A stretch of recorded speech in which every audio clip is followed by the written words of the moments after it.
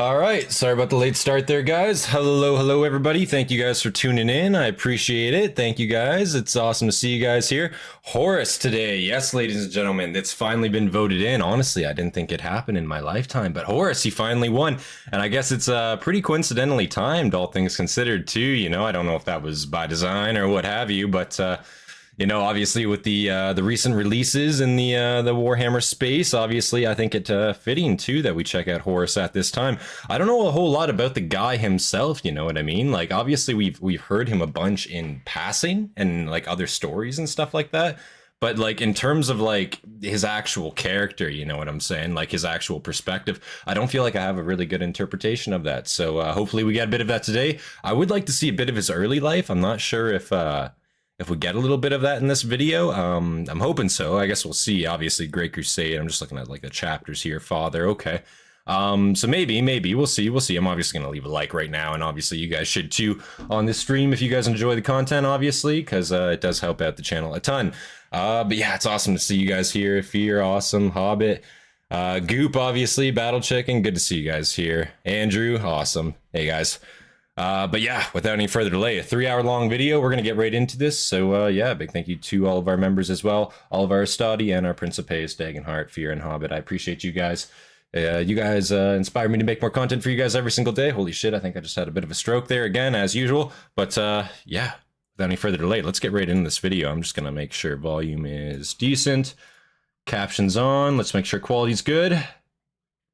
Let's full screen this. The Horus Ascended model is stunning. Yeah. I was taking a look at some of the models. I think Fear sent me over some of them. They look fucking sweet, man. Yeah. Wow. $150 though. Yeah, listen, your boys don't. Your boy doesn't have that kind of disposable income to spend on that just yet. You know what I'm saying? I wish. But goddamn, you know. Again, man, I'm thinking of the merit of a 3D printer more and more. You know, that's my thing. I don't know. I might go that route. It's hard to say. It's hard to say still. But yeah, guys, without any further delay, let's get right into this video. I'm going to start her up here. If the volume's shit, I'm just going to keep an eye on it here for a couple seconds, and we'll adjust as need be. Also, it's 15 seconds ahead. There we go. 0 seconds. Let's get it. These are some of my brothers, but where are the others? Looks decent. If the volume's okay, just let me know. Or if it's bad, let me know. Chosen regent. I fought on 1,000 battlefields for him. The blood of my warriors is on his hands, and he ignores me like I don't exist. Naturally RP voiceover. And nice. Make my own fate. That's awesome. So he's voicing Horus in this. Okay. Holy shit. Okay. So pretty stacked cast in this one. An incoming voxhail echoed through the vengeful spirit strategium. The storms of plasma boiling in the greenskins. The money I'll send is for Mass Effect, not Horus. Yeah, I got you, Fear. I got you. But this transmission was so clear, the speaker could have been standing next to Lupercal. Permission to come aboard, my son, said the Emperor.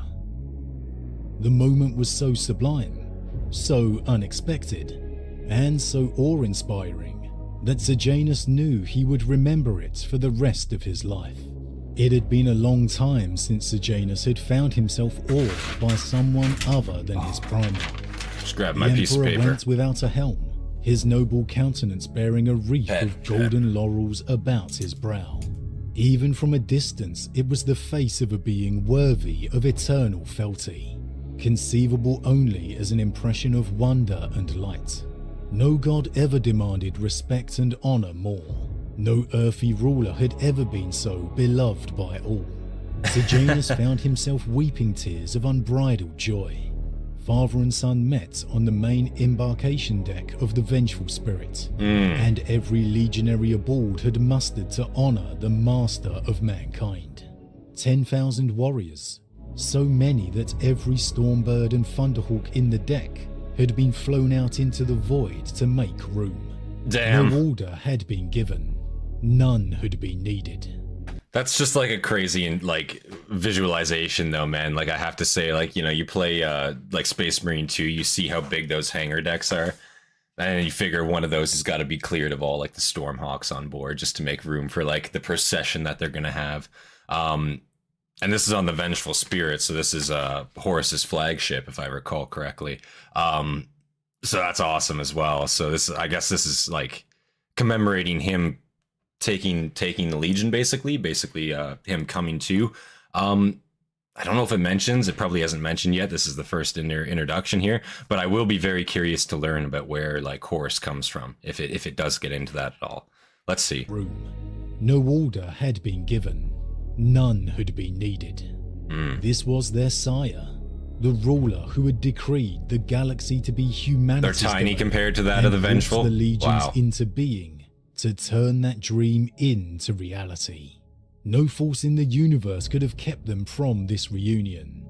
Well, I guess that's true. Let me just like rephrase that too, because I'm thinking back to like Battlefleet Gothic Armada in terms of like the size comparison, right? And I guess you do at one point see the Vengeful Spirit, right? It is fucking gigantic. It's much larger than like, let's say like a battle barge, right?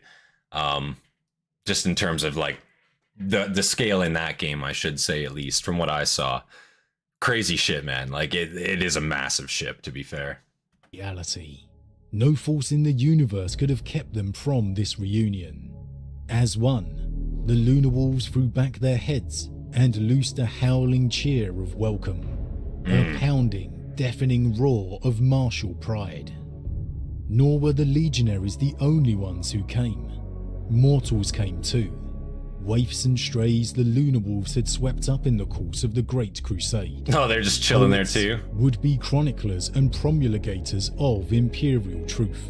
Okay. To see the master of mankind in the flesh was an opportunity that would never come again. They're letting some like journalism, quote unquote, get on there. The man who was reshaping, if you can call it that. He came aboard Imperial with truth, of 300 course. members of the Legio Custodes, godlike warriors cast in the mold of the Emperor himself. Armoured in gold plates with crimson horsehair plumes streaming from their peaked helms, they carried shields and long polearms topped with armed photonic blades. Warriors whose sole purpose was to give their lives in order to protect his. The Mournival followed Horus at the head of the entire First Company, marching in a long column alongside the warriors of the Legio Custodes. As all Got warriors Custodes did, here. Sejanus measured them against his own strength, but could form no clear impression No comparison. of power. Perhaps that was the point. Interesting. Jagatai taught it to me. That's I just want to say on that, that's a very like interesting point he just made there. I can't find any impression of power. Like, could you imagine looking at Custodes up and down and being like, oh, I can't tell how strong he is, but like he's just gonna kick the shit out of him probably, right? Like instantly. It's not even a contest, you know? Unless this is like maybe now I don't know, this might be a hero, you know what I'm saying? Like a hero of the heresy, let's say. You know, just not for the side you think, you know, but maybe he's stronger. We will see the Triumph of Illinois, dude. So true. The Triumph of Illinois. Oh my god. Do you think it'll call it that again? If it does, that's Pog. Power. Perhaps that was the point. Jagatai taught it to me, said Horus in Vengeful answer Spirit to is a 8 question hanger of decks. the Holy Emperor's. shit. He called it the Zhao. I can't pull it off anything like as fast as the Warhawk, but I made a passable fist of it. Sejanus saw Horus as being modest. Not enough to keep pride from his voice, but just on the right side of arrogant. You and Jagatai were always close, said the Emperor as they marched between the proud lines of Lunar Wolves. Wow. Of all of us, even me, I think you know him best. And I hardly know him at all, admitted Horus. It is how he was made, said the Emperor. And Sejanus thought he detected a note of profound regret. Dude, it's been a while They since marched we've heard between mention the of thousands Jagatai. Of cheering legionaries, leaving the embarkation deck and moving It's up kinda through sad, the grandest honestly. processionals of the Vengeful Spirit.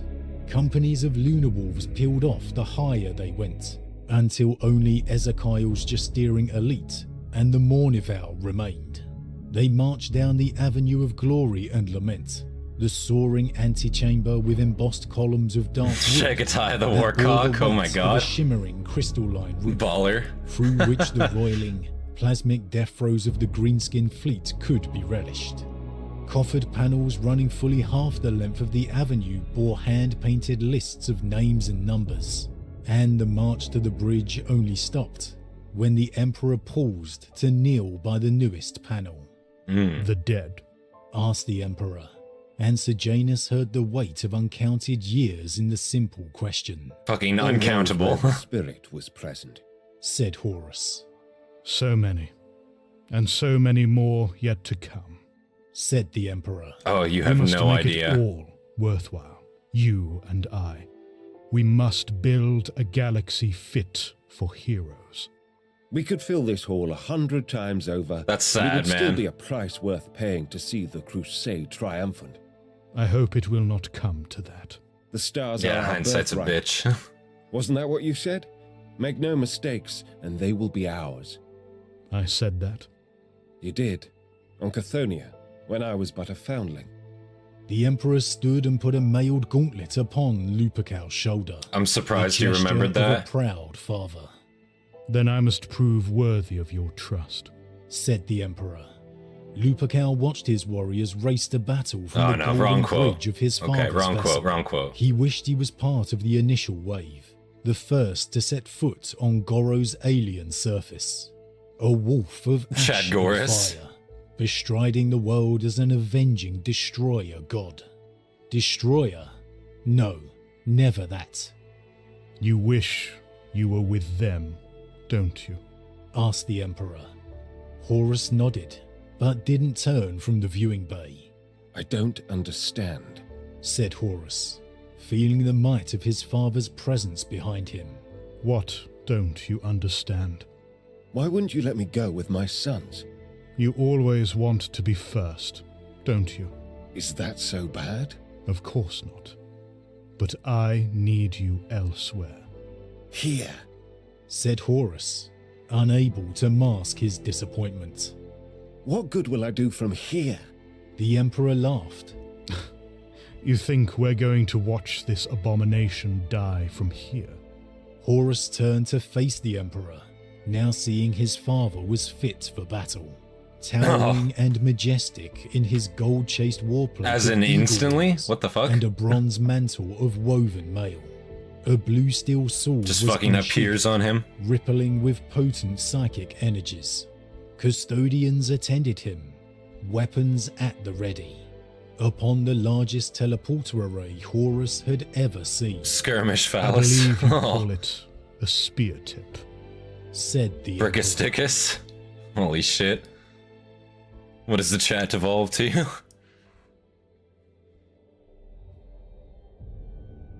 Cthonia / the Great Crusade, okay. We were there. The day Horus slew the Emperor. The murder of humanity's golden era, and the enslavement to a grim dark future. So he's scuffed in here, nothing new, true. The True, 41st to be fair. millennium. For more than 100 centuries, the Emperor has sat immobile on the golden throne of Earth. He is the master of mankind, by the will of the gods, and the master of 1,000,000 worlds by the might of his inexhaustible armies. He is a rotting carcass, writhing invisibly with power from the dark age of technology. He is the carrion lord of the Imperium, from whom 1,000 souls are sacrificed every day. I just want to make sure I'm clear too on the previous segment too. I'm guessing that this chapter here, Father, right? This must be like as he's getting appointed War Master. Is that correct? I'm assuming so. Because like, and then this is when the Emperor is like obviously returning to Terra, and he's like, oh, what good can I do from here, kind of thing. I'm assuming. Somebody correct me if I'm wrong on that. I just want to make sure I'm not mistaken. But that was a cool intro regardless. Like that was a very cool intro, a good way to kind of introduce like the two characters and kind of like show like, you know, I want to say that's like hope that the Emperor had for Horus, you know, like pride maybe that he had for him. But you know, it's also hard to say, like, is the Emperor just like straight up just like, you know, because he does see the Primarchs as just straight up a tool also. He's very blunt about that fact, in fact. So, like, I don't know, you know, it's hard to say. The Imperium. from whom 1,000 souls are sacrificed every Wasn't that right day, before the Battle of so Ullanor? that I'm not he too may sure. never truly I'm not die. too sure. To be a man in such times is to be one amongst untold billions. It is to live Somebody in the let me know. cruelest Somebody and let me most know. bloodiest regime imaginable. These are the tales of those times. Forget the power of technology and science, for so much has been forgotten, never to be relearned. Forget the promise of progress and understanding, for in the grim dark future, there is only war. Of course there There is. is no peace amongst the stars, only an eternity of carnage and slaughter, and the laughter. It's right of before thirsty Ullanor? Okay, gods. okay. An imperium forged by the betrayal of the Emperor's most beloved son, Let me write that down. HORUS LUPERCAL. But how did the Imperium's shining beacon, the face of humanity's great hope, fall to corruption? His story begins in the 30th millennium. Like gleaming gems, the stars illuminate the night sky. In the vast emptiness of space, in isolated pockets, planets and life. Quote's been hammered into my memory. I could recite it, blackout drunk. Lost golden age True. of mankind. I will say there's definitely like some like movie quotes, like book quotes for sure that I feel like, you know, no matter what are always just like classics you can always just like recount, you know. Once conquered in a long lost golden age of mankind. That one was pretty good, I will say. Like that entire segment was amazing. Sun. What had once been a jewel of civilization had been mined, tunneled and gutted of worth. Oh. Over the millennia humanity had lived upon it. Great cities that towered in enormous hives, and cavernous lairs housed the cramped squabble of humanity. The collapse of mankind's federation, millennia before. I do want to say I always like love anytime like we get like descriptions of like the hive cities, because they do seem like just like such interesting places, and you see like different interpretations of them, I suppose, in like different works. Like the way they did it in like, you know, Hell's Reach, that was super cool. The way you kind of see it done in Space Marine, that's also super cool, especially like, you know, some of the missions at the very top of like these hive cities. It's fucking sweet. I just like, you know, it would be very cool to like read some books where it's like, you know, the inner workings, explaining the inner workings, like, you know, how like society functions at that level, depending on the planet, obviously. But it would be very interesting to read some. I don't know if there's any books like specifically about that type of thing, or like featuring, you know what I'm saying, that aspect of it. But it's very interesting to me, I won't lie. Like the civilian kind of like environment, I suppose. Humanity, the collapse of mankind's federation, millennia before had withered Cthonia in resources and in societal structure. A near lawless state, ruled by the various infighting hive gangs, battled over the scraps. Smog and dust filled the gloom that hung to the planet's surface. Luke has a The video on soot Hive Cities. filling Should check it the out hero's sometime, lungs. honestly. In the warrens deep below the surface. a Honestly, we low might do that this rumbling week, to be shook. fair. An unnerving shake that seemed to settle in the weeks That looks following. fucking cool. One that Cargeddon Wow. and his gang could not place, until a child was found, wandering in the dark. The brutal reality of life in this lawless place, in the near lightless existence, would permeate this child. He would fight. He would almost starve. I'm just like looking at it, right? And like realistically speaking, right? Let's just go back a little bit. You know, you live like, you live like up here, you're like upper class, you know, second, third. And if you live like below this line, you're just like a fucking like peon. You know what I'm saying? You're just like a nobody essentially. And like, that's how it works, you know? I obviously not to that extent, but like, you know, just in terms of like power struggle, you know? And his gang could not You gotta live in like the underworld, until you're a just getting child like, was there's just found, gangs fucking everywhere down here. wandering Fuck in the that. dark. The brutal reality of life in this lawless place, in the near lightless existence, would permeate this child. He would fight.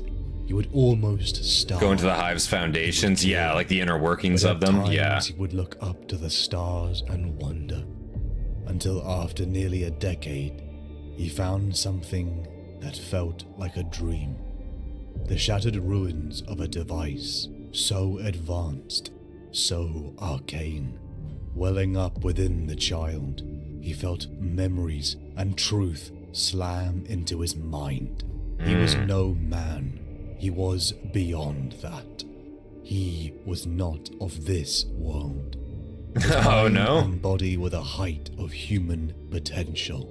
A name stuck out, like it was blazed across his soul. I am Horus. In the wake of this realization, golden-eagled ships plummeted through the atmosphere of Cthonia, an What the army fuck? decorated in brilliant gold, and finery stood aside to reveal the perfection that made even Horus weep. The Emperor of mankind. His father had come. The Imperium of man. The expanding empire from terror. Horus learned as the light of the throne world illuminated his eyes. They sailed the very stars themselves, as Horus left Cthonia for the planet of his creation. For a young man who had only known the brutal and toxic life of Chthonian slums, to the tide of imperial might and sophistication, it almost overwhelmed him.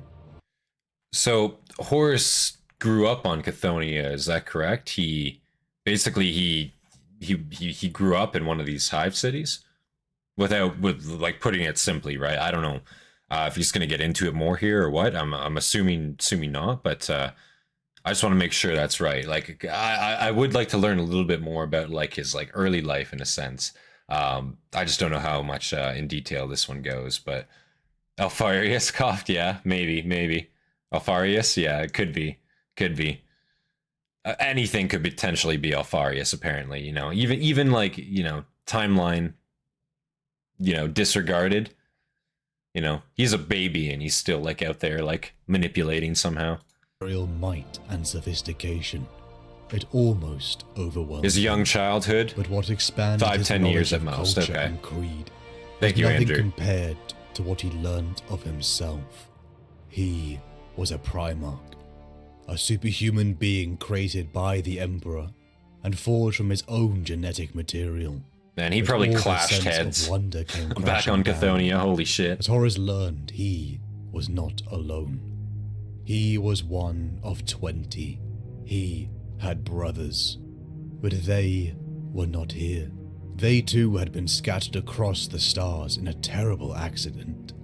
From those golden eyes, his father told him of the Great Crusade, the conquest and reunification of mankind across the stars.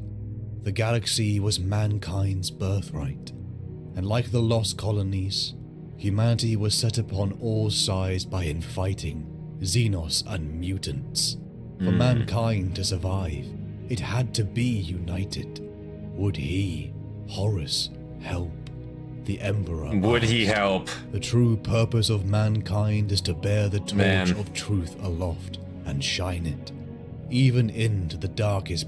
So with the the Emperor, with all of his hindsight, do you think he like ever like foresaw the potential for what could have gone wrong here? You know, because like it's hard to say. It's very hard to say. Like it just seems like such an unnecessary risk. And like we know he got rid of some other legions, right? So like I don't know. Listen, if there was even like an inkling of Horus fucking things as badly as he did, or eventually does, I should say, in the Emperor's mind, surely he must have just like I would have just like as the Emperor not taken that risk, you know, like personally, I don't know. Might have been the plan. His path is a slim plan. That's true. It honestly could have been like the plan too, that he does cause the heresy as well. Or at least is the poster boy, the main poster boy of the heresy, let's say. Like, yeah, that very much could have been the Emperor's plan too, assuming, you know, the Emperor wants to play some fuck games in the war. Like, who knows, right? Who knows?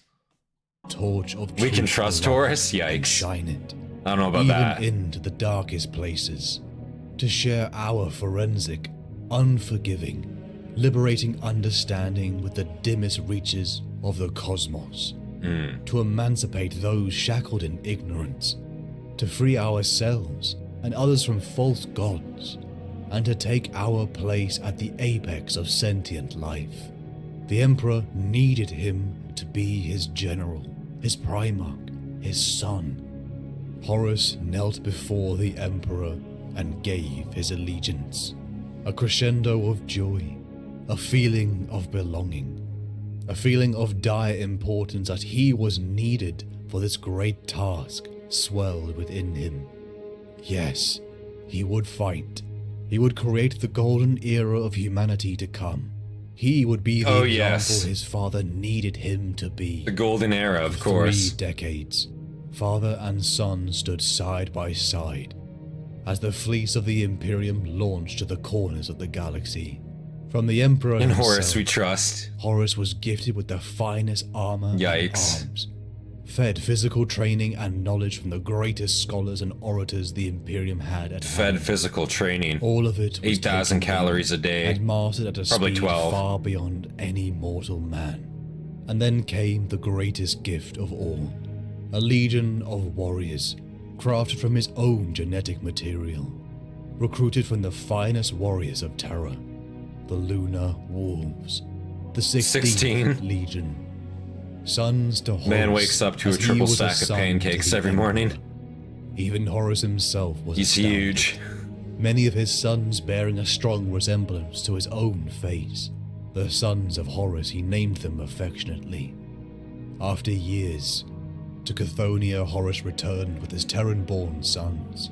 From the slums and underground gangs, Horus welcomed the best into the ranks of his lunar wolves. In his youth he had explored the very depths of his adopted See, now home, this right here even. beyond the deepest ore delvings, where the insane and crippled waited to die. Even that right there, like you're talking about straight up gang recruitment. Bro, I don't know. Like that, see, that seems a little bit questionable to me, you know? I see, like, you know, like Sanguinius, for example, he's just like, oh, you guys are a bunch of bloodthirsty savages. Maybe we could, like, you know, refrain on that just a bit, you know? But, like, Horus seems to be out here, like, seeking that shit, like, straight up, you know what I mean? Like, that, no, that's what we want, you know what I'm saying? And, like, you know, even, like, the World Eaters, like, they kind of have, like, a reason why they are the way they are, you know what I'm saying? But, like, he's just straight up recruiting gangs, you know? I don't know.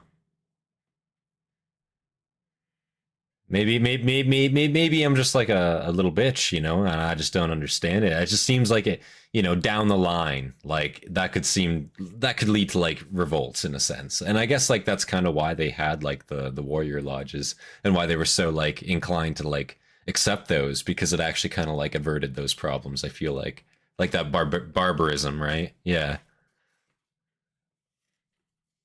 Moldable youths who want brotherhood and loyalty. True. I guess like if you look at it like from, I guess, like a paramilitary perspective, I suppose, right? That's true.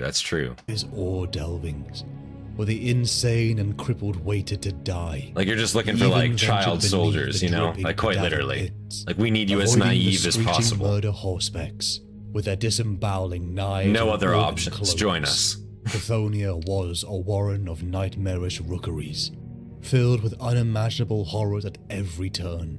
It was claustrophobic tunnels lit with pulsating light from magma fissures, thick with ash and a toxic miasma that clogged the lungs, fouled the eyes and stained the soul.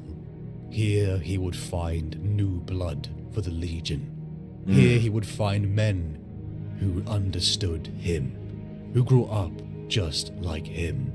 From the traditions born on Terra, the Primarch only built upon them, a meshing of the cunning but brutal Chthonians with the disciplined but rigid Terrans, alloyed into one force. In their thousands, I guess they still have a lot of the Terrans at brilliant this point as white well. and scarlet crescent lunar wolves To be fair. stood before the rising hope of the Imperium. Lupercal, Horus Lupercal, they cheered as the Legion set off. Yeah, we're not the terribly stars far in it and yet. joined 18 the minutes. Great Crusade. To stand before Horus, Even the Imperium's enemies wanted to kneel. His very presence hit like a wave. The fire of his spirit, the power and purpose behind every word and action made others want to follow him. Cthonia had shaped him, and the Emperor had perfected him. So he's a very Horus knew charismatic the guy. effect he had on others, and played into it. And see, that's the thing. Like every time, like we've heard like pieces of Horus like speaking in like the other stories, yeah, he's always had like a degree of charisma. Like he's never been like an outright like fucker at any point necessarily. I mean, obviously up until like the heresy, and then you know he starts to get a little bit questionable, obviously. But like he's never just been like an outright like asshole that I've seen, at least. You know what I mean? Like, so I don't know. Like, yeah, the most charismatic. Like, yeah, he never seemed like a bad guy. Like, you know. Definitely there are way less likable Primarchs than Horus, that's for sure. Horus my knew impression. the effect he had on others, and played into it. Only the astute around him could pick up on the rough Chthonian accent that he steered into. He was the charming king, a little rough around the edges. The Machiavellian prince who was the champion of the people, above them and yet one of them. Illuminate them, my sons. Never Horus been an declared, asshole. Tell that to as Erebus the armed with Faceless. The imperial truth and the hand of civilization and unity. That was deserved. I don't count that. You know what I'm saying? I'm not gonna. That like. Listen. Honestly, that was pretty tame. I feel like, to be real with you. Like he left him alive. You know. Like he could have done a lot worse to him than just like take his face off. Quite literally. All things considered, this is Erebus we're talking about. As armed with the imperial truth and the hand of civilization, Erebus did nothing wrong, unity, man. Horus and the Lunar Wolves brought world upon That's a point of contention, I suppose. Gonna have to agree to disagree on that one. Horus was the lone Primarch. The other legions looking on in envy to the 16th, who could stand beside their gene father. Elements of the 3rd and 19th legions were auxiliary to his command as the Imperium began to grow. Legends were born and forged as Primarch and Legion battled non-compliant colonies and Xenos. First Captain Abaddon, Hastati, Horus Aximand, Tarek Togaden, his Mournival, his closest sons and advisors, whose nature and temperament were a cultured alloyed mix. Interesting. Meant to represent each side of his mind, and a tempered voice to calm his worst impulses. Erebus didn't do anything right either. He was the Lupercal. That's very facts. A figure beloved by all. If he did nothing wrong, he did nothing right. By millions upon thousands of worlds. One who had no equal bar the Emperor, who stood so far above him, until that day. From the Fenris system, the Emperor of mankind summoned Horus. The reunion of father and son was a momentous and joyous occasion cut short, as the Emperor presented to Horus an equal, Leman Russ. Impossible. A brother, a Primarch, a primitive barbarian king. How long had Horus dreamt of this moment? How much had he played in his head? The fair-haired giant stood before him, knotted muscle and a glare so furious it could kill. I imagine was bereft. Yeah, so this makes it sound like he's much like physically bigger than Horus is, like Leman. Like holy shit. And it makes sense, like yeah, barbarian king, like quite literally. Wow. He was no longer alone. He gotta look at that like Primarch scale again. He was size jealous. Comparison again. He was embarrassing himself. Oh. Sensing his son's resentment, the Emperor rested a hand on Horus's shoulder. The touch sent shivers into Horus's soul. Loving devotion welled in his heart that he could not deny, try as he might. Horus basked in the Emperor's attention. He was. Oh, he's jealous. Yeah. He would have to share the golden attentions of his father with another. The years they shared seemed reduced. There's 20 to other kids. Listen. He thought they would last for all time. Like you gotta understand, like the Emperor's attention is probably gonna be a little bit divided. He's got a lot going on. Man's got 20. Listen, could you have, you know, Could you imagine having that many children and then having to spend time with them over like the centuries? You know, that's a lot of work, as well as like conquer a galaxy and like, you know, you got the Webway project. You got a lot of shit on the works, you know what I'm saying? Like, you can't be jealous because like, oh my god, I have a brother. Like, man, grow up. I don't know. Like, grow up. Plain and simple. Shared seemed reduced to an eye blink. He thought they would last. Russ was a savage on the outside, yeah. And just like that, they were done. Yeah, no, he's a In that scary moment, dude. Like, everything changed forever. If I cannot trust you to learn how to work with the others and lead them, Horus spent as at the least a first couple of my decades with the Emperor sons, before Leman was found. then Okay. I have overestimated you.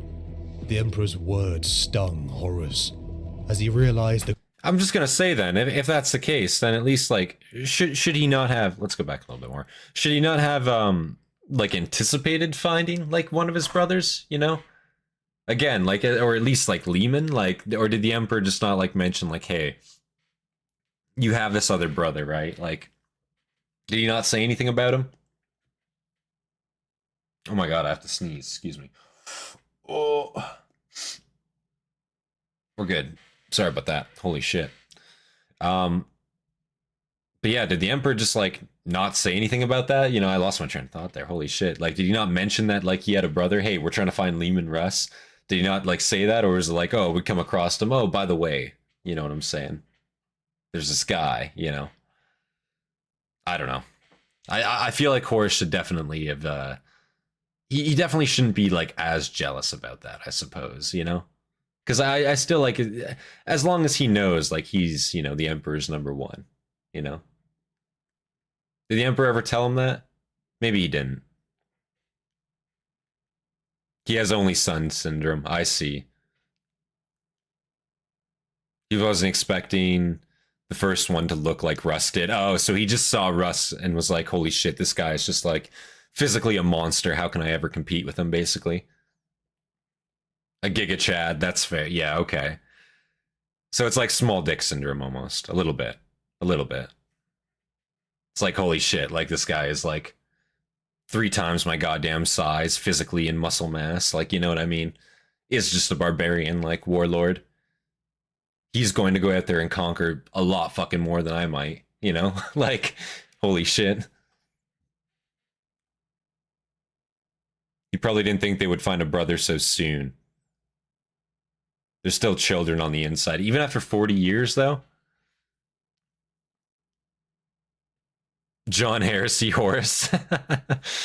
So true. and lead them as the first of my sons, then I have overestimated you. The Emperor's words stung Horus, as he realized the great responsibility placed upon his shoulders. He was the first found son. He had to quash his jealousy, to be the brother his siblings needed, to guide them as the Emperor had guided him. Though Horus found it hard to hide his disgust at these primitive Fenrisians, but who was he to judge? Had he and the hive gangs of Cthonia not been polished into gems? Could this not be the same for others? Decades began to pass, and more of them were found. More of his brothers. Each of them utterly So the Emperor unique, must just not have shaped by mentioned their them. worlds just as Cthonia had shaped him. All added to this growing imperium. Horus often fulfilled.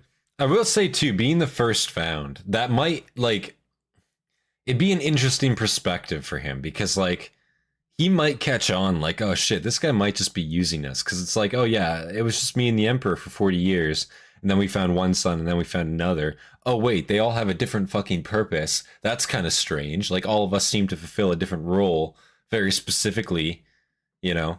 So I could see how, like, from his perspective, later on down the line, this could, like, definitely play in and be manipulated on very, very easily. You know what I'm saying? Because it's just like, huh, this is all, like, a little uncanny, you know? I thought I was your son. Oh, wait, you have 20 sons? What? You know? Him. All added to this growing imperium. Horus I'm just often rounding up when I fulfilling say the role 20, of guys. ingratiator to imperial ways. All Primarchs stood before the great Lupercal and fell for that winning smile, an inviting demeanor.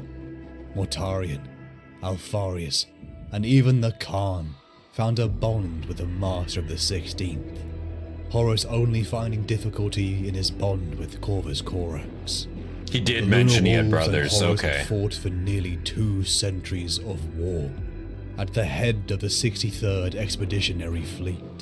The Imperium Horus have been brought into almost seemed 20 like a is correct, the distant lost two and the memory. twins. The military, administration, Okay. and scale had magnified. I'm glad I got that right tenfold then. Since those early years, when Because I know we had some fucking memers in here screaming 20, 21, 19, 18. What's the correct number? Yeah. 21 total. Yeah, okay. That's right. and scale had magnified tenfold since those early years, when he was the lone Primarch. He and his legion now had a Lost two and the history twins. and a culture that spanned centuries. 20 legions.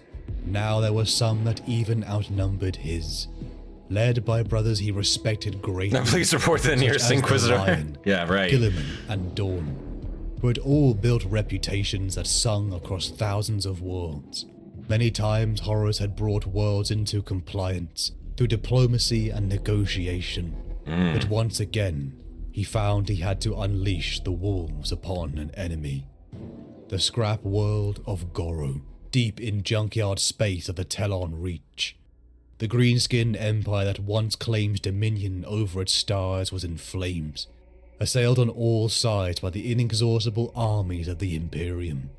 The aliens' empire was being overturned, their muddy fortress world burning, but not quickly enough. The armada of the 16th and the greenskins clashed in a shower of munitions and flame. The engagement volume became a swirling free-fire zone, an impossibly tangled mass of entwined warships, I columns see. of lasfire, torpedo contrails and explosive debris fields. Void war engagements normally fought at ranges of tens of thousands of kilometers now began so close that Orc marauders with crude rocket packs were launching boarding actions. What the fuck, Horus dude? held the fleet as the two engaged. That's fucking radical. Can you imagine just a bunch of orcs just like fucking leaping from their ships? Just like fucking like with sword in hand slashing at your fucking outer hull? Like what the fuck is that supposed to be? That is some orc shit, dude. But like, yeah, like I get what he means. Like ranges in space like this. That's pretty like nuts. Yeah, usually you want to engage from like a long ass way away in space. I imagine too with the amount of ships involved too, if you're firing like torpedoes and shit like that, probably a lot of like friendly fire potentially going on as well. You know, you missed your target, you know, a lot of your munitions are just going to keep traveling till they hit something, if that happens to be another ship, whatever it is, you know. Goddamn.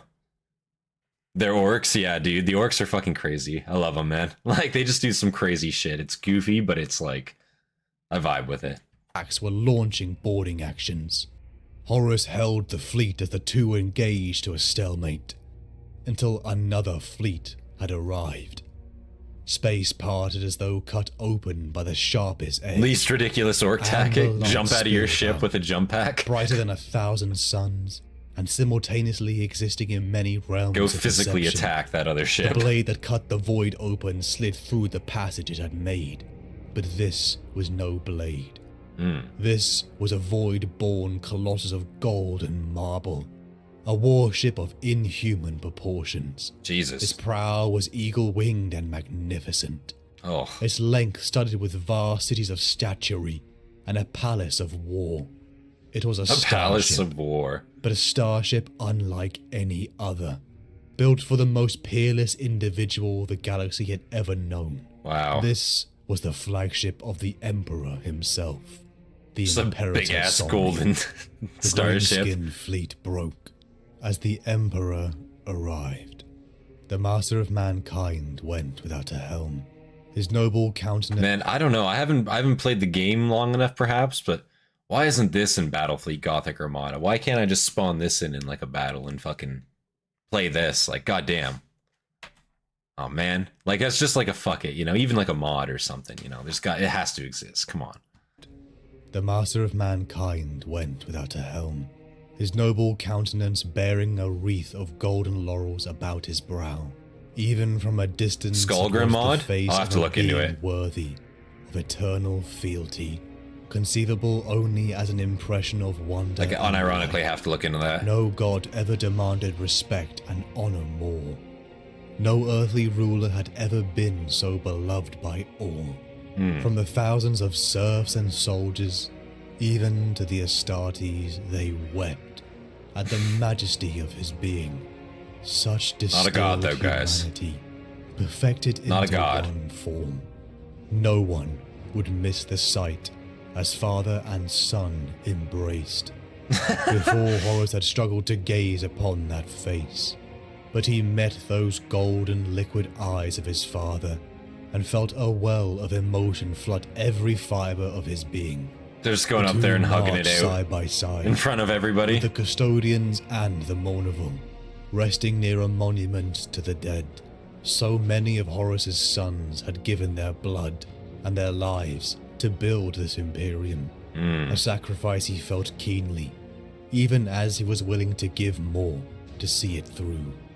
The Emperor had come to Goro, and father and son would see this Xenos filth eliminated. Horus watched in envy as his sons declared their oaths of moment, drop pods falling towards the surface of Goro to confront the greenskin menace. Wow. He wanted to join them, to be So the Emperor has, like, come to, like, personally oversee his legion, like, do this. And he's like, yes, son, you stay here with me, send your boys out, we'll watch from space and see how it goes, you know? Holy shit. Still has the nerve to say he's not a god. Like, exactly, bro. Like, I don't know. Like, my flagship is gigantic and golden. I am gigantic and golden. I can fucking cause a legion to kneel with just a fucking thought. You know, I'm gonna show you power kind of thing. I'm not a god, though. Not a god. Don't worship me. Like, motherfucker.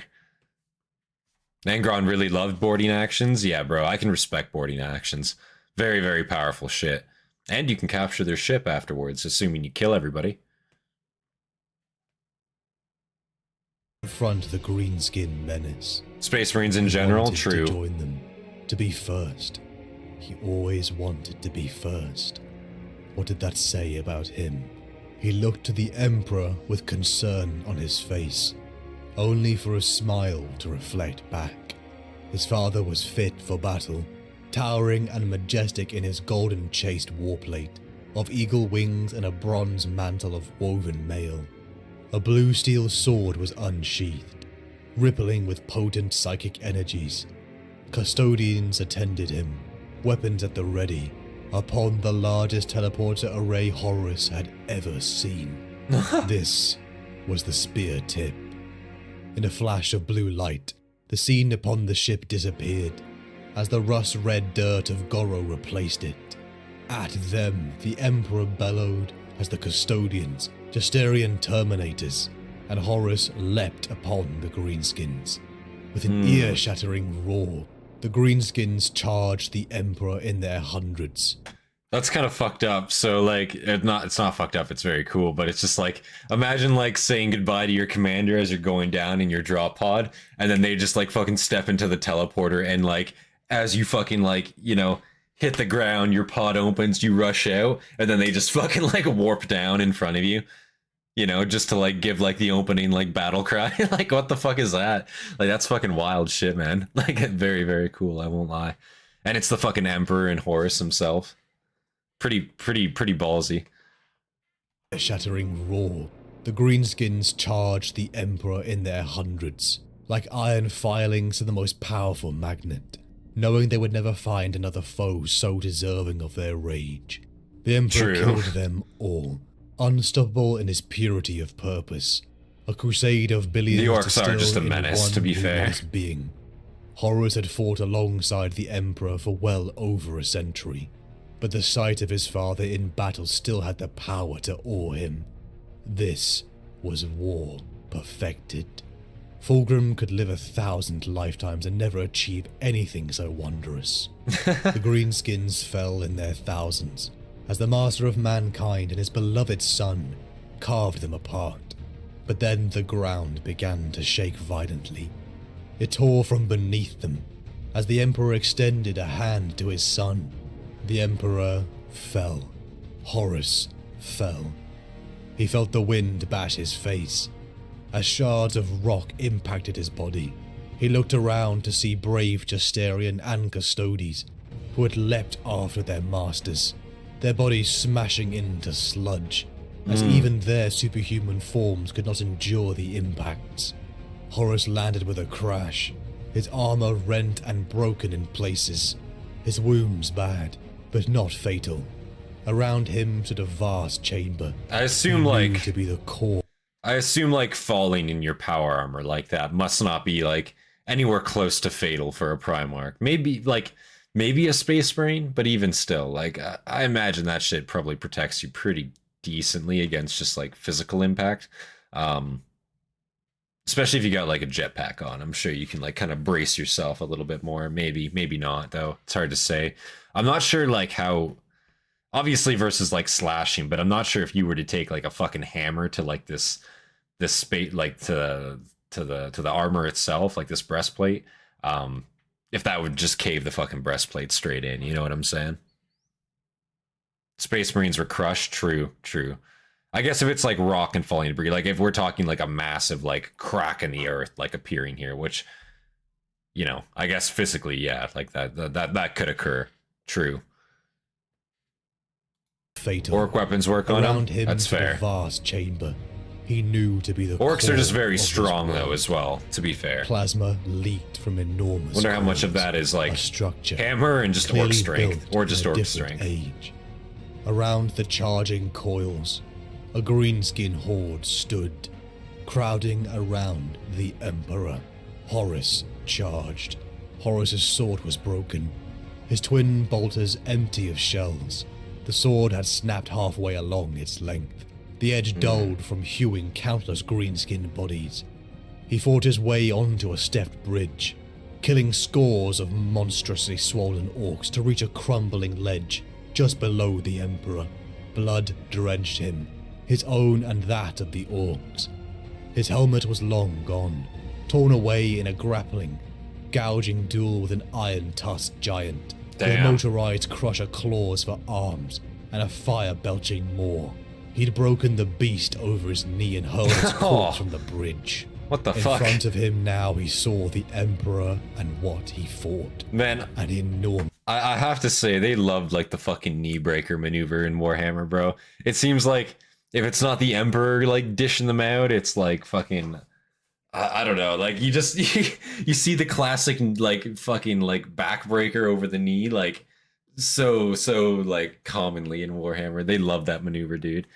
And I think it's sweet. It's a very, very cool like picture. Sets the scene and the tone very nicely, I think. Pretty good shit. In front of him now he saw the Emperor and what he fought. An enormous, mechanized clad Wall energy orc fighting the beast. Emperor and Primarchs would Horus amp had orcs never so seen hard. True. Anything like it. Anything so Clearly fans of monstrous and WWE. deadly. Yeah, true. Titanic clangs pounded Horus's ears as he saw his father use every ounce of strength to hold against the creature that loomed over him. Horus Next sprinted maneuver is going to be a forward, belly to belly, and whipping he's just one going to of the smash the warlord's orc's head off like mechanized arms, the one ground. bearing the spinning brass spheres and crackling tines of its lightning weapon. The arm's strength was prodigious, but centimeter by centimeter Horus forced it around. Lightning blasted from the weapon. Wait till Morty burning does a Horus's tombstone on hands someone, black. bro. Bone Bro, I'm unironically waiting for them to just reference like a Tower of London or something like just very specific so we can know for sure. You know what I'm saying? Like he just like straight up just fucking like jaw breaks him like over like a top rope or some shit, you know?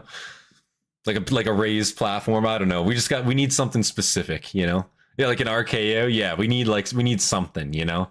We need something exact just so we can like, you know, as fans know, you know, that's what it is. Blasted from the weapon, burning Horus's hands black. Bone gleamed through the ruin of his flesh, but what was that pain when set against the loss of a father? Horus impaled the creature on its own weapon, and the beast howled as the Emperor used the opening. Horus felt the buildup of colossal psychic energies, and shielded his eyes Yeah, as Burge is gonna, furious like, light built within melt the everything Emperor. around him. Holy Power shit. like nothing he'd ever seen his father wield, or even suspected he possessed. All-consuming, all-powerful. It was the power to extinguish life in every sphere of his existence. Fuck. The Emperor unleashed it. Physical flesh turns to ash before it. What the And what fuck? ancient faith Not a had god, once though. called a soul was burned out of existence, never to cohere again. Nothing would ever remain of he who suffered such a fate. Their body and soul would pass from the finite energy of the universe to fade into memory and have all that they were wiped from the canvas of existence. This was All things considered, that's a very good way to go in Warhammer. I want to just say that now. Just being wiped out, your soul can't be fucking used anymore. That seems like a pretty, like, that seems like the best way, actually. Listen. Because, like, when you die, otherwise, your soul is just becoming, like, demon fodder, essentially, right? Like, so... Isn't that, like, it's pretty, like, humane, all things considered, right? Like, holy shit. all that they were wiped from the canvas of existence. This was as a complete death as it was possible to suffer. The Emperor brought his sword down as he eviscerated the beast's soul from the universe. Horus looked on in awe, unable to stop his mind drifting to the belief that a god stood before him. Don't think The that. creature lied dead as the coils of the world-core machine began to melt. Was this their end? Here, so much was left to achieve. Horus supported his wounded father as the Emperor uncurled his palm, releasing an energy that enveloped the incoming death. Horus stared into the event horizon and shuddered. Ugh. A gnawing, great abyss of crawling chaos and unlimited potential. Howling voids where the combined lives of this galaxy were but motes reflected in the cosmic dust storm. An Empyrean realm of the Neverborn, where nightmares were birthed in the fetid womb of mortal lust. Things of void-cold form writhed in the darkness. Like a million snakes of Or ebon seeing a little glass too much here, I coiled feel in like. Holy endless, shit. slithering knots. Horus stared deep into the abyss. Horus, don't look. repulsed and fascinated by the Avert your secret eyes. workings of the universe. A sight he would never forget even if he wanted to. The warp. Goro had been cleansed. Horus looked to his father, Emperor just bitch overjoyed slaps by him. their survival, cherishing this rare moment that father and son could once again fight side by side on the field of battle. Anger Though on for part of War him Master? was Facts. unnerved. The warp had always been a Love to dimension see how of that would've went. mystery. Even he did not fully understand. Not the Xenos that lived there, but the gaze into the abyss had shown him something that Surely very rotted well. within. An answer to a question he feared to ask his father. As the 63rd Expeditionary Fleet left Goro, new orders came in. A joint compliance in union with Jagatai Khan, and Rabute Gilliman towards the Orc Empire centered on the planet Ullanor. Like a claw, the forces under Horus closed around the Xenos menace, leaving one last strike at the heart. The force was massive. 100,000 space marines, 8 million Imperial Army troops, Decent. and hundreds of spacecraft launched against a green tide never encountered before. Mountains of greenskins fell, and Horus and his Justerian Terminators made a gambit for the throat. Warboss Urg at his tower Not found Urg. the clambering black armored mass of Terminators, smashing into his own guard. The tide of gore and brutal melee almost swallowed Horus up, but the Primarch forced himself through, crippling Warboss Urg and launching his body from the tower to What? fall amongst his own force. Aw. The greenskins broke as the Aw. Lunar Wolves and Not Imperial Urg. Guard annihilated every last one of them. Ullanor was cleansed. In the wake Can't of believe this this. victory, the world of Ullanor was transformed. A parade ground, the size of cities, was carved and paved in only weeks. The Erg forces of the moment? Imperium Like, yeah. were gathered. God damn in it. the largest display. Can't of believe they really did our boy Imperial like that. that humanity... That was his moment of ever glory seen. and victory. Billions of mortal men and women from thousands of worlds, hundreds of thousands of Astartes gathered for the triumph. Horus knew what was coming. The rumors of the Emperor's departure from the front lines of the Great Crusade had been building for years. Yeah. Someone would have to assume the mantle. Upon a balcony alone, Horus reflected upon the weight of responsibility that role would ask of him. Was he worthy? Were his brothers who had risen up so much since those early days not also be worthy? Dawn, That's true. Guilliman, and begrudgingly the Lion. He was Begrudgingly the Lion. Son, but yet they were all meant to be equals. See, I feel like Horus, like, probably deep down knows that it's, like, already him. But, like, I see, like, I don't know if this is a moment of realization for him, if he's realizing, like, hey, I'm not ready for it, or, like, you know, what this is, because obviously he's not going to decline it, right? Like, I don't feel like anyone, any Primarch, given the role of War Master, would have declined it, right? Mostly because I don't feel like any of them have that amount of balls on them to, like, look the Emperor dead in the face and say, I'm not going to be a War Master, like, I'm not going to be War Master. I just don't feel like it would have been happening, but, like, yeah, you know, he was first found by, like, decades. He knows arguably a lot more. Like, he's just in the fact that he's had a lot of one-on-one time with the Emperor, comparatively to anyone else, you know? And that's not to say other Primarchs haven't, like, gotten their one-on-one time, but he had a lot more, like, intimate one-on-one time, I want to say, being the only one found for a time. He was the first found son, but yet they were all meant to be equals. What would Well, he I don't do know about that. if another was chosen above him? Meant to be Would he be equals, jealous? yes, but in practice. Yes, he would. He admitted. But he would also support them as a brother should. But the Emperor was going to ask him to do this. How could he refuse? He had been He already prepared knew for this. this role since his discovery. He would be the brother to unite the others. Was there any other who could command equal respect and love? Only he could be the balance between them. Jagatai stated he would turn it down.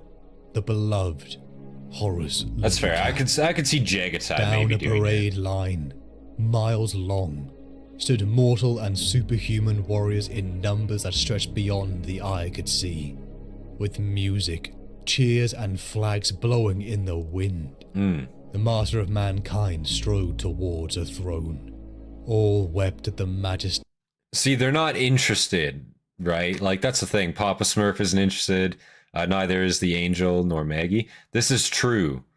But would they refuse the Emperor? If the Emperor came to them in confidence and said, hey, I want you to do it, do you think any of them would say no? Or do you think it would be like Jagatai might, like, put up a case, but the rest of them, I think they would just kind of be like, okay, he's asking me to do it. Can I, like, refuse the Emperor? Like, you know, this is an honor, quote unquote, right? Like, you know, I just don't know if they would, like, say no to him in that way. It's hard to say. You know, it is hard to say. With music, cheers and flags blowing in the wind. The master of mankind Offer it to Kurz? strode Like, Kurz towards would... a You're throne. telling me Kurz wouldn't take All it? Like, wept at the bro. majesty of this perfect being. His very image was like That's a cursed. sunrise within their souls. And fathomless, golden eyes, leaking wisdom and temperance. Some fell to their knees as their minds struggled to accept the immensity of what they saw, or who they saw. Horus strode towards his father and knelt. A laurel was placed upon his brow as he accepted the title of War Master.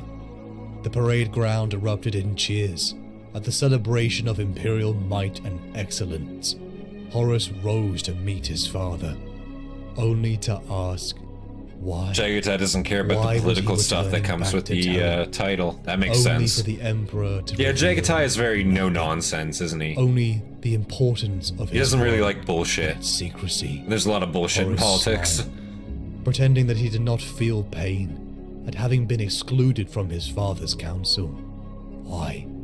After everything they had been through, Chris would be like, what the fuck? This isn't in the script. True. Horus, squashing his tumultuous feelings, stood before the crowd and his brothers, and drank in the glory, feeling more alive than he ever had before. Everything had changed. The Imperium switched upon a new paradigm, as now the weight of the Great Crusade fell onto Horus's shoulders. Many of his brothers congratulated him. Some were supportive, some were silent, and others were dissenting. But all others were very obviously dissenting. The expeditionary fleets left the orbit of Ullanor as they continued the Great Crusade. Horus's 63rd Expeditionary Fleet grew exponentially. From the core of remembrances, poets, artists, chroniclers, and scholars, a new administrative arm was bound to the fleet. From Terra, the Emperor had established a council, filled with mortal men and women to help rule the vast empire. A seniority that Horus kowtowed. How well is that going to work, I wonder? Even as he became frustrated. Give it a few at their thousand years. constant demands and lack of nuance. The constant flow of administration bombarded Horus every day, a weight alleviated by his Mournival. Abaddon. Ullanor will be Horus later renamed Axiom, Armageddon, really? Tarik Torgaddon, Oh shit. and beloved Hastati Janus. That's The Armageddon? court of That's the cool. War I didn't know Master was that. a civilization unto itself, a bustling hub that led the reconquest of the stars. The hope and pride was felt from the top to the bottom, from the Astarte such as Garviel Loken to the mortal men such as Kirill Sinderman, Euphrates Keeler, and Mercedes Olaton. Ullanor is the orc It would homeworld. only be a few short years into the reign of the War Master Horus that the 63rd Expeditionary Fleet encountered a system ruled by a so-called Imperium of Man.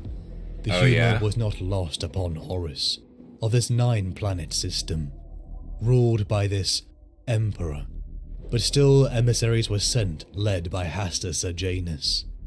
But this olive branch was spat upon, as the Imperial diplomat and their guards were murdered. Oh The yeah? idea of another emperor unpalatable to this pocket realm. The murder of Hastati Janus wounded Horus. He had been there since those early days upon Cthonia. That's kind of Nearly fucked. 2 centuries of friendship gone in Boy an just got instant. murdered? Yeah. He wanted revenge. Who would blame him? The execution of emissaries was a justification, but Horus yeah, no shit. swallowed the pain. He was the War Master. He had to be seen as a symbol. He had to do what was best for the Imperium. Horus sent another emissary contingent.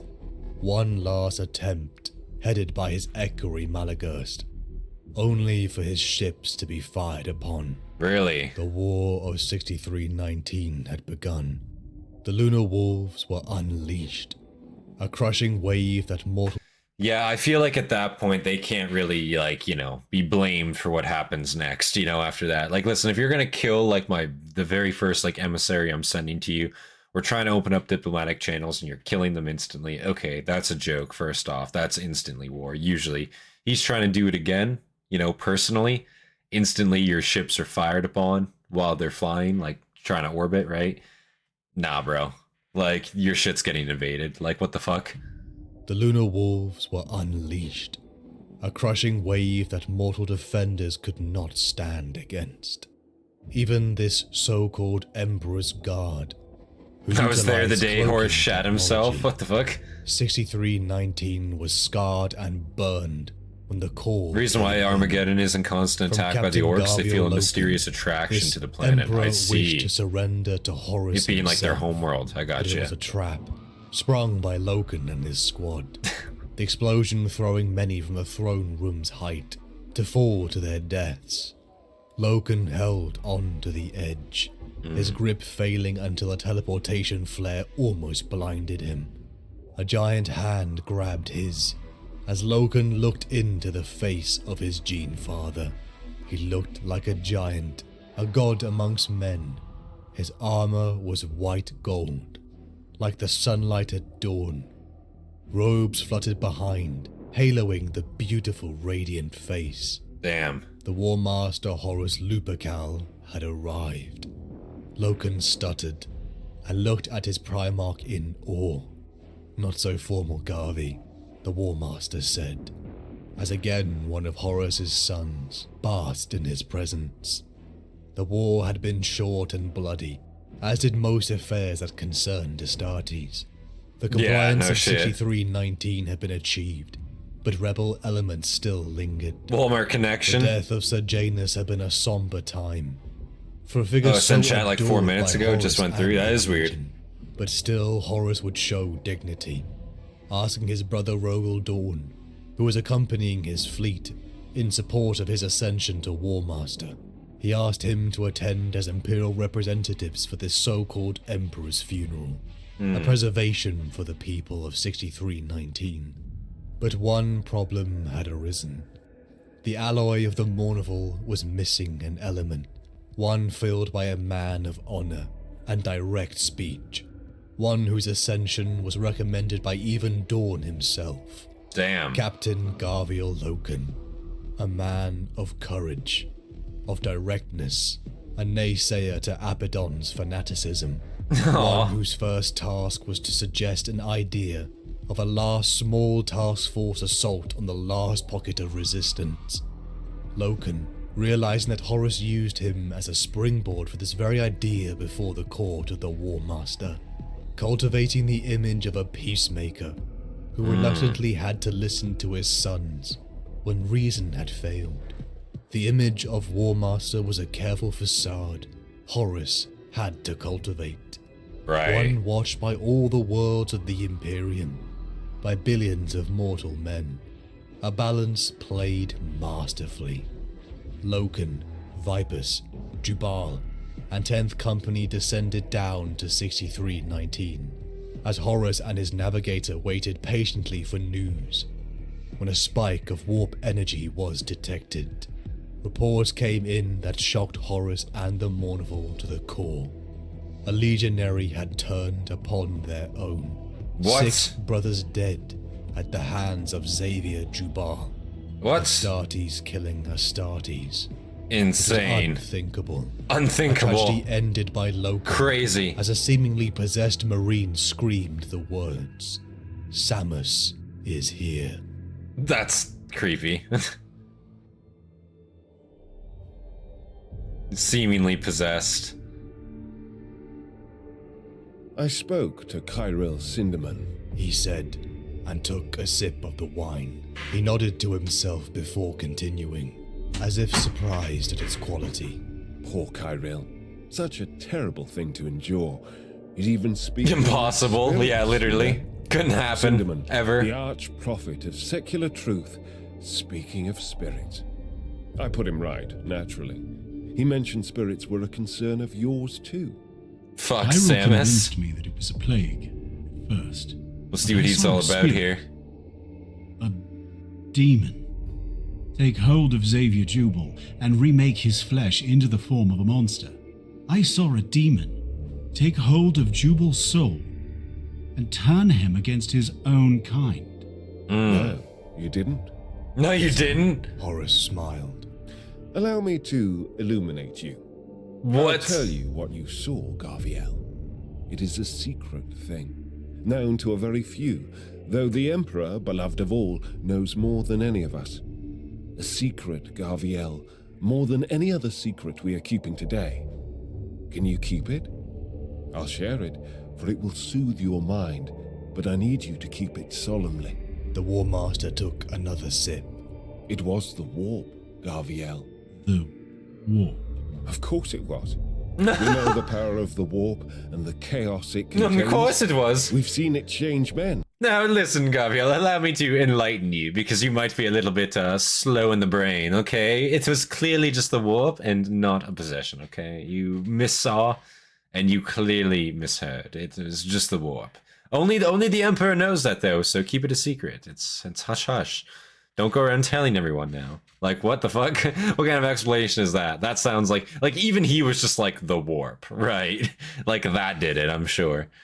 No such thing. The power of the yeah. warp and the chaos it contains. What the fuck? We've seen it change Bullshit. men.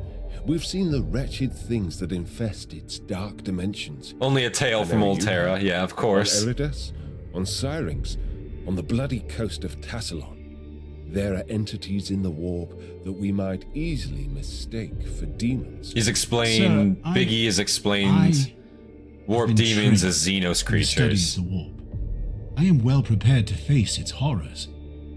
I have fought the foul things that pour forth from the gates of the Empyrean, and yes, the warp can seep into a man and transmute him. Right. I have seen this happen. Right. But only in psychos.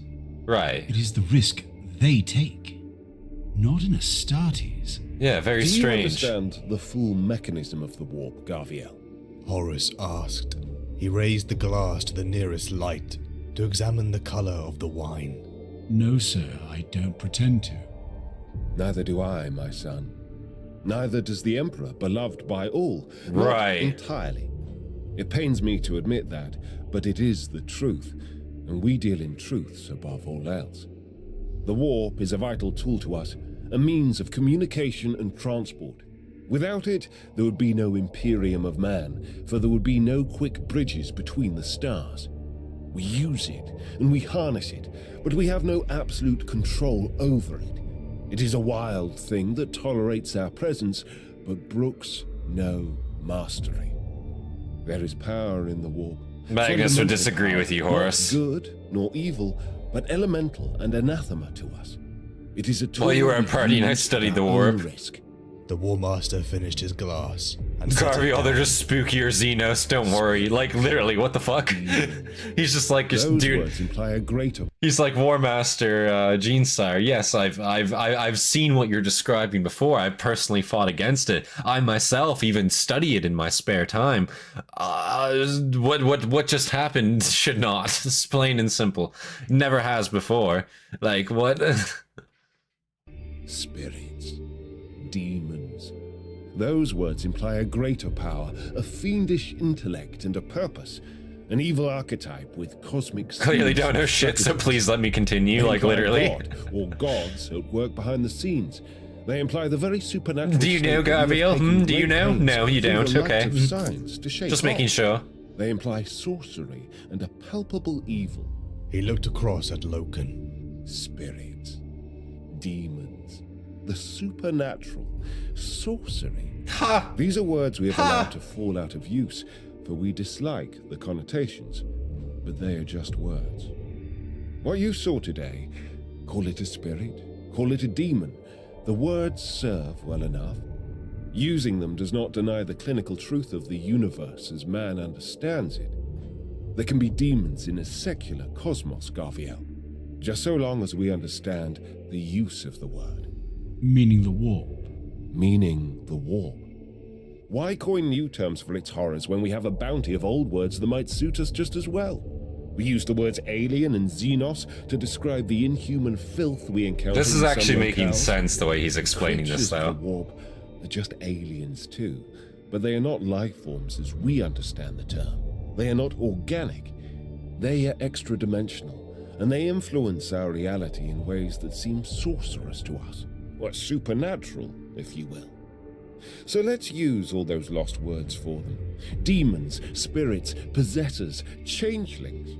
All we need to remember is that there are no gods out there in the darkness, no great demons and ministers of evil. Interesting. There is no fundamental, immutable evil in the... I will say, yeah, like, he's not wrong, he's just not right either. Like, yeah, this explanation he's giving is actually not, it's not terrible. Like, it really is not like a fucking, like, completely out there explanation where it's like a nothing burger of answers. Like, that does make sense the way he is explaining it. Yeah, sure, we can use the old terms if you want, but it's merely just something out there, a xenos perhaps, that we don't understand. It's an extra dimensional being, not an organic being. That makes a lot of sense the way he summed that up. Like, I won't lie, like, I could totally see. But then by using these old world phrases like demon, like possessor, like spirits, right? I think that gives way to like the fucking all-encompassing religion that eventually does hit the Imperium, right? Because it just gives like more credence to those words, right? Like in a sense, I don't know. Ministers of evil. There is no fundamental, immutable evil in the cosmos. It is too large and sterile for such. Oh, there's no evil? Yikes. There are simply inhuman things that oppose us. So that's interesting too. And then he's saying like, there's no like innate evil out there. Like, you know, these beings, you know, they're just doing what they do. You know, they're not guided by any like malicious force. That's basically what he's trying to say. Press X to doubt. Yeah, literally. Yeah, basically, right.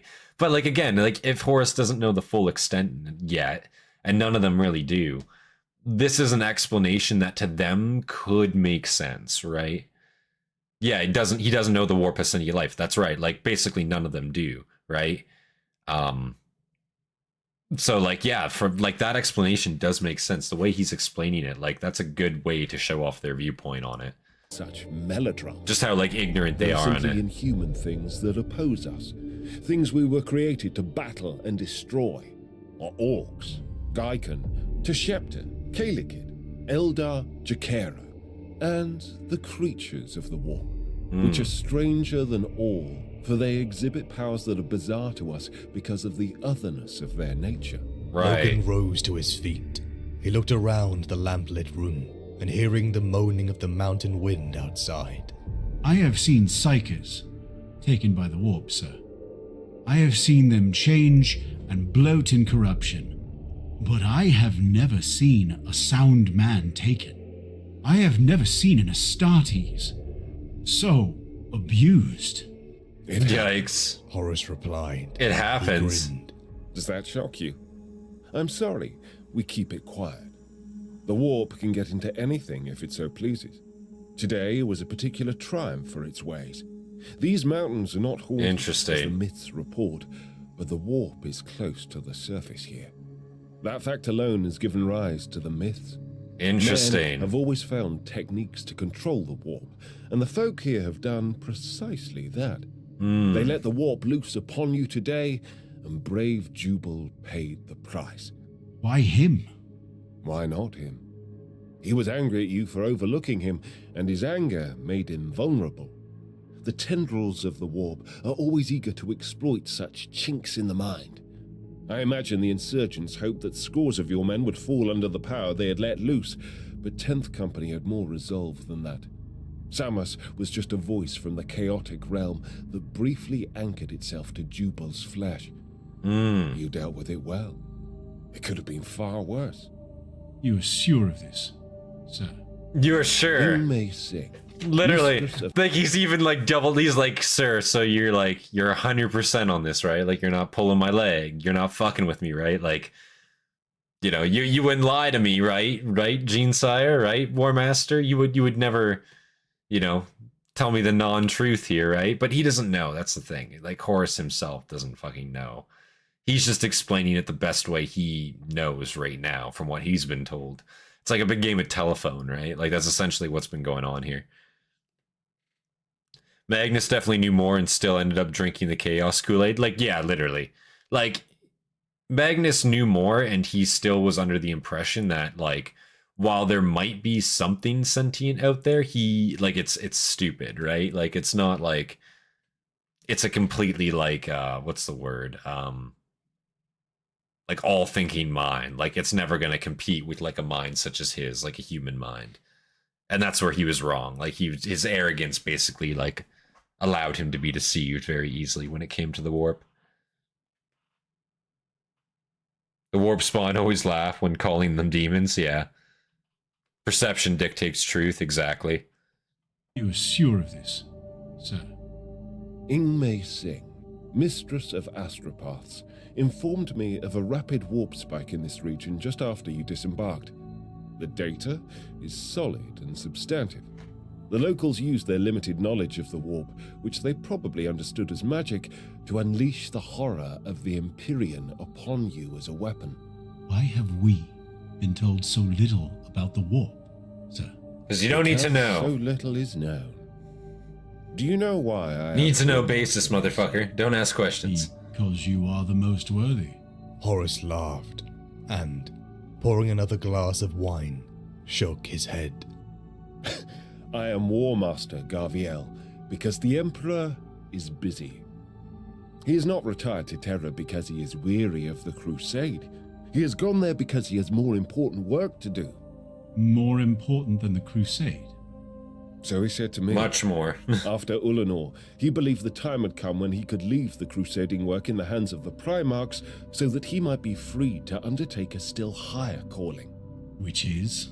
Loken waited for an Why the answer, fuck would I know? expecting some transcendent truth. What the War Master said was, I don't know. He didn't tell me. He hasn't told anyone. Horus paused for what seemed like an age, and the wind Pod? banged against the longhouse shutters. Not even me. Horus whispered.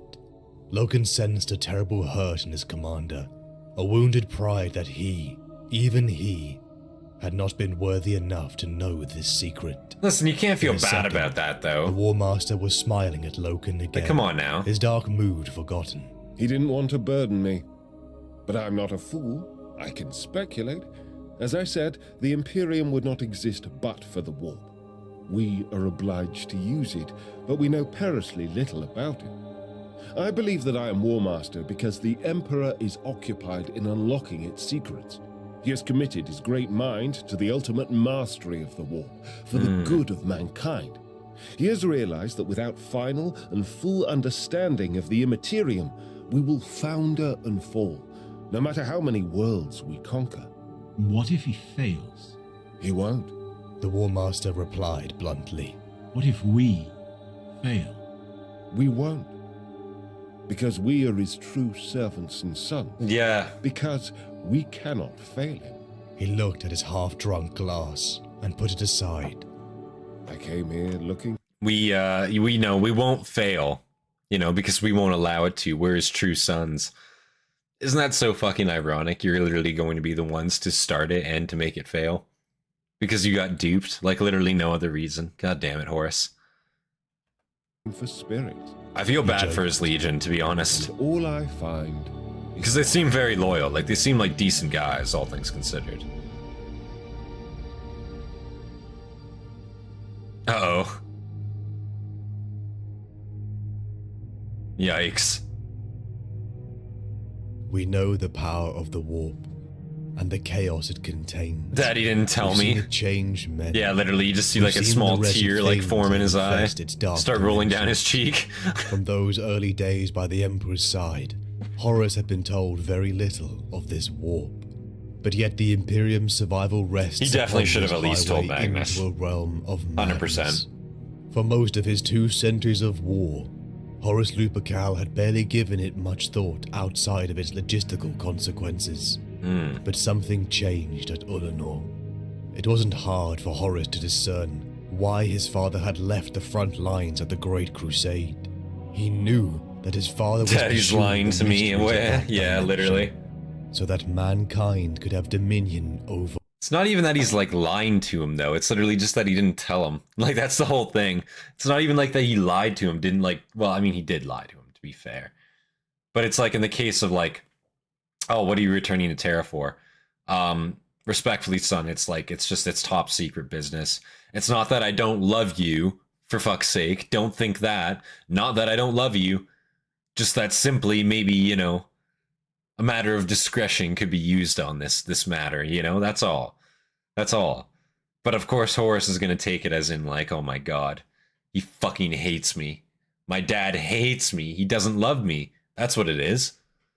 You know? And he probably told Magnus and not me. Like, what the fuck? Mysteries of that dimension, so that mankind could have dominion over all. So why was he left out? He always wanted to be first. The Primarchs First and to assault Custodians the had a enemy, rivalry over who's the first in Emperor's his true father's son. affection. True. How much had that day affected him? It was what, The day another Valador. Who was it? Valador and Gilliman, right? I think they had a couple spats, if I recall, right? affection. How much had that day affected him? The day another Primarch was found, and his father's attention wasn't solely upon him. If he admitted it, he wanted to know what the Emperor was doing simply because he wanted to know before his brothers. He feels a distance what a growing bitch. between No him offense, and but his what? father. The keeping of secrets, the ascension of his brothers and this new council of terror, his opinion of mortal bureaucrats who did not bleed for the Imperium he and his sons were building, was an opinion only known to his close Mournival. This only compounded by his struggle in this period of transition. HORUS LUPERCAL is now War Master, the brother above brothers. He can feel his relationship changing with them, even the ones he was closest to. In his hands is the future decision of what kind of War Master he will be, what he will be remembered for. What is the great HORUS LUPERCAL's legacy? He was a masterful orator, a charming man of the people, who in his rough Chthonian voice made his allies want to kneel and his enemies want to surrender. Damn. But every action and reaction, every word now came with the scrutiny of an entire empire, and the relentless ambassadors from the Council of Terror. With the compliance of 6319 fully achieved, the expeditionary fleet once again loosed its mooring. A distress call had come from a contingent of Daddy blood gave me power angels, over the Great Crusade one and my answered by the brothers, but Emperor's doesn't tell me children, every with the detail of his lunar plans. wolves He on the must roof. hate me, like literally, The bro. horizon from the ship's bridge dawned. Like straight up, it's small dick syndrome. Like how much more does the Emperor have to do to prove like, yeah, you're probably his favored son? Everybody can see it. Even your brothers are saying like the favored son because he made you War Master. And because he's not telling you the intricacies of his fucking daily life, like you're out here like on his dick. Like why? Like just get off of it. Holy shit. Like suck it up. That's all it is, Horus.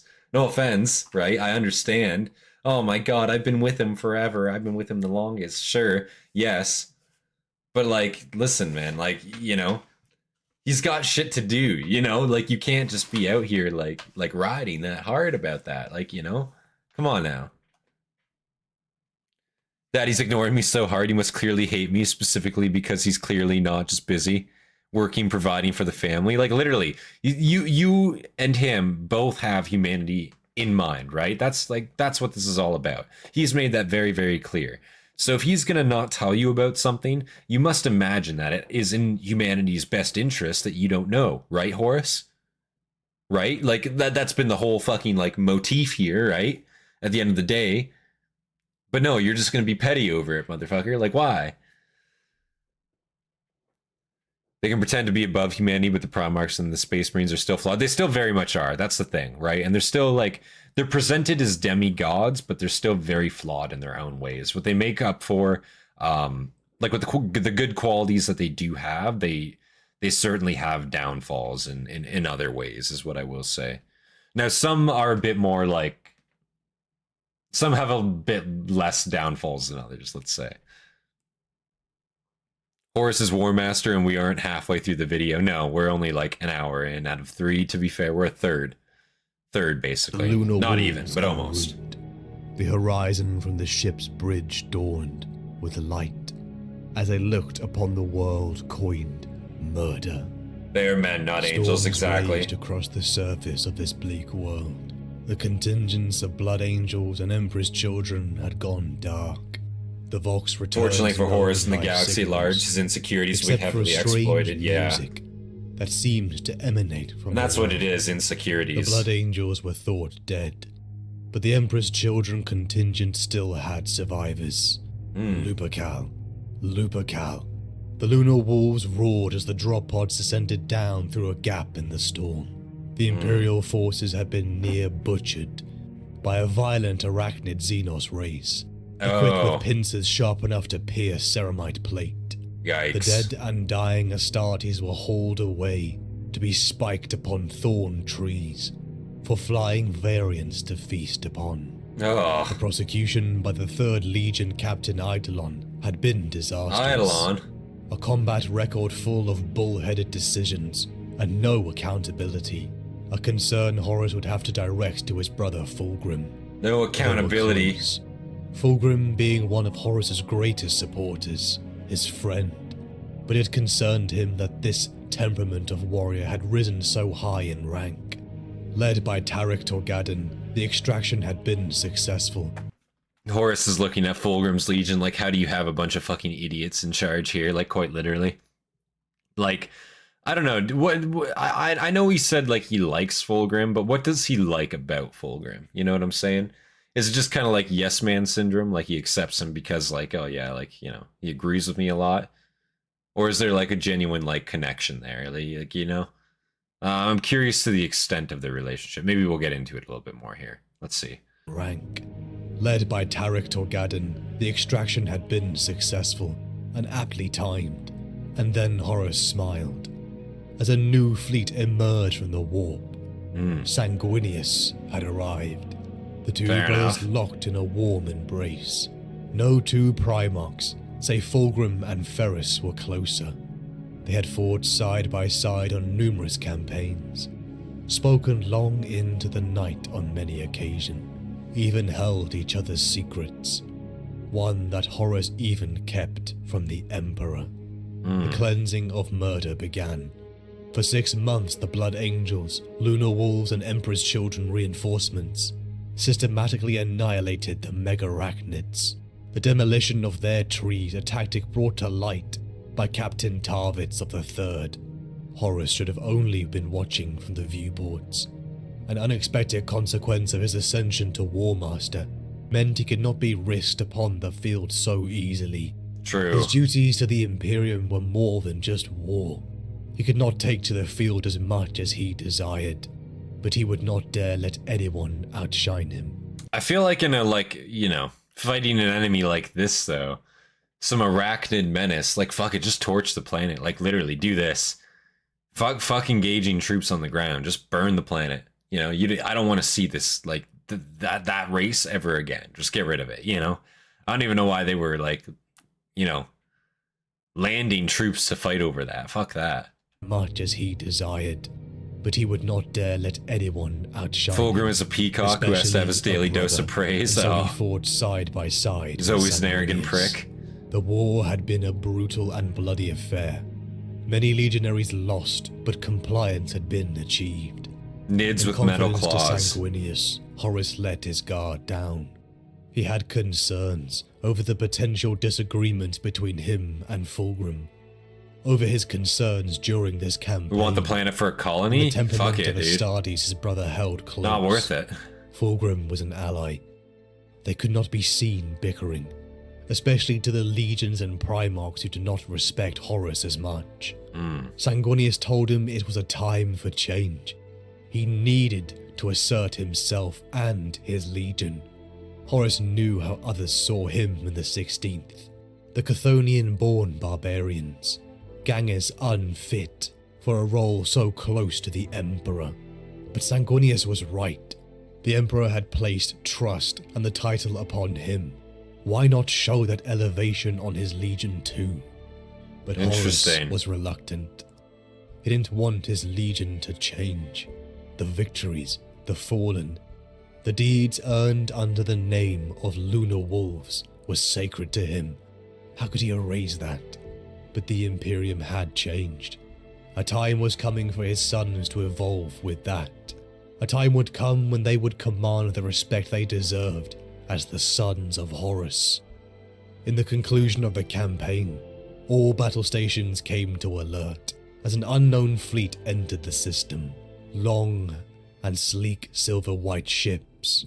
Some even twice the length of the vengeful spirit approached. The communiques came alive with chatter in a human voice. Did you not see the warning we left? What have you done here? The Interrex, a human federation, had come to examine their prison world of the Megarachnids, only to find a mighty human fleet in orbit. Interesting. And a world entirely cleansed of life. The delegation from the Interrex stood upon the deck of the Vengeful Spirit. They were doing this for months, though. Their arms though. and armor were fascinating and strange. Bows and swords, though clearly forged with greater technology. Their armor fit sleekly, unlike the bulky Astartes' powered plate. There was sophistication in their demeanor and words. Their very language had evolved, to be accompanied by music. The tone shifting to fill in nuance. It became clear to Horus that these Interrex were a vast and advanced civilization that could be a jewel within the growing Imperium. The Interrex just They were the speak like talk of the rap battle expedition. language, like every time they talk. Except for one. They talk with music, basically. Xenos, the Kinnebrak, a humanoid Whoa. alien race that had been integrated into the Interrex society for millennia. Their blue-black flesh, their jointed mouth and nose. The smell drew in looks of disgust around Horus's guard. The look upon Abaddon's face, clear for all to see. The talks had only begun, but both sides were cautious. Horus re-entered into his inner chambers with Sanguinius and his Mournival. Immediately the tension in the room escalated. Abaddon snarling that they had to destroy them. You have no Interesting. choice. They are in opposition of our ways. The defiance of his first captain. So they were chill up until they saw like an integrated Xenos like enter the room, and then they were just like, oh, fucking vomit like instantly. Oh my god, the presence of Xenos makes me want to puke. Like, what the fuck? I think that's hilarious, you know, like straight up, like, you know, like why? I understand why, right? But it's just like, you know, to think like, okay, these relations could have been going like actually pretty peacefully. The Interrex might not have like, you know, had to succumb in that way, but of course they had to integrate Xenos, man. Holy shit. I have to sneeze again. Fuck me. Bro, it's a problem. Holy shit. Oh. Oh. They are in Sorry about that. opposition of our ways. Oh my The god. defiance of his first What's wrong with captain me? infuriated Horus. He bellowed back he would do Allergies are as coming he back. saw Weather's fit. getting warmer out. Abaddon had overstepped. He roared over his son to leave as he shattered his drinking cup, but his anger melted as the Actually, first peak captain stomped civilization. away. True. Was this the way of Cthonia? Or the fire in his blood? Was it his fault? Was this the wolf he leashed tighter than some of his sons? It burned within because a part of him knew Abaddon was right. They were non-compliant. Their very civilization did not mix with the ideals of the Great Crusade. And yet, would he have to destroy another civilization? Was this to be his legacy as War Master? The Emperor had left the responsibility on his shoulders, and that came with the choice of what kind of War Master he would be. Since Ullanor had been only death and mistakes, the brutal compliance of 6319, the death of beloved Hastati Janus, and now this cleansing of the world of murder. He himself guilty of ignoring the signals projected from this world. He had fulfilled his role of Primarch, but couldn't War Master be more than just death and destruction? It The could be Emperor whatever was you upon make it, Terra Horus. Building a future, so why couldn't he do that here? It had always been a carefully constructed image, the great HORUS LUPERCAL of the Great Crusade. But what about the days when the Crusade was over, and the rule was passed to mortal men? Was he and his sons ready This for is where an Horus age of bends the peace? rules, yeah. They had to be. Horus chose to learn from this Interrex. Right. They had shown him a contrast. Yeah, because they instantly had are left him non-compliant by wanting. having Xenos To an around. outpost world of the Interrex, Which would be the death 63rd for Expeditionary any other Fleet was reason, journey for the talks to continue. The Imperial Armada above Murder had grown considerably, as had the War Masters' Council. Delegations from Terra and regional dignitaries, even other Legion contingents, such as High Chaplain Erebus of the Word Bearers, a close confidant of the Primarch Lorgar, and a respected Disgusting. figure amongst many legions. Yeah. A man who earned What the could this respect guy of be the doing Lunar here? Wolves Why and would he be Lunar here, you know? Having recognized the stress Surely he currently wouldn't. upon Horus's shoulders, Worse in relations in any way, Erebus put right? aside his own objectives and Fucking simply asshole. aided the War Master. The Mournival and Horus God damn it. immediately were grateful. Just seeing his And it was face something they pisses me off, I'm expressed not over gonna many lie. dinners and private meetings. To the world of Zenobia, Horus and his delegation landed. This outpost world was a jewel, a regal civilization whose towers of grey, silver and brass peeked up from verdant hills that were filled with beautiful architecture. The display was subtle power, one that radiated civility and progress. Horus chose to dress in robes, surrounding himself equally with sanguinius, Astartes, and remembrances, poets, scholars, and artists. The display would not be so bellicose this time. This was the Imperium. This was what he would be remembered for. This was the War Master he would show to his brothers and history. Horus was not blind to the contrast. Even here, he thought of imperial hive cities, the bulky industrial nature of imperial rule and life. What could he learn from these people? A lot. Through a great parade Clearly. delegation strode. The display of colour, dress, and music enough to well emotion within them all. This was a day of celebration. This place is actually Humanity beautiful. It's unified wonderful. once again. It After doesn't look like millennia of shit, and there's separation. smog everywhere. The great Oh my hope god. that had taken mankind to the stars sang proud Culture? this day. Through galleries and museums, Horus strode. The history of the Interrex displayed. Galleries, proudly. museums, history. Even their- History? You're telling your people history? Oh, fake, like propaganda only. What is this? Like, I think you mean you want to go to, like, you know, the Emperor Childhood Museum, right? Like, that's what you want to go visit. Not this shit. Ugh. Collection of ancient Kinnebrak weapons. Even the remembrancer Kirill Sinderman, noticing the Anathame blade because of its crude design. Oh, interesting. In a place so filled with technology and magnificence. The negotiations began between the civilizations, but Horus could feel something was wrong. There was They even tell the general population They about the even warp. showed Like, yeah, restraint before him. they're not really When depraved most at all when you interactions think between about a it. mortal man and a Primarch led to a sense of awe and even weeping. Hope Erebus Again, doesn't do this anything count sus here. Yeah, revised. right. Erebus joining his voice to Abaddon's in the inevitability of conflict. They reminded him of his oaths to the Emperor, to suffer no alien or mutant. But for a moment, Horus thought, what if the Emperor was wrong? The Crusade had been born in a time of war, where humanity was set upon by strife. But here these people had survived, thrived even.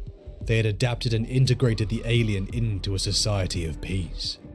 Why Like, yeah. couldn't Horus Lupercal, the War Master, also achieve that? A breakthrough in the talks was coming. Horus could feel it. But then disaster struck. A full security lockdown was initiated. The Hall of Devices, the museum, was burning. The Kinnebrak Anathame had been stolen. Oh The no. Interrex were under attack. Horus and his guard found the Interrex weapons raised upon them. The War Master's face turning to confusion as they fired, killing his sons. No, screamed Horus, the confusion and pain resonating in his voice. Why? Why would they choose to do this? What? Chaos, spoke Garviel Loken. Why would A word the they captain had heard from the choose to guard do earlier. this? Bro, like, okay, isn't it kind of sus that, like, your Warfleet, like, appears, you turn your head, notice their, like, you know, most sacred fucking museum burning in the background? Huh, why would they raise their weapons and attack us? Not like this fucking, you know, this isn't a daily occurrence that their shit just gets, like, razed to the ground, you know what I'm saying? Like, this usually, you know, this only occurred once, like, this, you know, this new faction of humans, right, appeared on their planet. So why would they shoot you? I don't know. Horus doesn't know, but Stone Sword, oh, I know. But still, like, you have to understand, like, their point of view, like the Interrex's point of view. Like, why would they shoot at us? Well, because, like, again, their shit's on fire. Like, stolen artifact or not, like, you know, you'd recognize they're under attack, like, instantly, I'm sure, right? Like, come on now. Spoke Garviel Loken, a word the captain had heard from a guard Has anyone seen earlier. Erebus? He wasn't here 5 Chaos. minutes ago? Wasn't he here They 5 mean minutes the ago? Yeah, warp. he's just gone. They had not brought the warp here. They dare accuse him of this? Of a so-called attack against the Hall of Devices? Horus ignored his men's pleas to retreat and escape. His sons had died, ambushed by their hosts. He would see the evidence for himself. To the blazing inferno Horus and his guard strode. His eyes looked into the fire that was spreading throughout the city. They dare accuse him of being the architect of this, Ugh. petty thievery, and of harboring some secret taint that came from the warp. The rage kept building. They had made him hope, made him think he could be more than a warrior. Again, another mistake as War Master. Erebus and Abaddon were right. He looked the stars No, they're and not. whispered to himself, "Why have you Never tasked me again." with this, Father? Why have you forsaken me?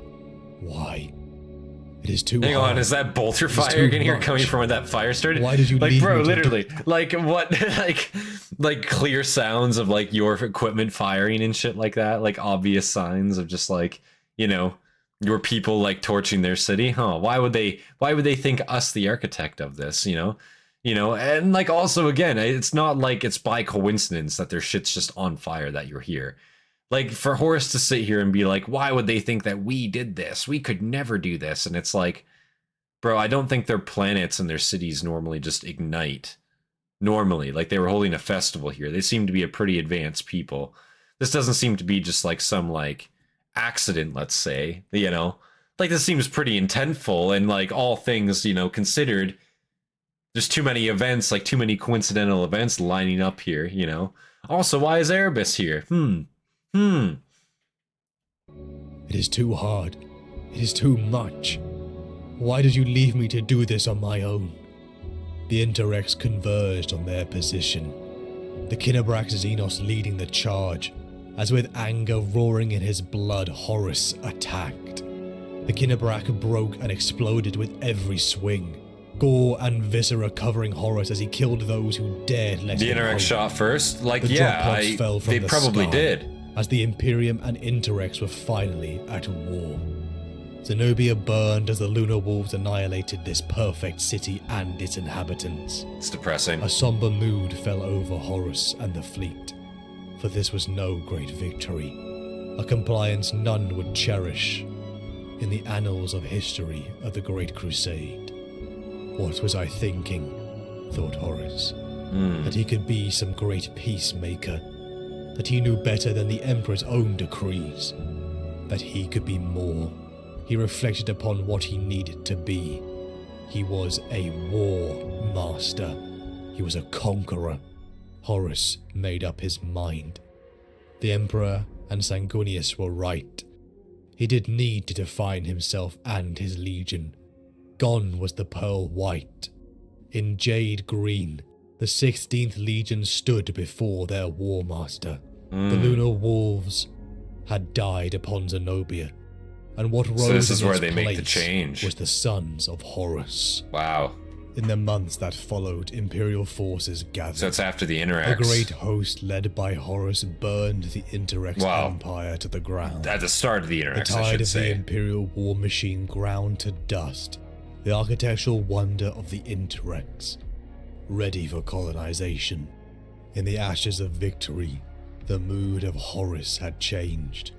In the months following the Interrex war, that Spreading the good warm word in smile your that cheeks, charmed the true. court and made men and women want to kneel. Interrex have never huge seemed suspicion to about the reach Horus his for one eyes. reason, his title. Even the Mournival felt the War Master change. intertwined Saw with how Chaos's his general humans were terms. out of True. balance.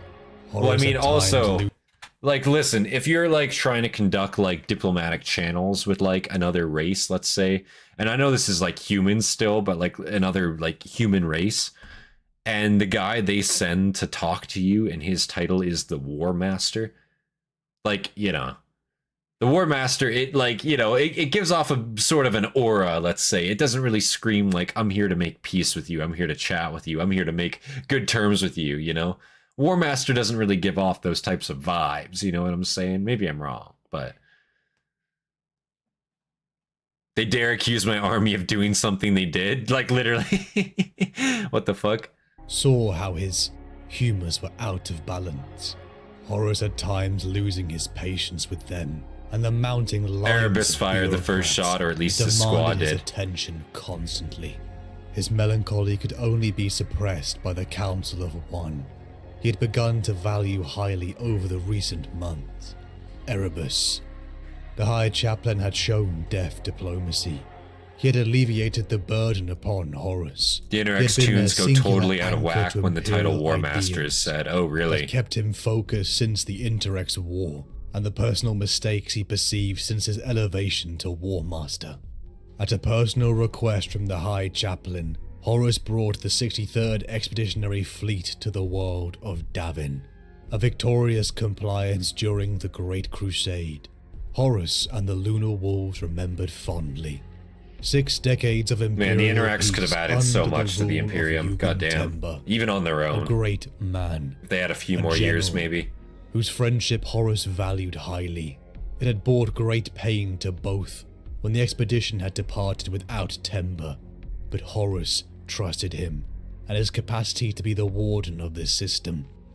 Before the court of the fleet, Here's our leader, the seats Grand Skull filled with Taker Paul. officials, Like, literally. military and remembrance. Gives off an aura, doesn't it? Lupercal held session.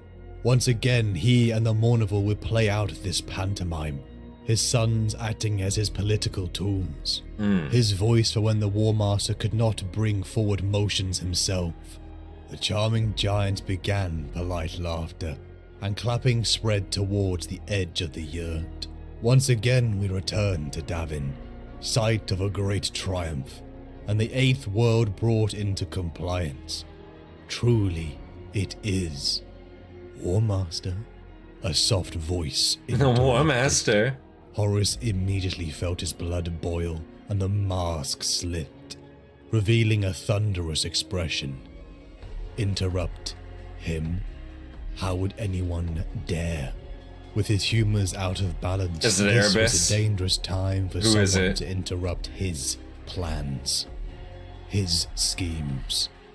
War Master Erebus spoke. The faux Bitch. pas of the How did I interruption know? was creating How a did I know? wave Who of else would it be? discomfort throughout Who else the would it be? court. Straight up. Correction, Erebus said. Davin is not compliant. The first chaplain feigned War Master. politeness, War despite Master, his are you there? interruption. Oh, War Master. Say Like what you have to say, Erebus. This is the War Council and there are no secrets here, said Horus. Oh, there are only a secrets dangerous here. calmness to his voice Horus. conveyed the danger of what Erebus had done, and that this better have been worth it.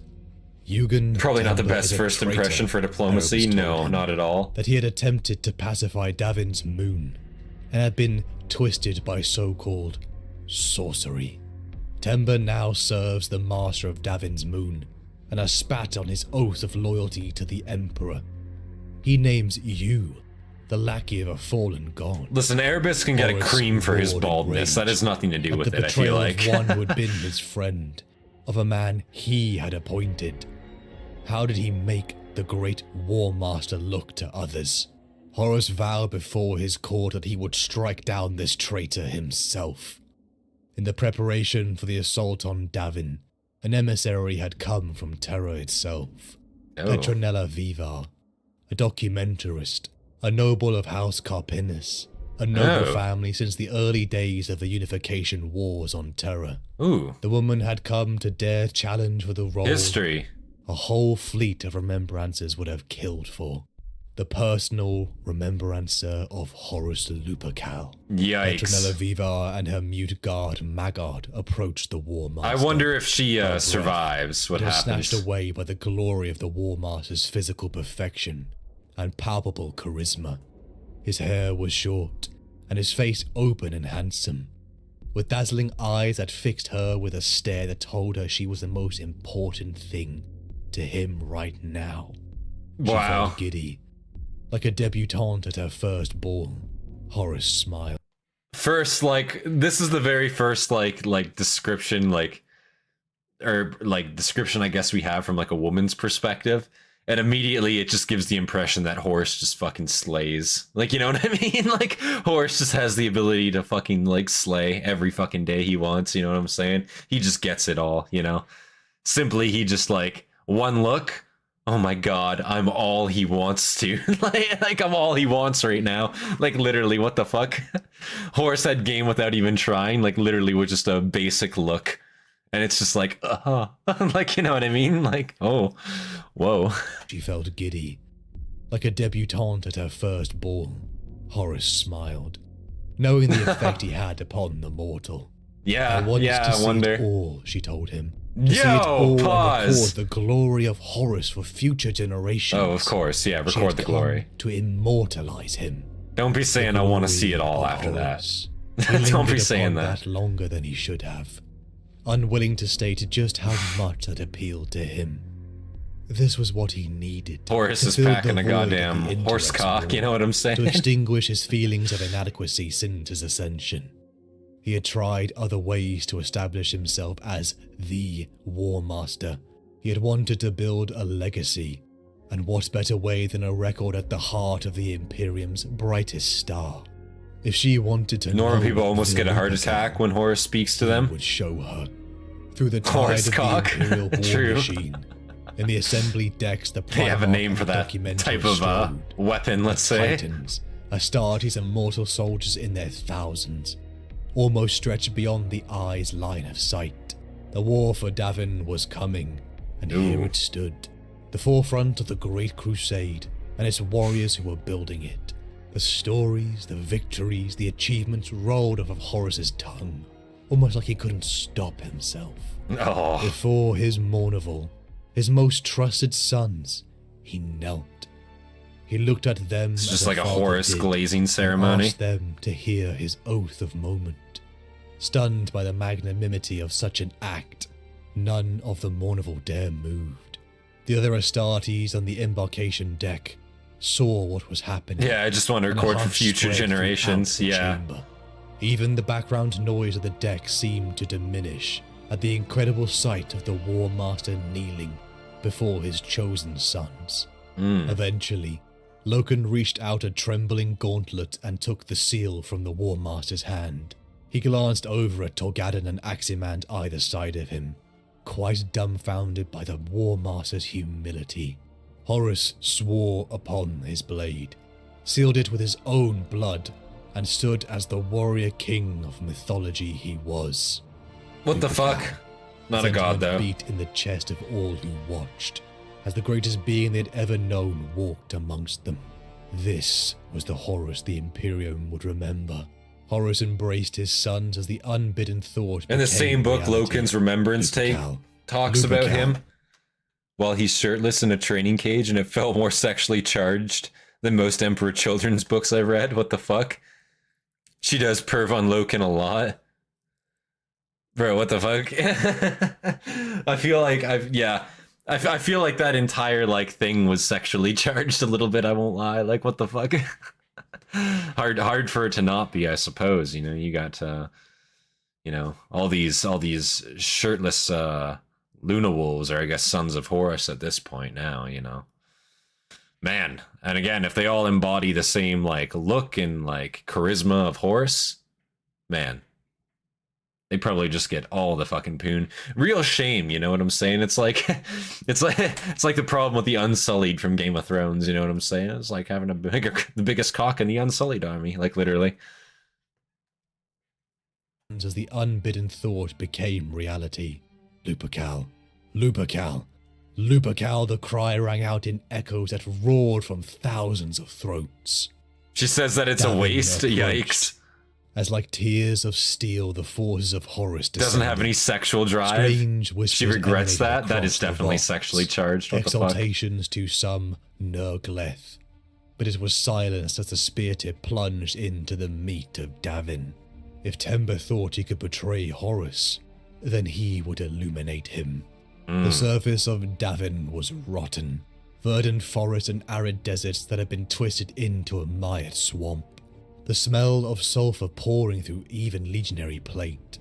Horus, the Mournful, and his legion trudged through the porous ground, until hands shot up from the murky depths.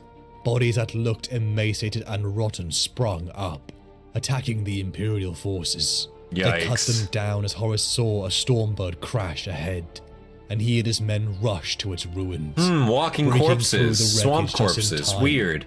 To smash the scrambling corpses into piles of meat and bone. This isn't suspicious. Vivar hid, wounded and afraid in the corner, as a pile of bodies lay around her gene-enhanced bodyguard Magard.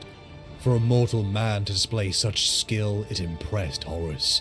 He told Magard he had courage. as the mute guard knelt with tears in his eyes. No. The admiration of the War Master. The mute card. Yeah, literally, bro. Like, this guy got praised by Horus one time. Like, he saw him, like, cut down a couple enemies, and Horus just turned, looked him dead in the eyes, and said, "I like your style." And he basically just fucking came instantly off of that alone. He's like, "Oh my god, yes, please." Oh, drops to his knees in praise and glory. Holy fuck. Like, what? Knelt with tears in his eyes. Love that. The admiration of the War Master. Almost too much to bear for him. Magard offered his blade to Horus, the gesture clear. "I am yours to command."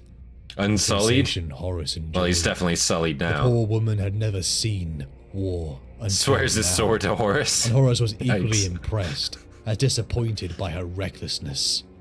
The sons of Horus battered off this horrifying ambush, the contingents meeting up as they planned their next move.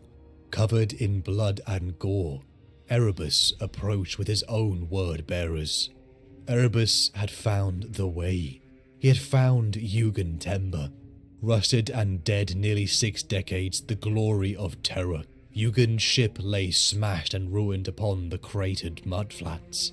Its once mighty hull torn open. And Sometimes the books read like an Ezekiel and Horus is the protagonist with his harem. Oh my god.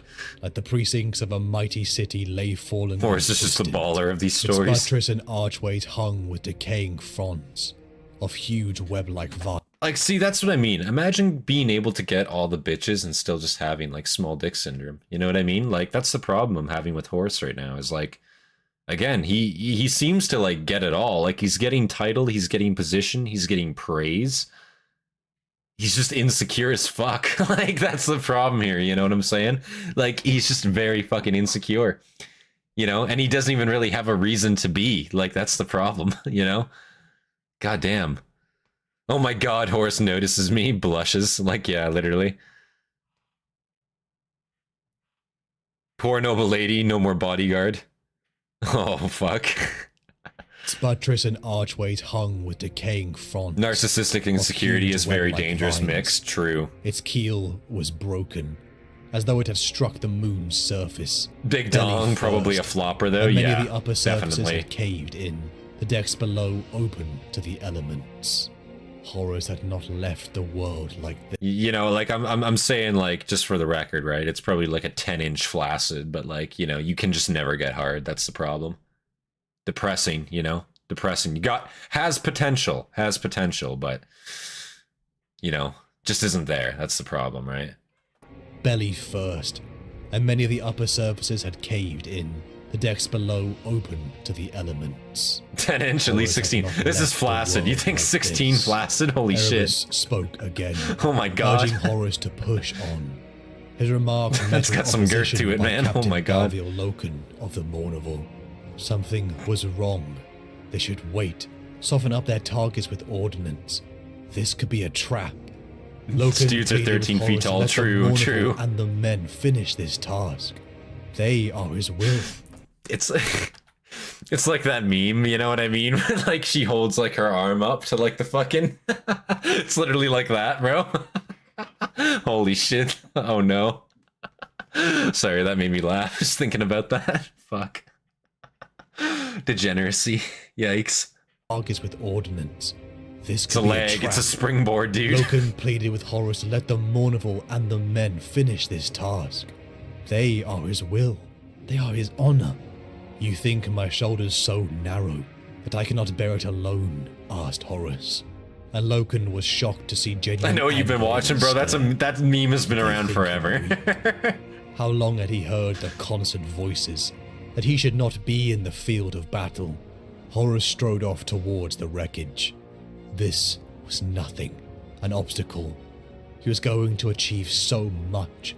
He was going to build a legacy Vivar would spread to mankind for all time. Oh, the yes. anger within him only burned brighter with every step, as Horus ventured into the heart of the glory of terror, only for it to shatter as he saw the thing that had been his friend. A rotting, bulging carcass of a creature emerged from hiding. A sensation rippled across Horus's spine. Was this fear? The sight of the monstrosity sickened him to the core. Slunussy. This corruption Fuck. was this chaos, like Jubal on 6319, the one the Interrex had spoken of. Horus lunged at the creature, as gurgling laughter and jibes spat from its hideous mouth, but its strength matched him, a Primarch.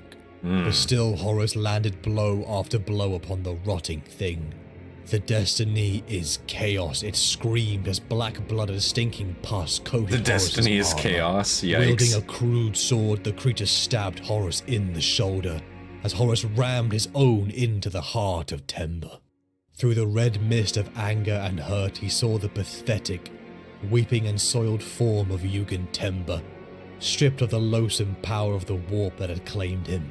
Still bloated and massive, the dark light in his eyes was gone, replaced by tears and pain, as the enormity of his betrayal crashed down upon Daddy, him. why? Juddering sobs of agony and remorse racked Temba's body, and he reached up with his remaining hands to grip the War Master's armor. Turned her Horus' into a anger sock melted puppet? as Oh he my cradled god. his dying friend. He What the felt fuck? So hollow. He felt so hollow of that which drove him here in the first place. Temba died in his arms, as his last haunting whispers spoke of a doomed future of only war. In his Yeah, last who could moments, cause that? Temba had whimpered that he was weak, he was sorry, and Horus had to be strong. Only he could stop it.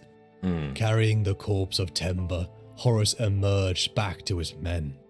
Abaddon, Aximand, Torgadon, Loken, and Petronella Vivar greeted the War Master with cheers. See, the problem is he tells him only you can stop him, and Horus is gonna, like, take that straight to his head and be like, oh, I need to do everything in my fucking power to stop this, rather than just do nothing. Just literally do nothing. Do what you've been doing. Don't do anything differently, Horus, you fucking idiot. Like, what? Need to put a song in vid recommendations to tell you the Papa Smurf Yervin story? Yeah, man, do it. Loken and Petronella Vivar greeted the War Master with cheers, as once again victory was theirs, only for the pallor of Horus to wash away to ash. The Primarch of the Sons of Horus wavered.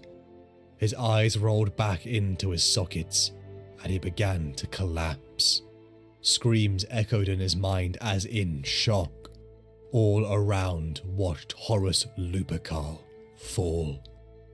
In a stormbird, the Mournival and apothecaries rushed their Genefather towards the med bay. The news had spread like wildfire as mortal men and women crowded around, tears and wails growing like a chorus.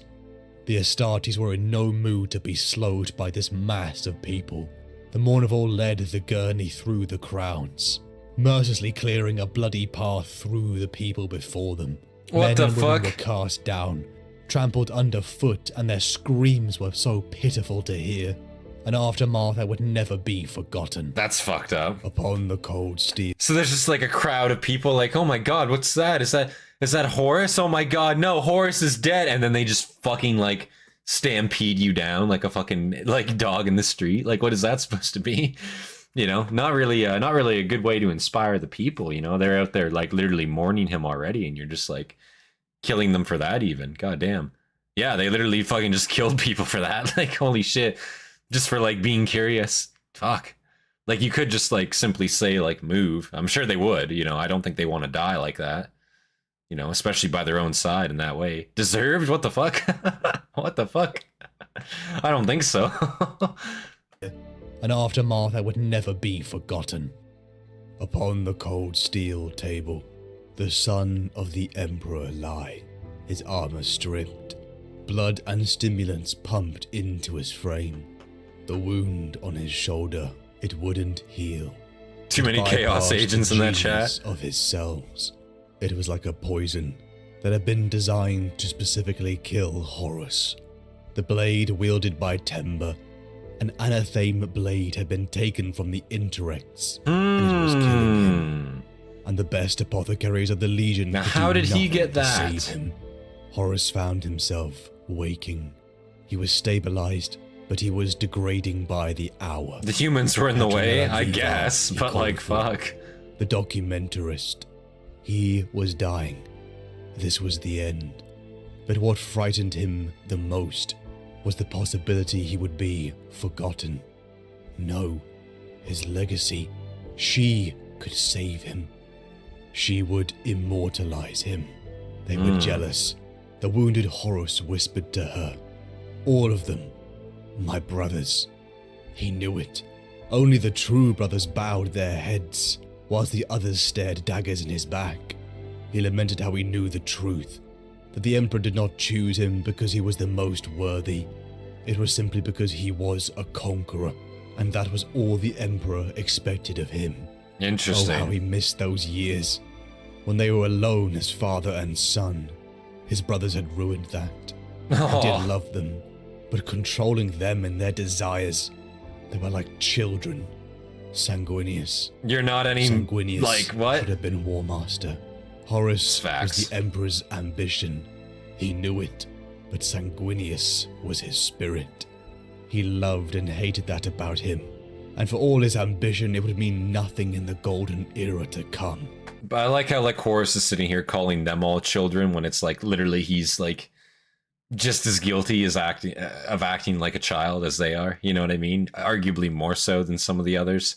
Not the worst by far. Like, I definitely would not say Horus is like the worst by far so far. Like, he's, you know, he really hasn't done anything that like radical that I've hated. It's really just like the small dick syndrome like that we constantly keep getting from him. But other than that, he really has not done anything that I've disliked too much, like, to be honest. Horus is wrong here. The angel is meant to be a high court imperial judge. That's fair, but I guess just like from his perspective, you know what I'm saying? Like, temperament wise, he probably thinks that it's just a better fit, you know? Just his most open feelings. Yeah, exactly. Him. And for all his ambition, it would mean nothing in the golden era to come. He'll be immortalized just in another way. Yeah, exactly. Over, Viva. Red tape. Administrators and clerks are replacing the heroes of the age. And unless we change our ways and our direction, our greatness as an empire will soon be a footnote in the history books. Everything I have achieved will be a distant memory of former glory, lost in the mists of time like the civilizations of ancient terror, remembered kindly for their noble past. If Horus saw the shock on Vivar's face, he didn't register it. I was bred with wondrous powers, encoded into my very flesh. Yikes. But I did not dream myself into the man I am today. I hammered and forged myself upon the anvil of battle and conquest. All that I have achieved in the last 2 centuries will be given away to weak men and women who are not there to shed their blood with us in the dark places of the galaxy. Where is the justice in that? Lesser men will rule what I have conquered. But what will be the reward? Because typically normal people don't live fucking forever, Horus, you bastard. Horus poured out like, what kind of, like, what is that supposed to mean? Every trial and secret. I need to live forever, and also I need to lead forever, and if they take a command after me, then what the fuck is the point? Oh, then I did it all for nothing. Like, I can understand what he's saying, right? But also at the end of the day, it's like, you know, there always has to be someone else to take up the mantle. Like, you're not forever and you never will be, right? Like, and I feel like to not be able to, like, recognize that, right, is kind of like, it's just like bitch behavior, you know what I'm saying? Like, you know, you're not the be-all, end-all kind of thing, and that's like his mentality, seemingly. Poured out everything. Judge Angron, level-headed and impartial, every trial fuck. and secret he had. Death row to everyone. Of a dying man. If everyone gets the same punishment, I guess it's just an equal. Until the blackness took hold, and Horus fell unconscious. The sons of Horus were paralyzed. A wave of hopelessness spread across the fleet. From the menial serfs to the Mournival itself. Hundreds of thousands were already mourning. Yeah. And some even prayed. Yikes, it was in don't their do most that. dire moment that a suggestion came from one they trusted. Erebus. Oh no. He spoke of a mystical healing Motherfucker. temple upon Davin, Oh the yes. Serpent Lodge. I know of a place of great power where Horus will be resurrected from the dead, yes. No cost at all. Just bring him there now. Yes. Like what? Spoke of a mystical healing Fucking temple rat, upon dude. Davin, the Serpent Lodge. It spat in the face of the ideals of the Great Crusade, a temple to mysticism under the imperial truth. But what options did they have left? If they did not try every avenue, could they live with the guilt? From the Warrior Lodge, a society formed during the Great Crusade, a gathering where Astartes could discard rank and share in brotherhood, a meeting was held. A choice was made as Abaddon, Aximand, and the Lodge members agreed to take Horus to the temple. Carried upon a kite shield, armored in his finest ceremonial suit, the War Master's hands were clasped across his golden sword. A laurel wreath of silver sat upon his noble brow. Abaddon, Aximand, and the sons of Horus wept openly. The mortal men and women in their thousands joined the procession, throwing flowers, lighting candles, holding their loved ones tight. The outpouring of grief was on a scale never seen before. The symbol of the Imperium, the Lupercal, the champion of the Emperor's golden era. How could a symbol die? The procession left the vengeful spirit as thousands of ships followed, the entire expedition on a knife's edge. Everything else had failed. The War Master was dying, and the Emperor wasn't here.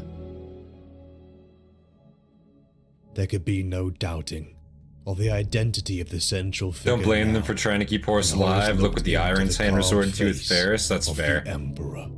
No doubt the inhabitants It's of just this the world advice thought they're it taking magnificent, from is the thing. But Horus knew this. Or the advice they're like, you know, receiving from Erebus, right? Like, again, like I don't know how many of like the council that decided this amongst like the Sons of Horus were obviously there on that Interax world, you know, where that blade was taken. But it's also, well, I guess they weren't even present, were they? I guess Horus was kind of like 1v1ing that shit, wasn't he? I suppose. So like, yeah, that's fair. Horus would be like the only one to actually have seen that blade, right? Erebus is beyond trustworthy to the Imperium.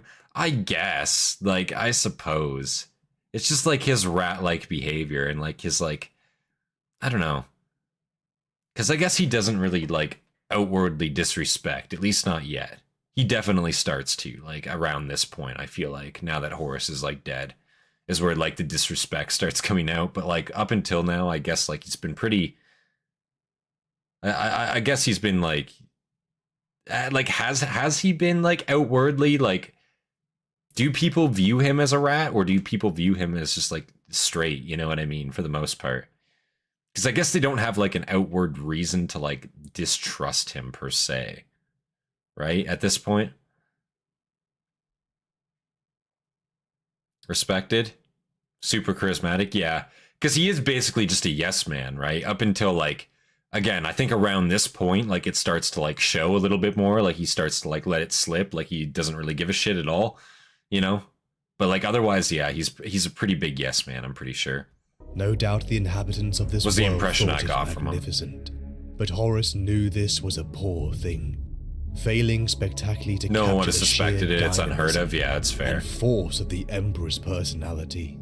With the additional height offered by the statue's plinth, Horus looked out over the slowly circling mass of people and wondered what they thought they did in this place. Pilgrims, thought Horus, the word leaping, unbidden to his mind, coupled with the ostentation Lorgar would be a great propagandist, and vulgar very adornments true. he saw on the surrounding I don't think anyone would be able to do it better, Horus actually. knew that this was not simply a place of devotion, but something much more. This is a place of worship. He said, as Sejanus joined him at the foot of Korax's statue, the cool marble perfectly capturing the pallid complexion of his taciturn brother. Sejanus nodded and said, It is an entire world given over to the praise of the Emperor. But why? The Emperor is no god. He spent centuries freeing humanity from the shackles of religion. This makes no sense. Not from where you stand in time, but this is the Imperium that will come to pass if events continue on their present course. The Emperor has the gift of foresight, and he has seen this future time. For what purpose? To destroy the old faiths, so that one day his cult would more easily supplant them all. No, I won't believe that. My father always refuted any notion of divinity. He once said of ancient Earth that there were torches who were the teachers, but also extinguishers who were the priests. He would never have condoned this. Yet this entire world is his temple, and it is not the only one. There are more worlds like this. Hundreds, probably even thousands. But the Emperor shamed Lorgar for behavior such as this. The Word-Bearers Legion raised great monuments to the Emperor and persecuted entire populations for their lack of faith, but the Emperor would not stand for it and said that Lorgar shamed him with such displays. He wasn't ready for worship then. He didn't have control of the galaxy. That's why he needed you. Horus turned away from Sejanus. Yeah, Looked up into the golden Sejanus. face of his father, Right. desperate to refute the words he was hearing. At any other time, he would have struck Sejanus down for such a suggestion. You should do it But right the now. evidence was here Horace, if you before did it right now, he turned to face we'd all Sejanus. applaud. These are some of my brothers. But where are the others? You'd be killing a Where am snake. I? I do not know. I have walked this place many times, but have never yet seen your likeness. I am his chosen regent. I fought on 1,000 battlefields for him.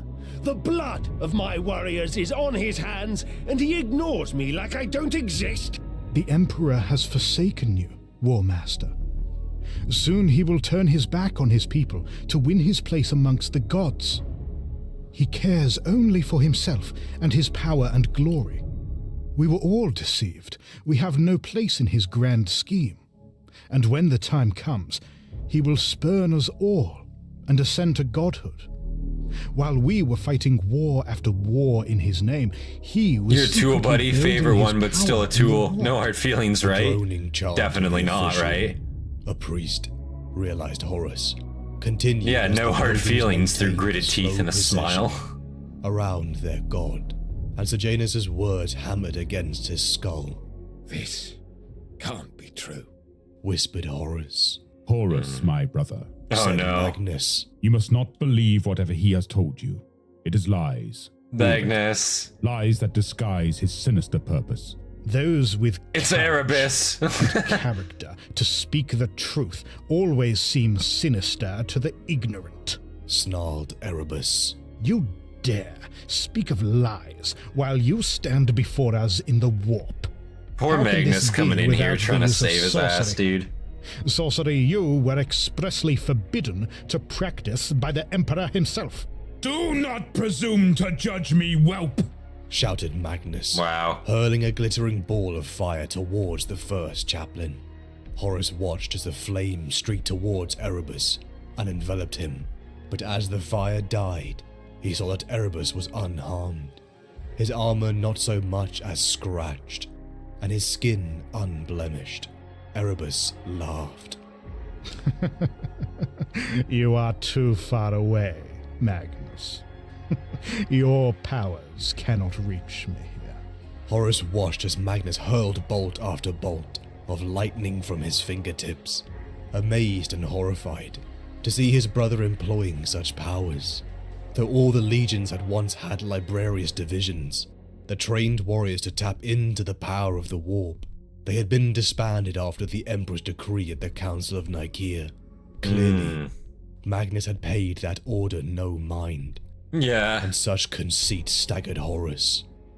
Eventually, his Cyclopean brother recognized that his power was having no effect on Erebus, and he dropped his hands to his side. You see, Said Erebus, turning to Horus. Nor can you, Erebus.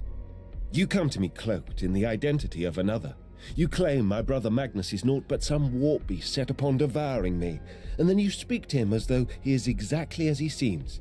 If he is here by sorcery, then how else can you be here? Erebus paused, Literally. caught in his lie, and said, You are right, my lord.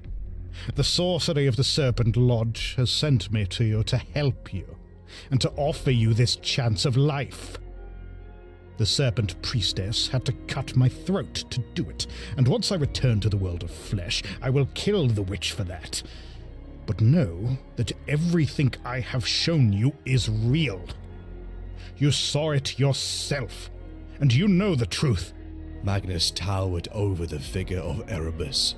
Wow. His crimson mane shook with fury, but Horus saw that he kept tight rein on his anger as he spoke. The future is not set, Horus. Erebus may have shown you a future, but that is only one possible future. It is not absolute. Have faith in that. Ha! Sneered Erebus. Faith is just another way of not wanting to know what is true. Wow. You think I don't know that, Magnus? I know. This is of a the very warp and good the tricks it speech. can play This with the like mind. this back and I forth am here not is very, very stupid. good. I'm liking this a I knew lot. that this was not Sejanus, just as I knew that without a context, everything I have seen here is meaningless. Horus saw the crestfallen look on Erebus's face and laughed. You must take me for a fool, Erebus, if you thought that such simple parlor tricks would Horus got bewitch so you many to your chances. cause. My brother, Smiled Magnus. you are a wonder to me. Be quiet. Snarled Horus. You are no better than Erebus. You will not manipulate me like this, for I am Horus. I am the War Master. You're literally Horus letting vanished yourself in get their manipulated confusion. though, bro. One was his brother, the other a warrior. He had counted as a valiant. Like again, like why would Magnus like come here and lie to you is the thing, right? Like say what you will about Magnus. Again, I will fucking defend Magnus. Like again, did he make mistakes? Yes, but he literally tried to like help whenever he could. Like he was attempting to fucking straight up like prevent all this, you know? And he was like it kind of like being an anti-manipulation factor here. It's just Horus again, like small dick syndrome in a way. Like didn't want to like, you know, caught up in the lie kind of thing, self-fulfilling prophecy, the whole shebang, right? Erebus a warrior? Yeah, I don't know what that was supposed to mean. Certainly not true.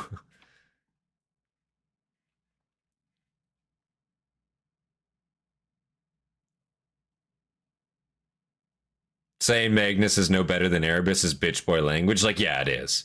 Like, Magnus is leagues better than Erebus. 100%. Like, Magnus, again, like, yeah, he fucked up. He did fuck up, admittedly. Yeah, absolutely. But, like, he didn't, like, it wasn't with intent. He didn't, like, fuck things with intent. Like, there wasn't a motive behind it besides him wanting to help. Like, right? You know what I'm saying? Like, it wasn't like he went out of his way to fuck over everything. Like, that wasn't his intention at all. So I do still very much respect Magnus. I cannot respect Erebus at all. He did some wrong things, yeah, but I feel like, again, he even admitted when he was wrong. That's the thing. Road to Hell is paved with good intentions. Basically, Magnus. Basically, yeah. Shatter the Webway project beyond a fuck up. Like, fair. But, like, again, if he had even a little bit of warning from the Emperor prior to that, again, you know, things might have been different, but who knows? One was his brother, the other a warrior. He had counted as a valued counselor and devoted follower. He had sorely misjudged them both. I can trust neither of you. I am Horus, and I make my own fate. Erebus stepped towards him, and his hands outstretched. in I only supplication. assassinated the Archduke You Franz should Ferdinand's know oops. See, that that's I- different, though, because you're going out of your way to cause an assassination, right? On purpose. See, Magnus didn't on purpose, like, drop the grenade that killed Franz Ferdinand. It's like more like he saw the grenade.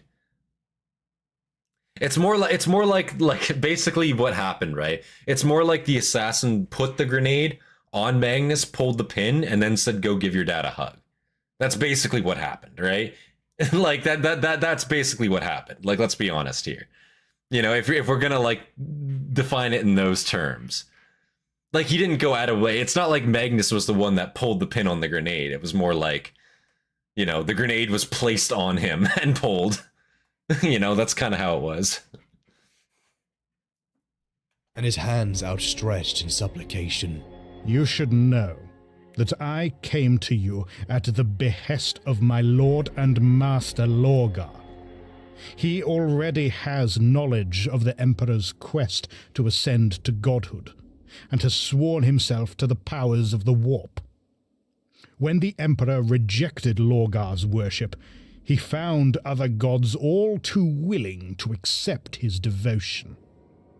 My Primarch's power has grown tenfold, and it is but a fraction of the power that could be yours were you to pledge yourself to their cause. He lies! Lorgar is loyal. He would never turn against the Emperor. Horus Yikes. listened to Erebus's words, and knew with utter certainty that he spoke the truth. Lorgar, his most beloved brother, had already embraced the power of the warp. Warring emotions vied for supremacy within him, disappointment, anger, and, if he was honest, a spark of jealousy that Lorgar should have been chosen first. If wise Lorgar would choose such powers as patrons, was there not some merit in that? No merit Horus, at all.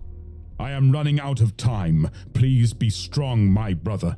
Think of what this mongrel dog is asking you to do. He would have you spit on your oaths of loyalty. He is forcing you to betray the Emperor and turn on your brother Hastatis. You must trust the Emperor to do what is right. The Emperor plays dice with the fate of the galaxy, and he throws them where they cannot be seen.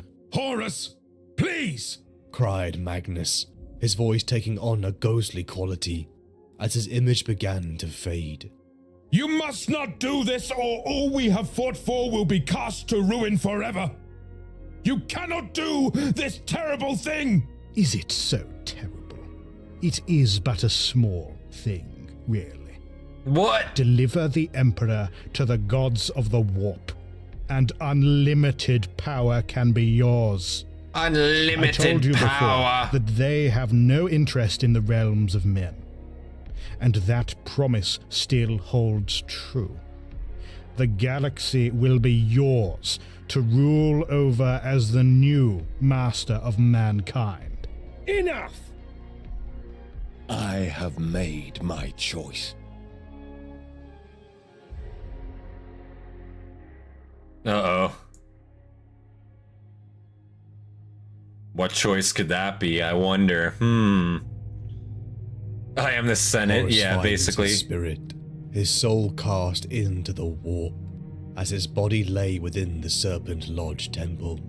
Hasta Sejanus, his beloved son who had died. But you're not years Palpatine before, and not cool and is smart dead, as him, like acting literally as not, his no. guide as they venture further into the warp.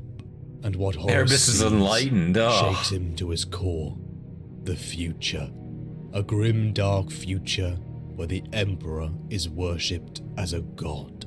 This future I am the Warhammer. Horus. True. It is the very thing the Great Crusade destroys. But what Horus hurts is the literally most John of all Warhammer. is that he is not celebrated. The great Horus Lupercal is forgotten. He has no legacy. He is not immortal. Perhaps he and many of his brothers in this grim dark future have been annihilated by the Emperor.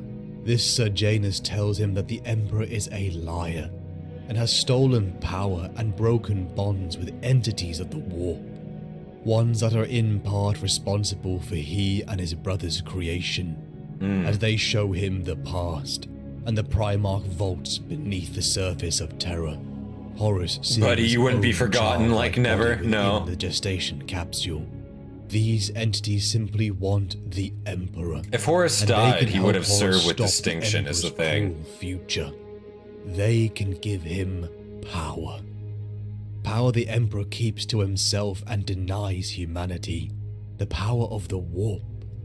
Each part of this vision quest is designed to shatter every strand of loyalty Horus has to the Emperor. He would have became a martyr for sure, absolutely. His fears, and most of all... Like, he was loved by everyone. Every Primarch, like, basically had a good opinion of him unless they wanted, like, the position of War Master for themselves, essentially. Other than that, most Primarchs seemed to like him. So even, you know, amongst his own legion, obviously he'd be memorialized in that. Memorialized on Terra, obviously, probably as well. The Emperor enjoyed him quite a bit, I'd like to think. And a lot of his brothers, too, would have definitely, like, shown respect for him there. So, like, even if he died, like, he was, again, the small dick syndrome of, oh, they won't remember me. My deeds will be forgotten and, you know, passed on to lesser men kind of thing. It's like, bro, what? And, like, not really. Like, I don't think so. Fulgrim fell because of ignorance and a demon sword. Horus fell despite being informed and given numerous chances. Like, yeah, Horus had many chances to back out and was warned many fucking times, to be fair. Especially when it was happening. And, like, again, Erebus was, like, very clearly deceiving him there. He was very clearly attempting to deceive him. And then when he got caught out, Horus was like, I won't let myself be deceived, and still lets himself get deceived. It's just kind of like, what the fuck? Like, it was very clear that he was lying to you right there. He got caught for it and then continues to lie to you and you just eat it up. Like, fuck. Playing on his doubts, his fears, and most of all, his ego. A part of Horus so carefully wrapped behind the mask, though some of his brothers know the ambition that roars in the heart beneath. The manipulation is interrupted by Magnus the Red, his brother. He breaks the disguise of this Hastus Janus, revealing the true face beneath. Erebus. But what Horus has seen was too much. He is no servant, no slave to this chaos. But he sees it Wait as until a tool, Horus visits the a warp. power he can use to cast down the Emperor and become the new master of mankind. Is he preventing the enslavement of mankind to the Emperor? Taking control of a galaxy the Emperor would hand over to mortal bureaucrats? Or is it truly about the idea of Horus Lupercal, an ambition to immortalize that name and his legacy? Was Horus ever really a true believer in the Great Crusade and the ideals behind it? Or did he simply enjoy the power, the position, and the proximity to the Emperor? Horus makes his choice. The gates of the Serpent Lodge open. The crowds who have been waiting for days, lighting candles and praying. The Mordival and the sons of Horus kneel as Horus Lupercal strides forward, healed and smiling. I have no slaves, says the man in shackles, quite literally. Walls. Horus has returned. The man being shackled. But in his heart, he has betrayed the Emperor. The Autrician technocracy. The moment you accept chaos even a little bit, they basically got you by the balls. Oh, absolutely. Following the miraculous recovery. Definitely every time we've seen, like, chaos be, like, mingled with, the second you, like, dip your finger in, it's like they have you. Like, they just fucking swallow you whole, you know? Because you do a little bit for them, do a little bit, and the next thing you know. Like, chaos is like a gateway drug. That's what fucking chaos is like, you know? Like, you do it the first time, you're like, oh, that was fun. And then you do it a second time, and it's like you're hooked instantly. Shit's addicting, you know? That's what it is.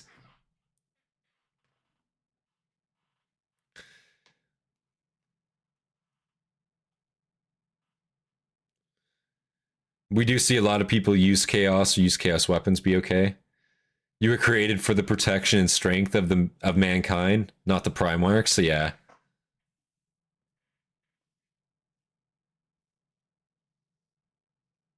The 63rd expedition had encountered the months following the miraculous recovery of the War Master Horus.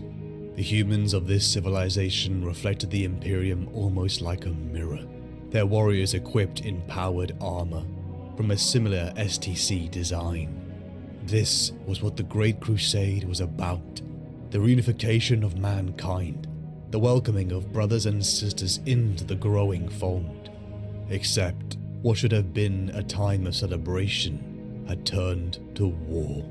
The delegation of the technocracy were ripped apart. as Horus claimed they had tried to assassinate him.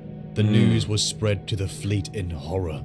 How dare they try and kill the beloved Horus?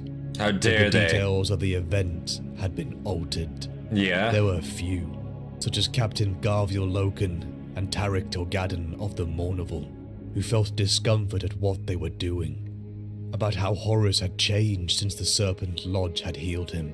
Only they protested at the growing mysticism and inhumanity growing within the Legion, but others such as Abaddon, Aximand and Malaga simply followed the orders and the will of Horus. Abaddon probably The War loved Master's it, betrayal dude. was no open declaration yet. The groundwork had to be laid for the greatest war the Imperium would face, and Horus wanted to make it a quick one.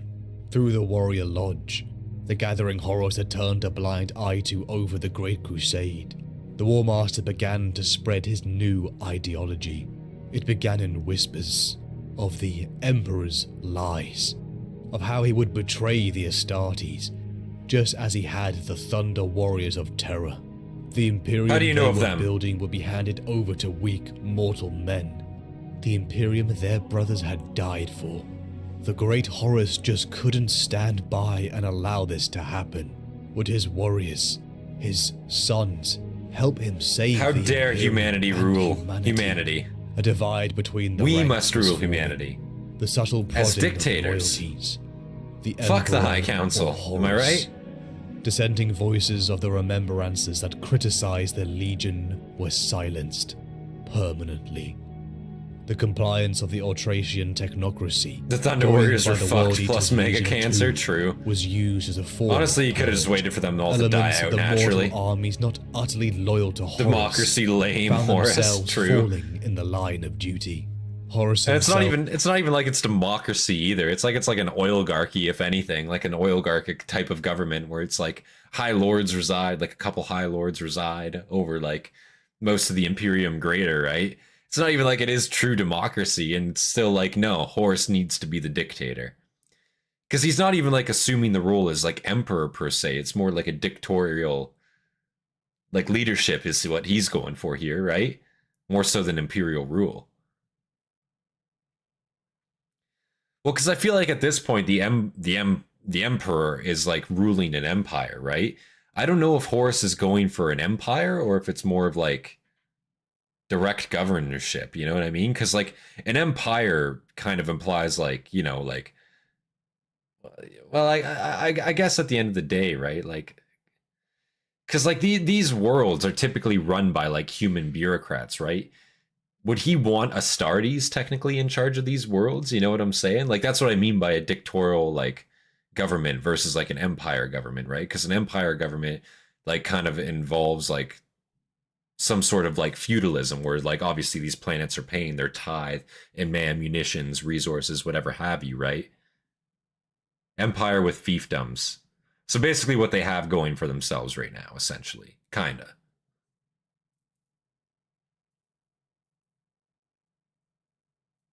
An empire would mean chaos not running rampant. That's also true. A true empire, at least. A good empire.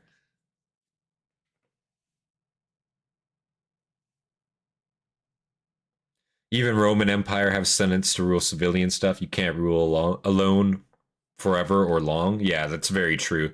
Any again, government type, any nation we've seen where it's like, you know, a single figurehead at the front, you know, they typically don't last for very long, or they fall apart very shortly after that person's death. Horus found themselves falling in the line of duty. Horus himself giving heartfelt eulogies to the great leaders he knew he had killed in secret. His father, the Emperor, That was controlled Gilman's plan? vast armies. For the end of the 18 Crusade, have legions and Astartes as thousands of planetary worlds. governors. I see. But the pace of the Great Crusade had built a wave of resentment waiting to crash down. How many worlds had been forced into compliance? How many worlds had never even seen this emperor? Only the charismatic Horus. How many of his brothers too held resentment?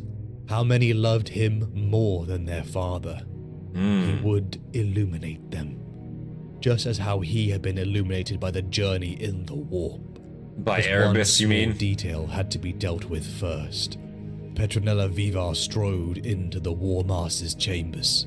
The previous months had not been kind to her. The excessive drinking brought on by the true story of Horus and his revelations, whilst he lay on death's door, had wounded her spirit. But the memoir was almost complete.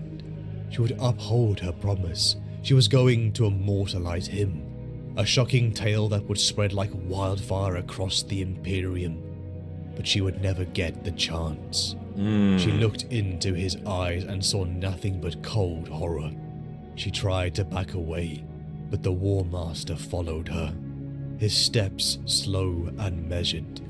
When we spoke in the apothecary, Is she gonna be I let silenced? you look inside Pandora's box, Miss Vivar, and for that I am truly sorry. Only one person has need to know the things in my head, and that person is me. Wow. The things I have seen and done, the things I am going to do. Yikes. Horus placed his hand around her neck, a mortal in a giant's grip, and then he broke it. He couldn't afford weakness in the war to come. Wow. Weakness such as understanding, kindness, mercy, or honor. So he just instantly Erebus kills her had like told that. him. The warp had After all that, she's there like chronicling him and she just gets fucking killed just like that. That's pretty sad, actually, I won't lie. Because she, like, again, she could have, like, probably tried to dip out of there, right? But, like, you know, she was going to do her job kind of thing, and he just fucking killed her. Wow. She had it coming, did she?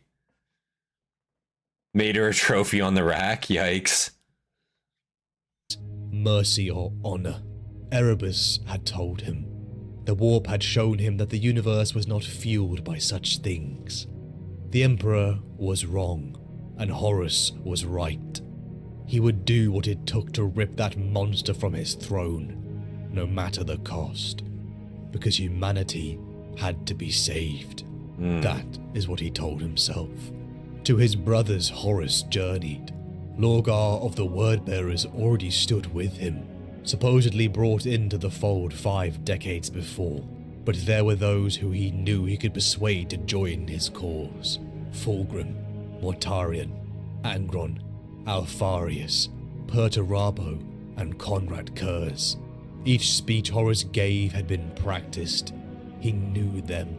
He knew the canker in the heart of all of them and exploited it. The lying, manipulating, hypocritical... If I cannot emperor, save it from your the failure, Imperium Father, had then let the undervalued galaxy them. burn. The True. future that would discard them. Famous quote. The pleas of a brother who they loved, needing their help to save humanity, to enact revenge upon their twisted father who lied about the warp and kept its secrets to himself, just so he could become a god. Every word was crafted to each brother in a way only Horus could, until one by one... Don't they worry, gave we're here to him save their you, loyalty. hooray! And for those brothers who were loyal to From the yourself, tyrant oh no. emperor, Horus, Yeah. in union with Erebus, created plans to scatter, attack, and weaken them. An ambush for Guilliman and the Ultramarines at the dual world of Calth, the Thramas sector for the Lion, manipulations of Russ to destroy Magnus and Prospero, Cygnus Prime for Sanguinius. Many of his brothers he respected, some he loved, but he couldn't turn back, not after what he had seen. He told himself he had no choice, as much as it pained him to do it. I have To no the world of choice. Istvaan III, the sons of Horus, Death Guard, World Eaters and It's kinda Emperor's crazy to children say. were convened. A rebellion had broken out across the world, one that the War Master Horus would annihilate. Above the planet, the legions converged as Mortarion, Angron, and Eidolon of the Emperor's children unveiled their battle strategy. A spear-tip assault upon the surface and the hub of Choral City. A unified attack with contingents from all 4 legions. In the court of the War Master, the usual calm and charismatic Horus had seemed to be replaced by one of authority and sternness. It was as if he commanded attention and obedience. Right. All felt the unspoken tension. Just turns into a dickhead In instantly. seclusion, Horus again scary met with his dickhead at close that. counsel Erebus. The first chaplain finally Close showing Council this power Erebus. spoken of Oh. and promised by the warp Fuck. and these entities of chaos. Ing Mei Sing, the astropath of the vengeful spirit, cried. She had tried to betray them. The messages and information over the previous months from the War Master to the traitorous legions had broken her. Horus rammed his clawed gauntlet through her chest, Damn. dripping her blood onto a fire that crackled with dark power. The Emperor had jealously hidden much from Horus, such as the truth of the warp, the intrinsic tie between that realm and the material universe, of how emotions powered it, and of how that power could be wielded. And Gronus said before, I'm not with Horus, I'm against the Emperor, which is telling. To whisper, Yeah, that War Master. The voice that Horus's stung side in general, it's racked with instability. Because they're not even like, again, a lot of the traitor Primarchs aren't doing it for, you know, Horus. They're not doing it to change leadership. They're doing it for their own personal desire or goals, or because simply they just dislike the Emperor. They're not doing it for like a unified purpose or goal at all, which like I think is ultimately one of the reasons why it fails, because the heresy is just tugged in different directions. Like Horus wants it done quickly, which makes sense. You want to do it fast, you want to do it hard. But because of how many directions that the rebellion gets pulled in, that's just impossible, and their forces are not combined enough to actually get it done. Very, very close, mind you, but, you know, obviously it doesn't succeed, you know? Leman began to whisper, War Master, with a voice that stung the nerves as it spoke the power it offered. The promise the War Master Perturabo was at least in competent. chaos. Yeah, that's The true. Some were a lot more future would competent than die. others. The Emperor would die, and Horus would need their help. Nothing is beyond the reach of the gods. Gods, replied Horus. You waste your time throwing such words around. They do not impress me. I already know of your gods. I already know your gods need me. It was about him, Horus thought. I am the key, and it pleased him greatly. But the fact they needed him made him believe that perhaps they are not as strong as they pretend to be. No, they were entities in the warp, and the power they offered was a tool. He was no fanatic or so-called believer like Even Lorgar Horus and noticed his side Erebus. was kind of a mess. Unseating the Emperor was his only concern. Horus All would the not brothers be he actually intimidated liked as he were spoke to loyalists, this yeah. so-called demon, telling it that it better make due on the power it offered. That's what I mean, because you just got literally like most of the people that joined Horus's side, most of the Primarchs that joined Horus's side, also suffered from the exact same small dick syndrome that Horus suffered from also.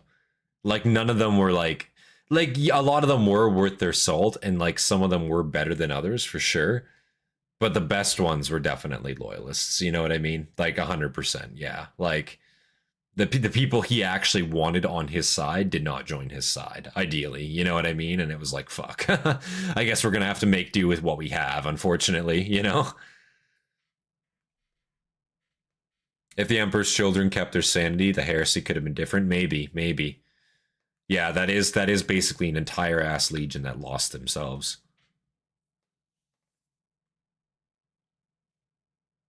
I do this by my own will, not to please the Chaos Gods. They don't control me, yeah.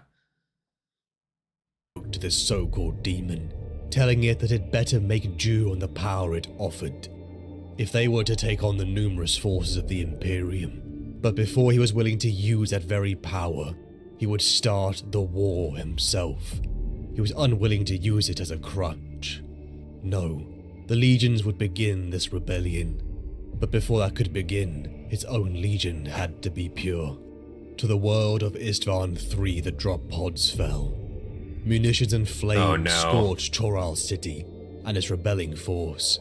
Twisted humanoid creatures, foul sorcery of the warp began to slam into the legionaries, and bolt guns were unleashed upon them. But some began to notice the unusual structure of the companies. Many of the Terran elements, and those not in favor with the War Master, such as Loken and Torgadon, had made planetfall, with over 2/3 of the 4 legions remaining in orbit. Oh no. Horus sat upon his throne, as the light of the system's star shone through the observation deck. Choral City burned as the contingents of the Sons of Horus, Emperor's Children, World Eaters and Death Guard locked around it like a vice. The assault was effective and brutal, just as Astartes were known to achieve. But here would be no victory celebration for those upon the surface, because they were all going to die. Aww. To think that so much depends on the personalities of so few. Literally. Horus thought. News had come that Prospero burned. Soon Fulgrim would return with Ferris. Jagatai Khan he knew would join Not them. Prospero. Horus could see the victory to come. On a podium, Horus and his equerry Malagur stood. The observation deck of the Vengeful Spirit swelled with the hordes It does suck of to watch personnel, all this like go down the way it does. remembrances Goddamn. and documentarists. Like it doesn't all suck, but you here know what to I mean. bear Like witness it's to the compliance it's of shitty to Istaavn see, you know. III. Pigfeed showed the brutal ruins of Choral City. Bodies, blood and destruction washed over every... He really was clever with it, like at the end of the day. Like he did have a plan initially to like do it. The problem is again, like after the element of surprise was lost, like, you know, it was only a matter of time, I feel like goddamn, you know, like I just feel like they were never going to be able to reform the strength, especially with like the loose cannons that they had on their side, like some of the loose cannons they had on their side, like Angron, for example. Like Angron just straight up like went mad dog for a while, like chasing Eldar, for example, you know, like that's not conducive to like the rebellion in any shape, way, or form. Like he just had a lot of allies that just did not benefit the or the heresy as he needed them to do, you know. Goddamn.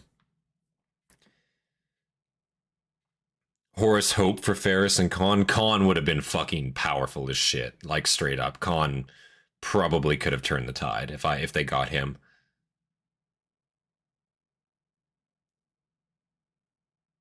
Yeah, the reasonable, no bullshit Primarch is going to join you.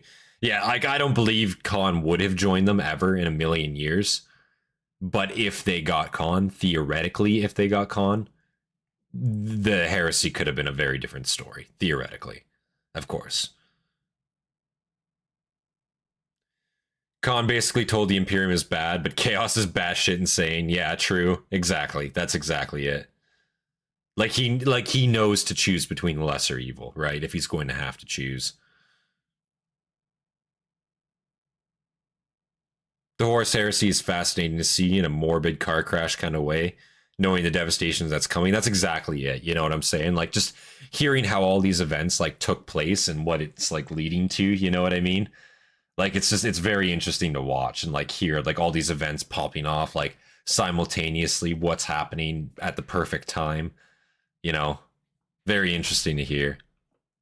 Choral City, bodies, blood and destruction washed over every meter of ground.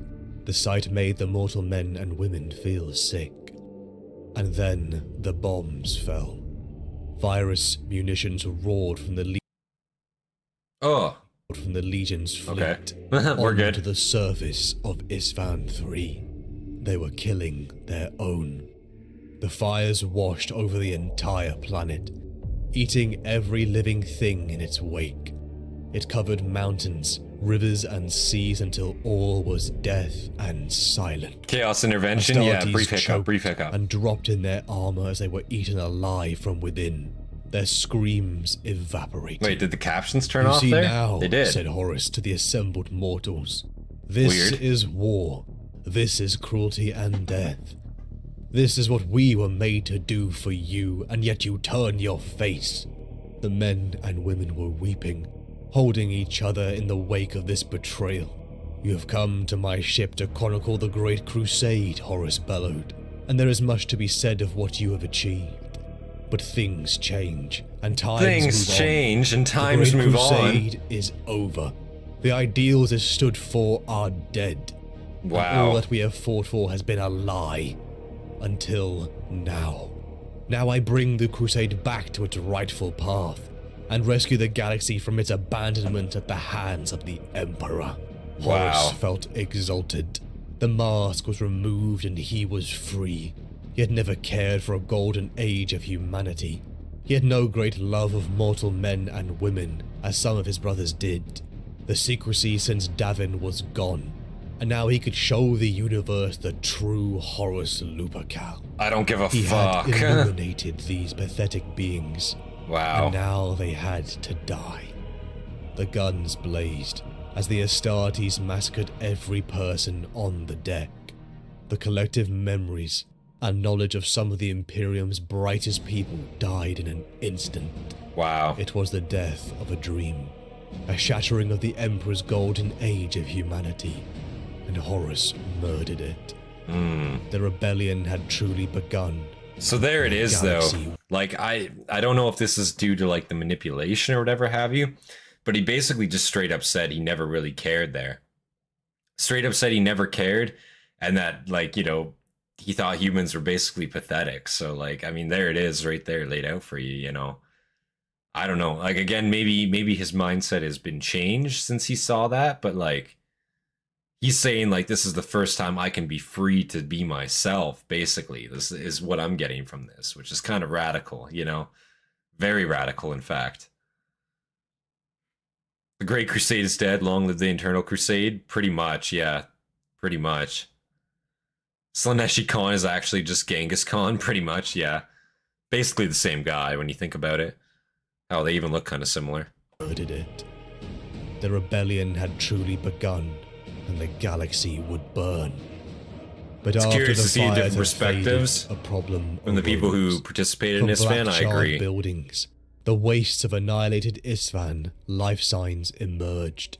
From bunkers across Choral City, Astartes stood out. Some had lived. They had been warned, giving them enough time to get to safety before the bombs had fallen. Horus's fury was apocalyptic. His great declaration, his moment of triumph had been spoiled. It's Horus spoiled. ordered his legion into the drop pods. Oh.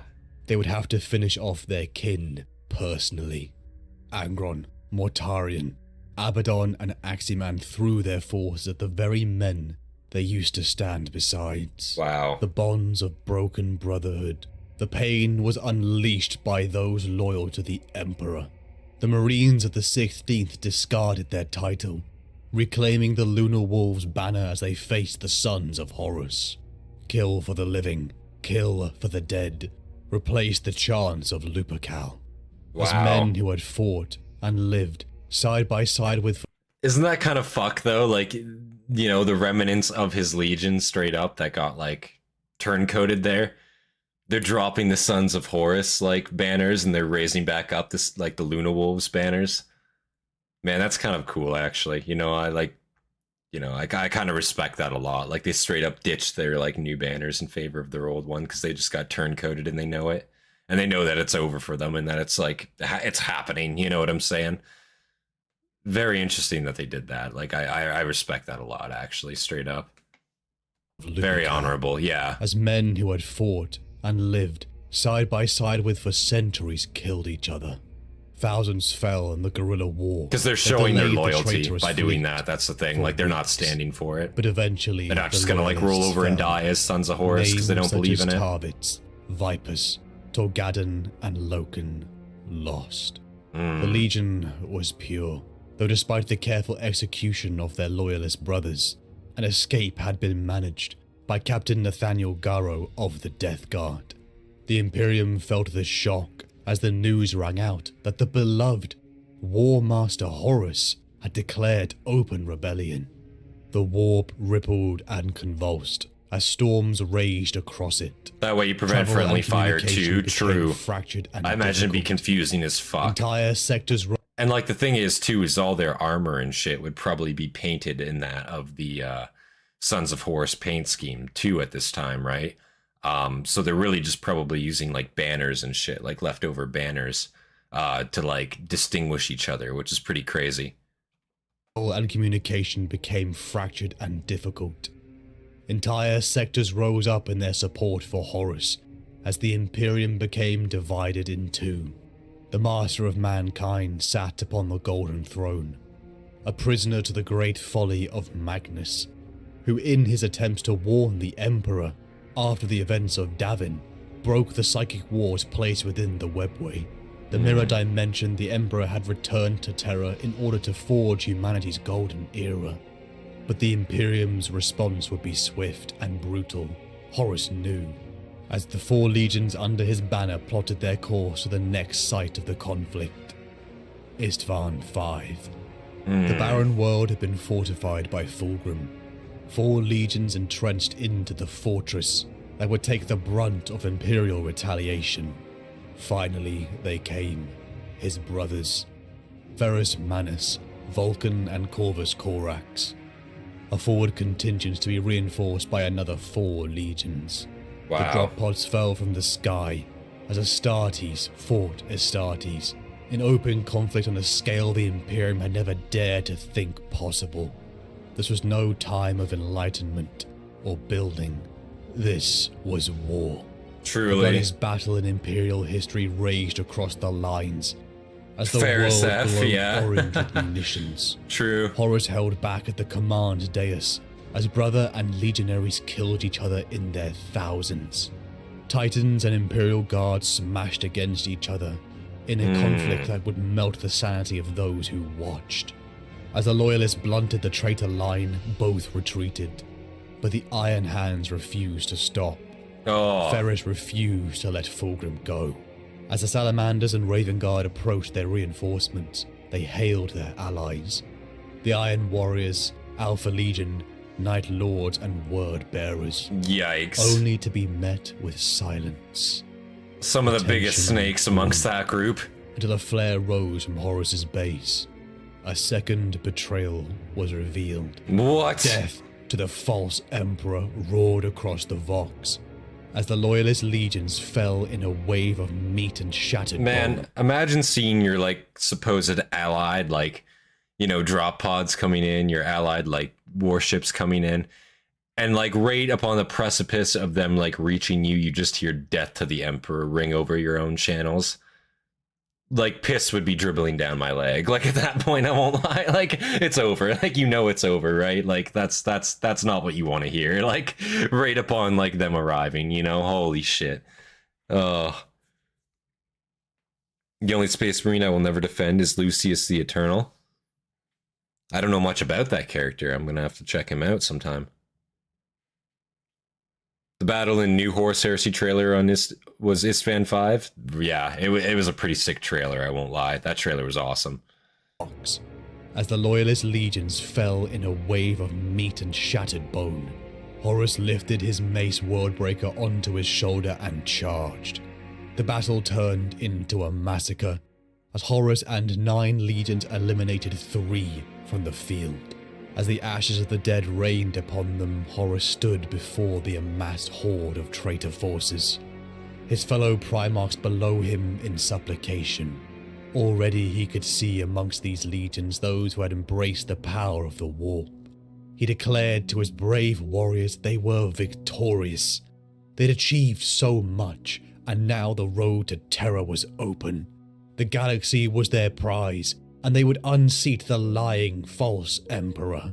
Hail Horus reverberated across the planet, and as he looked over them all, he let the weight of it sink in.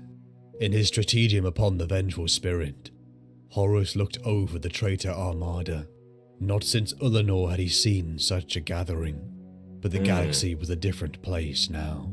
The road ahead was daunting. He knew it could be a long, bloody affair, but nothing would stop him now. You would An restore object democracy was to the people instead of tossed at his authoritarian feet. emperor, right, But Horus? when Horus looked Yeah. upon it, he felt repulsed. Absolutely. The severed head. You'd be the guy of to his return brother democracy. Ferrus Manus. Return the To see Senate a to brother, power. despite an enemy so violated betray it it. shook him. A feeling he masked. It was distasteful. I hear and Horus yet an hates up-close sand. reminder of what he had started. If only Ferrus had stood by his side. Fulgrim approached the War Master, hoping he would appreciate his gift, but Horus felt that same spine-tingling sensation he had felt before. He looked into his brother's eyes and saw another. A demon. Possession. A creature of the warp wore his brother's skin. It disgusted him. It made his blood boil to see his brother's body so violated. Horus's knowledge of the warp, this chaos, was growing, but this new revelation unnerved him. The true Fulgrim had surrendered to this creature, unable to reconcile with Ferris's death at his hands. Horus wanted to smash the abomination, but stayed his hand. Well, what do you expect, Horus? Like, you knew this was going to happen, surely. And he had need of the Third Legion. The puppet Fulgrim left unharmed. The puppet Horus Fulgrim? walked away with the realization that he needed to overcome his ignorance of these creatures. He would not be vulnerable to a fate like that. The traitor legions scattered. Yeah, he wouldn't be Dark vulnerable to a tendrils fate like would that, because he raise won't be every around world long that enough for it to resisted the happen to new him. Oh, order. man. The Horus heresy had begun. Across the galaxy, the violent warp storms isolated entire sectors of space. The Ultramarines were decimated by Erebus, and the word-bearers at Calth. Lorgar launched his Shadow Crusade to burn the realm of Ultramar. Leman Russ and his wolves, blunted at the hands of Magnus and his sons on Prospero, were ambushed by the Alpha Legion. Sanguinius and his Blood Angels were walking into a trap at Cygnus Prime. Lion and his Dark Angels were locked into a brutal war of attrition with Conrad Kurz and his Night Lords. Thousands of worlds that resisted the ascension of Horus were annihilated or made compliant. But as the Thousands months is crazy. and then years began to pass, Horus dedicated much of his attention to a new pursuit: the warp, the primordial truth, this fundamental logic of the galaxy, where sentient life's emotions and beliefs were manifest. From Lorgar and Erebus's instruction, Horus delved deeper into this mirror dimension's power, demon binding, weapons and knowledge that were tools he added to his arsenal. Even later, a gift from Cygnus Prime, the Red Angel, a demon forged from the dark power that lay in the Blood Angel's line. Right. A gift given to Horus by Erebus. Yep. They all knew this was a result of a failed enterprise. Erebus had tried to corrupt his brother Sanguinius on Cygnus Prime, something Horus had sabotaged. Sanguinius should have been War Master. He had said that to Petronella Vivar in his dying breaths. He knew it, so he would not allow that same possibility as the champion of these chaos gods. Erebus let his mask slip, calling out the War Master with rage in his voice. Yeah. A kindness Horus returned, as he flayed the cretin's face from him alive, Literally. banishing the zealot from his court. He had no more need of Erebus. That's awesome. The chaplain not thinking Deserved. he too heard the whispers, the promises of the dark gods. A dark empire covered the entire northern sector of the Imperium. From his seat of power, Horus ruled. From a strategic standpoint, yeah, Erebus was absolutely right to try to convert, like, the Blood Angels, obviously. But again, absolutely fucking deserves still what happened to him here. I don't care. Erebus is a rat. He 100% had that coming to him. 100%. Just saying now. The entire northern sector of the Imperium. From his seat of power, Horus ruled a force and Imperium that was greater than that of the current emperors. But all knew that Conrad every Kurz so road, crazy that even every Chaos path Gods didn't try led to recruit him. terror. And the final confrontation, where he would kill his father and assume his rightful place as the new master of mankind. But could he defeat the Emperor? 30 years he and his father had stood side by side. They had fought Yeah, and back look to at you back now. countless times, and even saved each other's life. So none knew better than Horus the power the Emperor still wielded. On the world of Goro, Horus had seen it. The build-up of colossal psychic energies, power like nothing he'd ever seen his father wield before, or even suspected he possessed. All-consuming, all-powerful. It was the power to extinguish life in every sphere of his Hey existence. Troy, how you doing? Physical flesh turns to ash before it, and what ancient faith had once called a soul Defeat an could be emperor, so burned much into confidence, existence, yeah. never to cohere again. When the Emperor And annihilated the thing is they're all fucking beast around with it too, like they're existence, taking their how time a could little Horus bit. challenge that? He needed to become as powerful as the Emperor. As he had seen in the warp in his near death upon Davin, the Emperor had stolen this power from these gods of chaos. in order to build his apotheosis into a god himself in the future. The Emperor could only be challenged by an equal. Horus would have to acquire this same power and knowledge for himself. Godhood. To the world of Dwell, Horus would find his answers. Upon the world lay a fortress Horus knew was built by the orders of the Emperor during the Great Crusade. But the sons of Horus were ambushed as they lay siege. A strike force formed of the shattered legions of Istvaan made a strike for the head, Horus himself, only to be repelled. The attempt grew a state of paranoia, as so few had almost achieved the impossible and Really? slain the War Master. Did they almost get him there? Primarchs had died since this war had begun. It was unfathomable but possible for these demigod beings to die. Through the inner sanctums, Did they Horus, actually almost get him? Aximand, and the new Mournival members, followed by their Justerian Terminator Guard, strode. They traversed high vaulted antechambers of fallen pillars, and halls of bolt-crated frescoes that had once been battlefields. The air thrummed with vibration of buried generators and tasted like an embalming workshop. Between murals of cobalt blue Legion warriors, tens of thousands of names were inlaid on the coffer panels with gold leaf. A colossal cryogenerator throbbed with power. In the center of the echoing chamber, the great minds, the heroes of the early days of Terran unification and the Great Crusade, swam in this amalgam of glorified dead. Really? Knowledge the Emperor clearly valued. A wisdom Horus would tap into to find his answers. So this is like a memory vault of sorts. So I wonder, like, is it possible that, like, there's knowledge of, like, perpetuals and shit in here? Like, knowledge from perpetuals and shit in here. Maybe back from when the Emperor, like, even made the Primarchs, per se. Hard to say, like, what exactly is stored within this data vault, but, like, goddamn, I'm sure it is definitely going to give him a leg up, and obviously very clearly does in the battle to come. Let's see exactly what he gets from this. Valued. A wisdom Horus would tap into to find his answers, leading him to the first piece of the puzzle, Molech. Mortarion and his death guard arrived upon Dwell. The Pale King stood before the War Master as another slithered into view. The last time Horus had seen the Primarch of the Emperor's children, Fulgrim had been the perfect warrior, a snow-maned hero in purple and gold plate. Now he's a the beast. Phoenician was the physical embodiment of an ancient, many-armed destroyer god. Yeah. Serpentine of body, and clad in exquisite fragments of his once magnificent armor. Like, look at this fucking guy Fulgrim now. was a beautiful monster, a being to be mourned for the splendor he had lost, and admired for the power he had gained. Mortarion looked at their brother in disgust, but Horus only saw a brother, no matter how transformed. And why should he not bask in the secrets the Emperor kept from them? Molech, he asked his brothers.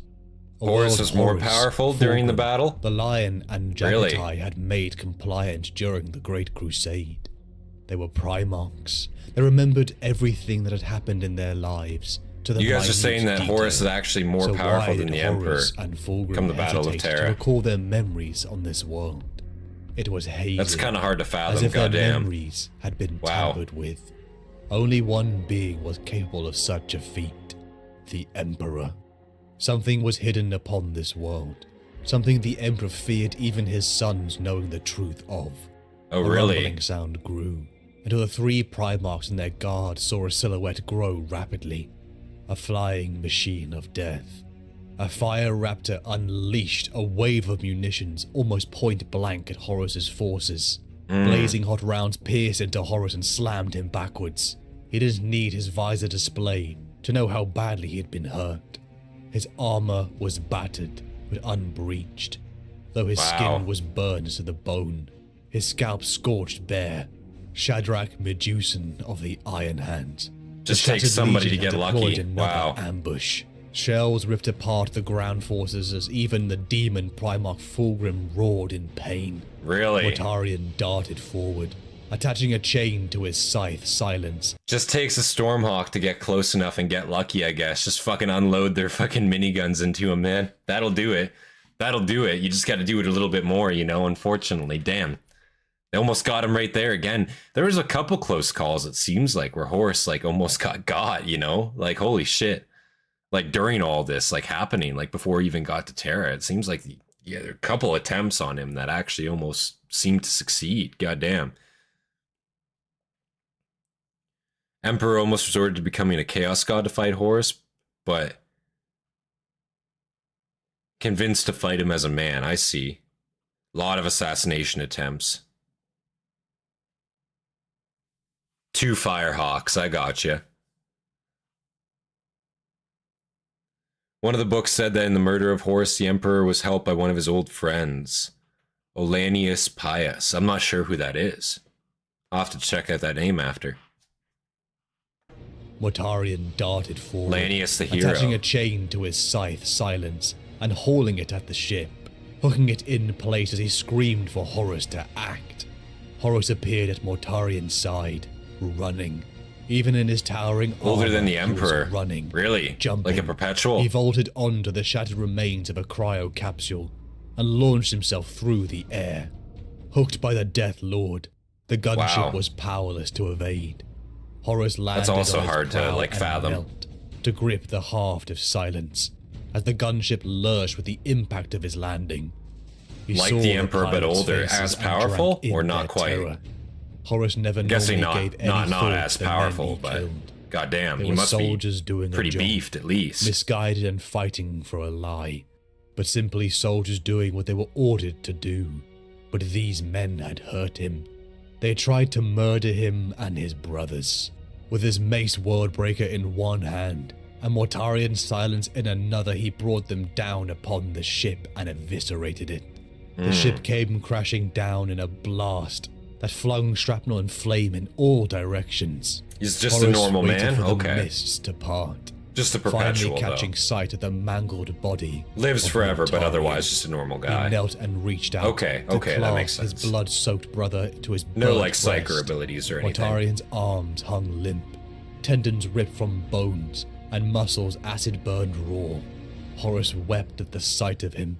Brothers had died in this war. He was prepared for that. But to see one up close and on the brink of death, he let the warmth back into his heart. He loved them. All of them. It didn't change what he had to do, but it only made his journey so much harder.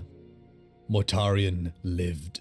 The forces of the War Master returned to their fleets, as they all began to heal.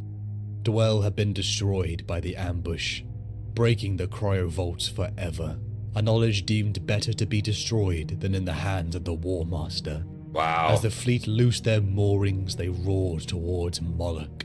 For the viewport and intelligence, Horus, Mortarion, Abaddon, Aximand, and the new Mournival could see the might of Imperial defenses. Can't shatter a continent with his mind, that's fair. Loyalist contingents of Mars, millions of guard and elements. Very interesting they didn't get that knowledge, though, as well. I wonder how much, in reality, that could have changed things for Horus's rebellion here.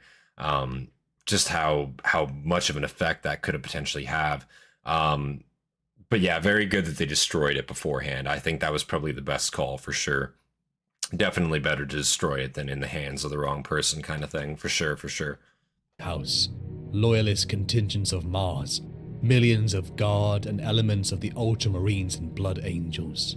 The garrison force was immense. Another layer of defense for the Emperor's secrets. Entombed ships. Horus launched covert forces that awakened on top. Horus got exactly what he needed before the machine was destroyed, of course. Even Horus Fair himself enough. joined the boarding action of the anchored Imperials. The Ultramarine contingent fought bravely, so Horus honored these warriors with a quick death. The Imperial fleet was broken as Horus looked down upon the enormous world of Moloch. The sons of Horus and the Death Guard forces would direct the main thrust of their attack upon the latter continent.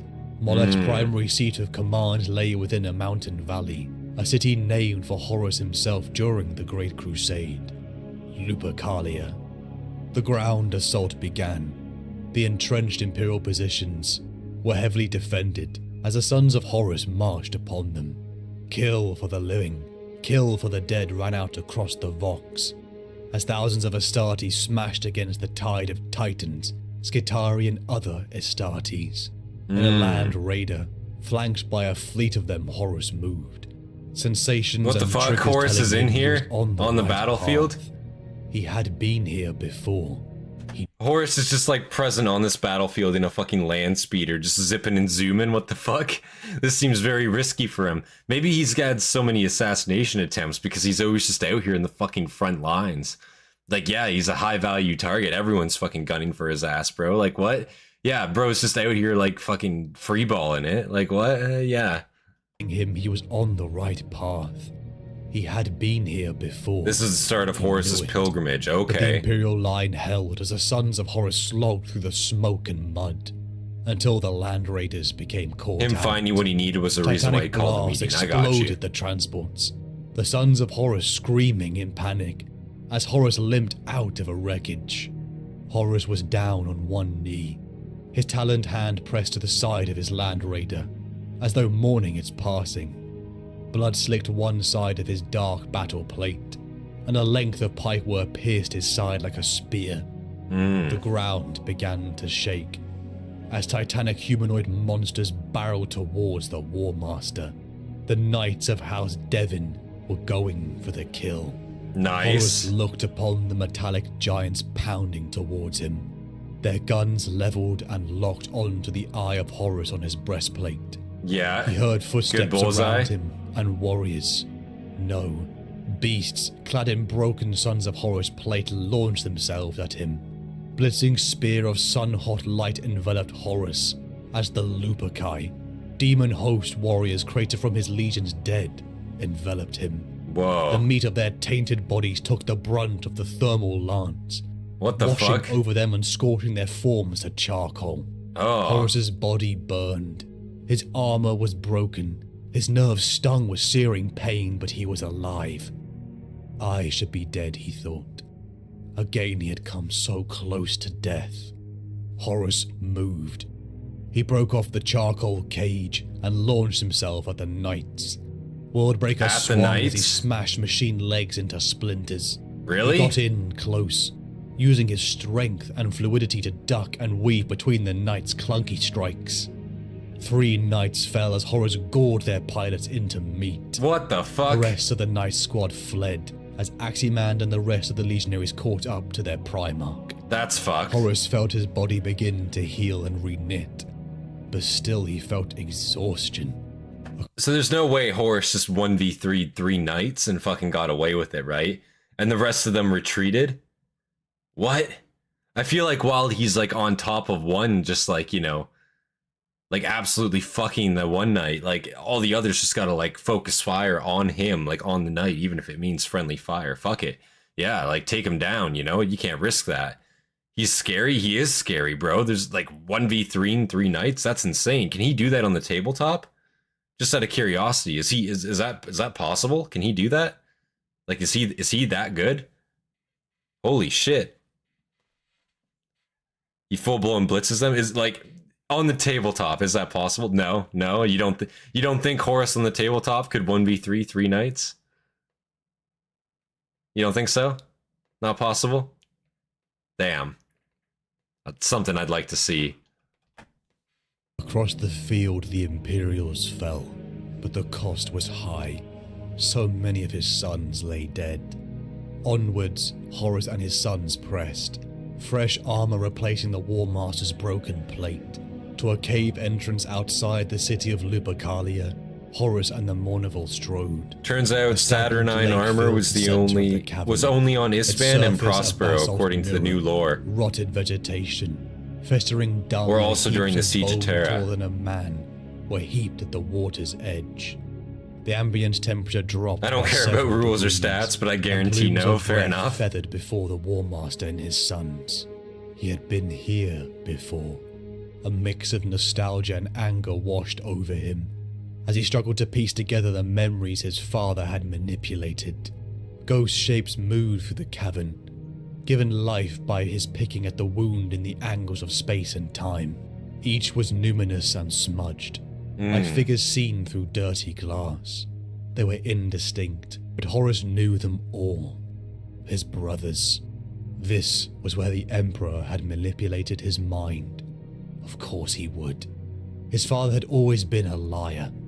He kept the truth of the warp from him, kept his work on Terra from him. Tabletop and lore never really mesh. Just need Horus's cool anger models. again It's fair. boiled. That's fair. A sentiment I feel like mirrored it'd be hard as to the lake's represent water either began or to like boil together, too. to be fair, and have The it be cavern was balanced. suddenly gloriously illuminated. An angel of fire with swords of lightning held outstretched. Faceless, remorseless, Horus recognized it for what it was. A sentinel creature, a final psychic trap placed by the Emperor to destroy those who sought to unpick the secrets of his past. And it moved faster than Horus could believe. It smashed Horus into the lake as black water filled his lungs. His sons fired upon it to no effect. Horus rose to meet the creature tearing through his men. He slammed forward and rocketed Worldbreaker into its chest. If bolt rounds wouldn't work, a weapon forged by its maker would. A weapon forged by the Emperor. The fire angel dissolved away as fire shot out across the cavern, and with its death, Horus remembered Moloch. He remembered everything. He remembered the Warp Gate. In the war camp headquarters surrounding Lupercalia, Horus sat, reading from a book bound in human skin. What the Lore fuck? claimed that corpses from Istvaan III provided its binding in pages. What the fuck? And, for once, Horus had no reason to doubt him. The book had taught him much of the warp, of demons, rites and bindings. Fucking flesh book. Red What the fuck is that Angel. supposed to be? The demonic manifestation of the Like Blood what? Angel's curse floated beside Horus. Using the knowledge, he bound the demon to his will, interrogating it for the truth. Tell me, how can I follow my Human father? skin-bound books Tell are me real? the What the obsidian fuck, are way they? that leads to the House of Eyes. I'd hope not. The Brass Citadel, the Eternal City, and the Arbors of Entropy. Horus drew his talon back and sunk it into the corrupted meat of the demon, pulling it in close as it snarled. In blood. They the are? demon Where? spat. The path can Who the fuck only be condones that opened type of, in like, book blood. writing? What? That's pretty metal. Lupercalia's siege ramped up until the Imperial defenders fell. The Ultramarine and Blood Angel contingents annihilated. The mortal defenders and knights broken. The last time I entered the city, I was paraded in glorious They are old? triumph with jagged.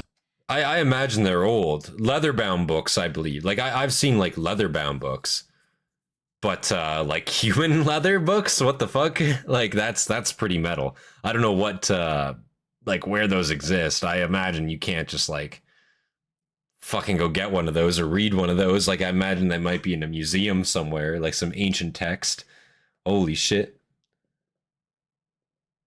I've held human leather-bound books? Where? What the fuck? What books are they? Like what type of text would be written on that? Like, it's got to be some like archaic shit, right? Like, surely. Medieval Europe? I mean, I guess like skin would be a lot more plentiful than paper would be, or like scripture, whatever you know. I guess they didn't use like, what was it, papyrus?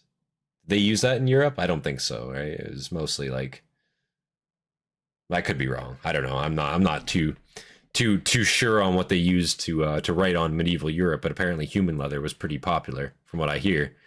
I entered the city. I was paraded in glorious triumph with Jagatai and the lion. said Recycling, Horus. yeah, I guess I so. marched at father's right hand, and the people Guess that's a word cheered for my it. name. Now they looked on in fear through the rubble and smoke. No, one day they would praise his name again.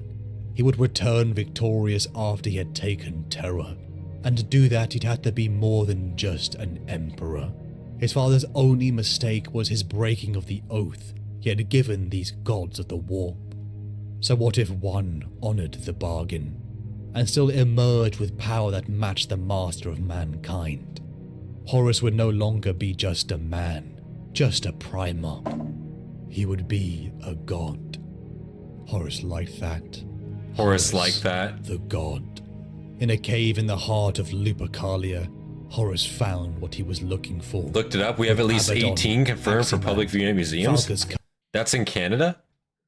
Just out of curiosity, Fear, what museums are those? Where are those located? I'm purely curious now, right?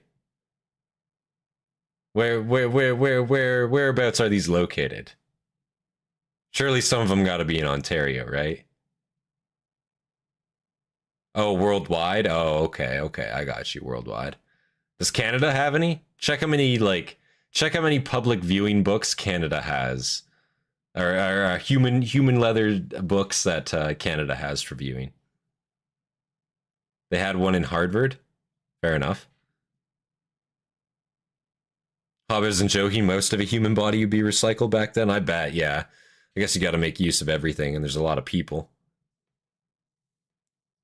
One is in Scotland for sure. I could see the Scots doing that, to be fair. I guess, yeah, like Scotland, probably like, I imagine maybe like Eastern Europe, some Eastern European places, maybe like Romania, something like that. They might have some, just with their history, you know? Found what he was looking for, with Abaddon, Aximand, Falcus Kyber and Mortarion by his side. They raced into the cavern's depths, the narrow corridors shrinking further as they delved deeper. Bolt rams slammed into the man, we don't have any in Canada? Damn. A large contingent of Ultramarines guarding a mortal woman were anchored at the edge of sight. Horus glimpsed it. A simple obsidian rock formation, and he knew he had found it. The Ultramarines gave their lives to the last, clearly buying time. Brown University is mortal woman. Horus panicked. Something was wrong, and he would not risk everything he had sacrificed so far to fail now. He rushed in front of his men as Mortarion followed. He slammed his talon through the mortal woman, tossing the dying corpse to the ground. Oh. Horus looked upon her, realizing he felt the echo of his father's power within her. Who was she? What was she trying to do? The bleeding mortal woman looked into the War Master's face. She saw no pity, no mercy, but curiously she saw regret. She struggled to speak, and the War Master knelt to hear her final words as the life bled out of her. Even souls ensnared by evil maintain a small bridgehead of good, she said. I want you to remember that at the end. Horus looked puzzled for a moment, then smiled. In that face, the mortal woman saw the echoes of the charismatic man who had made worlds kneel. A man who once represented the greatest star in the Imperium, the guide to a golden age that was now ash. Horus stood. He walked to the obsidian structure. From Davin to now, it had been an ocean of blood. A journey that had asked so much of him. A betrayal of his father, his brothers and the Imperium. It's in Rhode Island. A path he had no choice to make. You mean 10 will go look at him? Yeah, maybe sometime, yeah. Stone, go on our human leather skin book viewing? What the fuck? That's such a niche thing to go travel to view. The path could be only opened in blood. Do it. Mortarion spun silence around his body. The blade flashed. Horus howled as the Death Lord's Reaper cut him from clavicle to pelvis. Damn. The pain was ferocious. Its savagery took him all the way back to Davin's moon, and Yugen Temba's stolen blade. Blood jutted from the wound and sprayed the black wall. Through eyes wet with pain, Horus saw unfinished sigils and arrangements of arcane significance. Their brightness was dying, washed away by the tide of his blood. The gouges his talons had torn were bleeding. His blood and the woman's mingled, and Horus saw hair-fine cracks spreading from where he'd marked the wall. He grinned through the pain. Worldbreaker swung to his shoulder. What are you nice young men up to? Gonna read the sacred skin text, of course, yeah. The Emperor's gift doesn't sound weird at all. Sledgehammer arc. Get pulled over. Oh yeah, no, we're just tourists. We're just visiting America. Oh cool. What are you gonna go check out? Mount Rushmore, you know, the Grand Canyon. What are you here for? Oh, you know, your collection of skin books over in Harvard or Brown's University specifically. Like, what the fuck? Yes, officer, that's what we're here to look at. Like, dude, we would get fucking on a list so quickly. They wouldn't let us back in there, man. Fuck. You know, oh man. He said. The Emperor's gift swung around in a sledgehammer arc and smashed the wall to shards.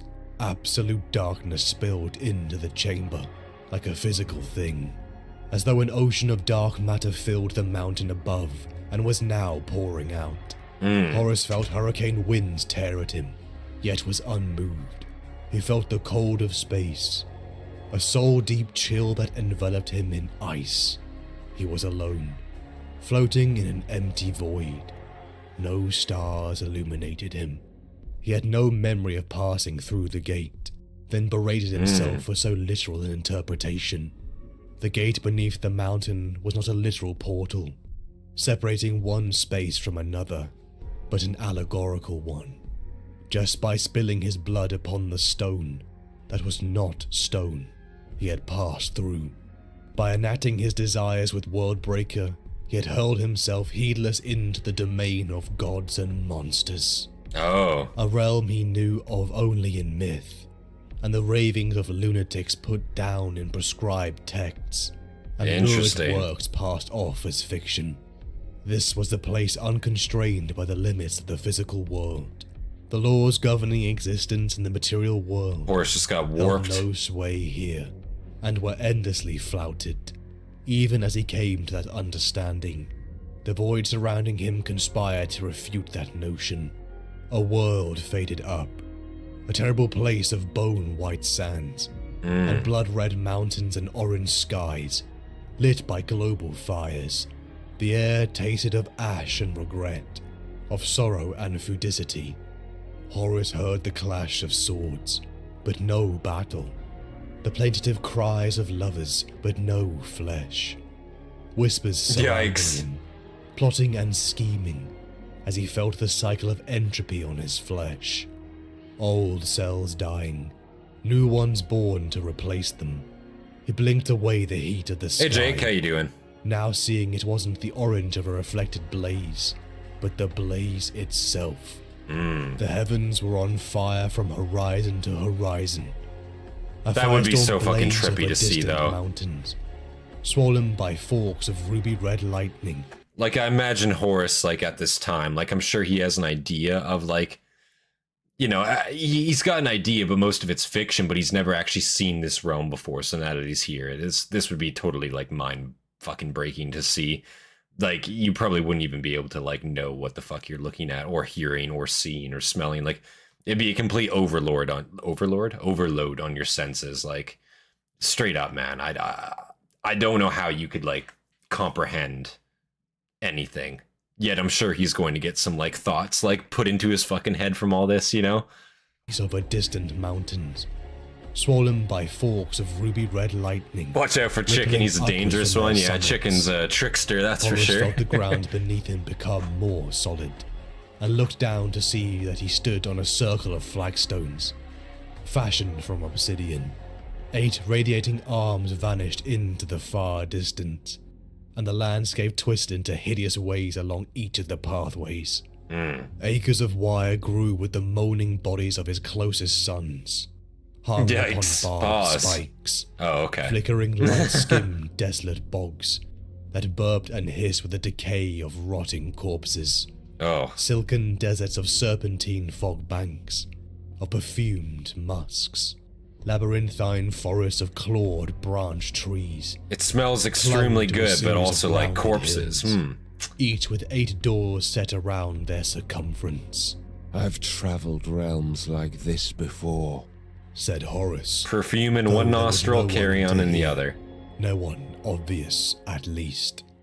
Each of the 4 cardinal paths ended at a mountaintop fortress to rival that of the Emperor's palace. I'm the Great Horned Rat. Their walls were brass and gold, bone and earth.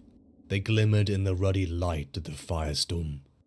Screams issued from each of them, and booming laughter of mad gods. Vengeful Spear was a rolled decent down Horus from the Heresy novel. seas.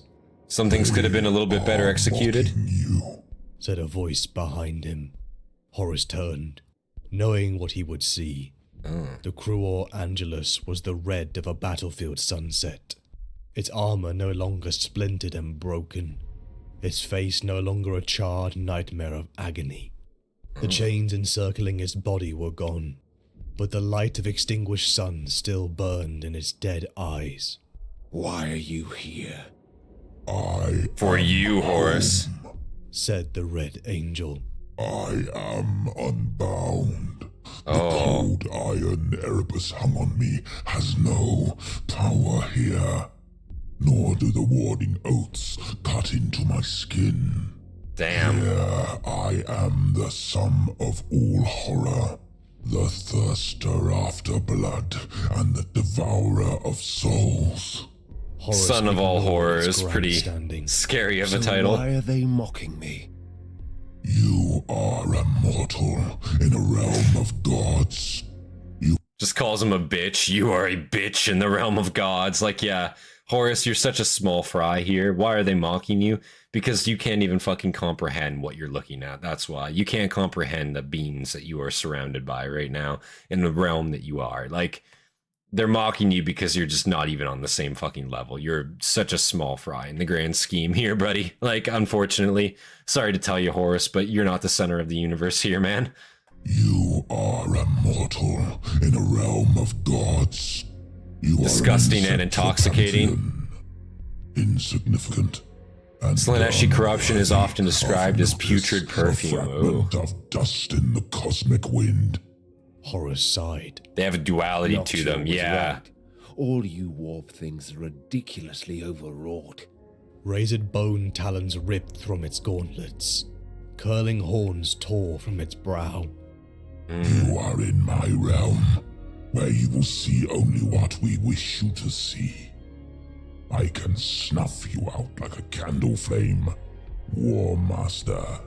If you're trying to intimidate me, you're doing a poor job of it. Said Horus, taking a step towards the demon. Let me tell you what I know.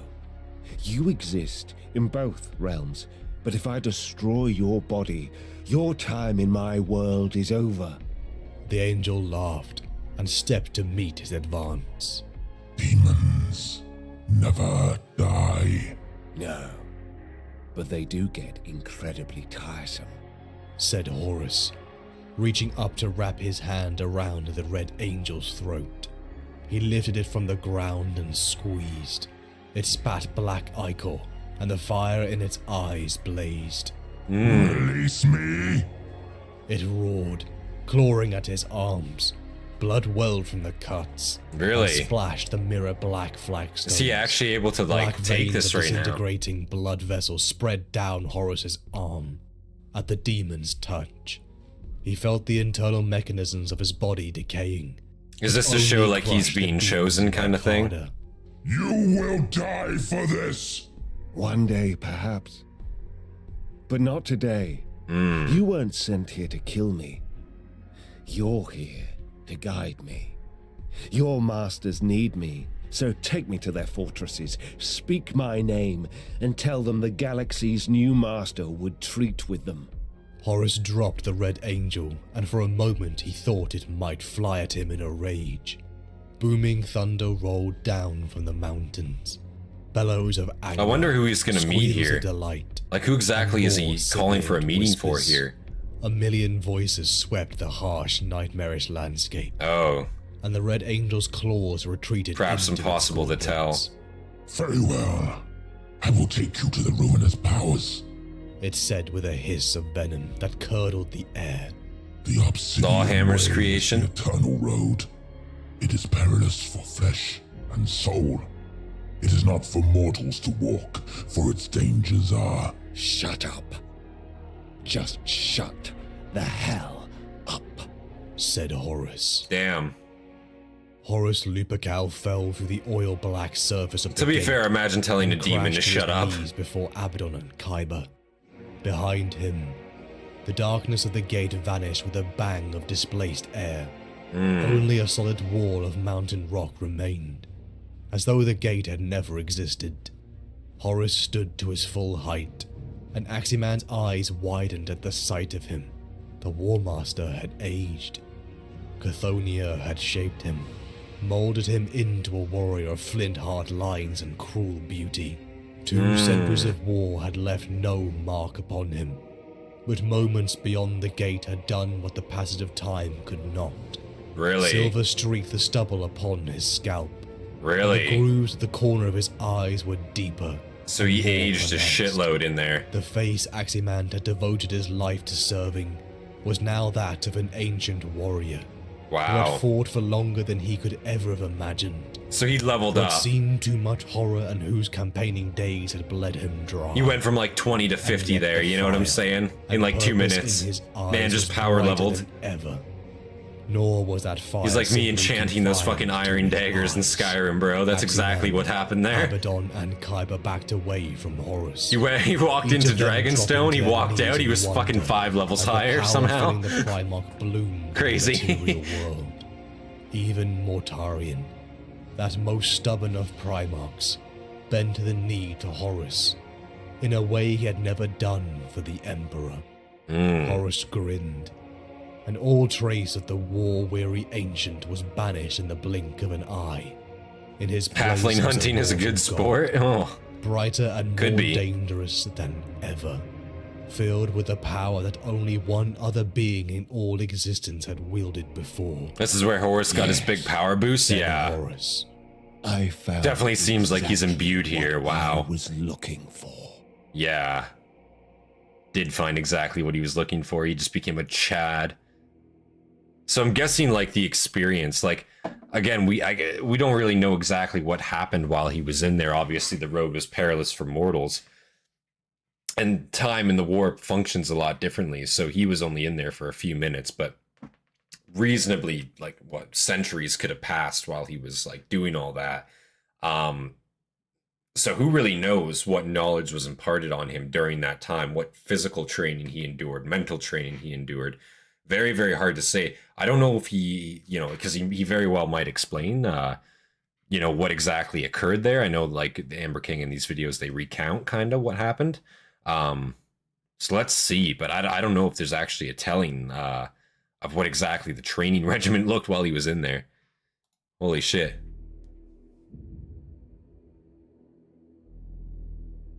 Jake gets it, he's a bro now. Yeah, man. Horus Lupercal emerges from the realm of chaos, and his power near matches the Emperor of mankind. Also, just saying, guys, if you haven't liked the video yet, make sure you guys like the video. Make sure you guys like the stream. Helps out a ton. And if you're not subscribed, make sure you subscribe. And if you're not in our Discord, make sure you come on down, join our Discord, guys. It's awesome to see you guys there.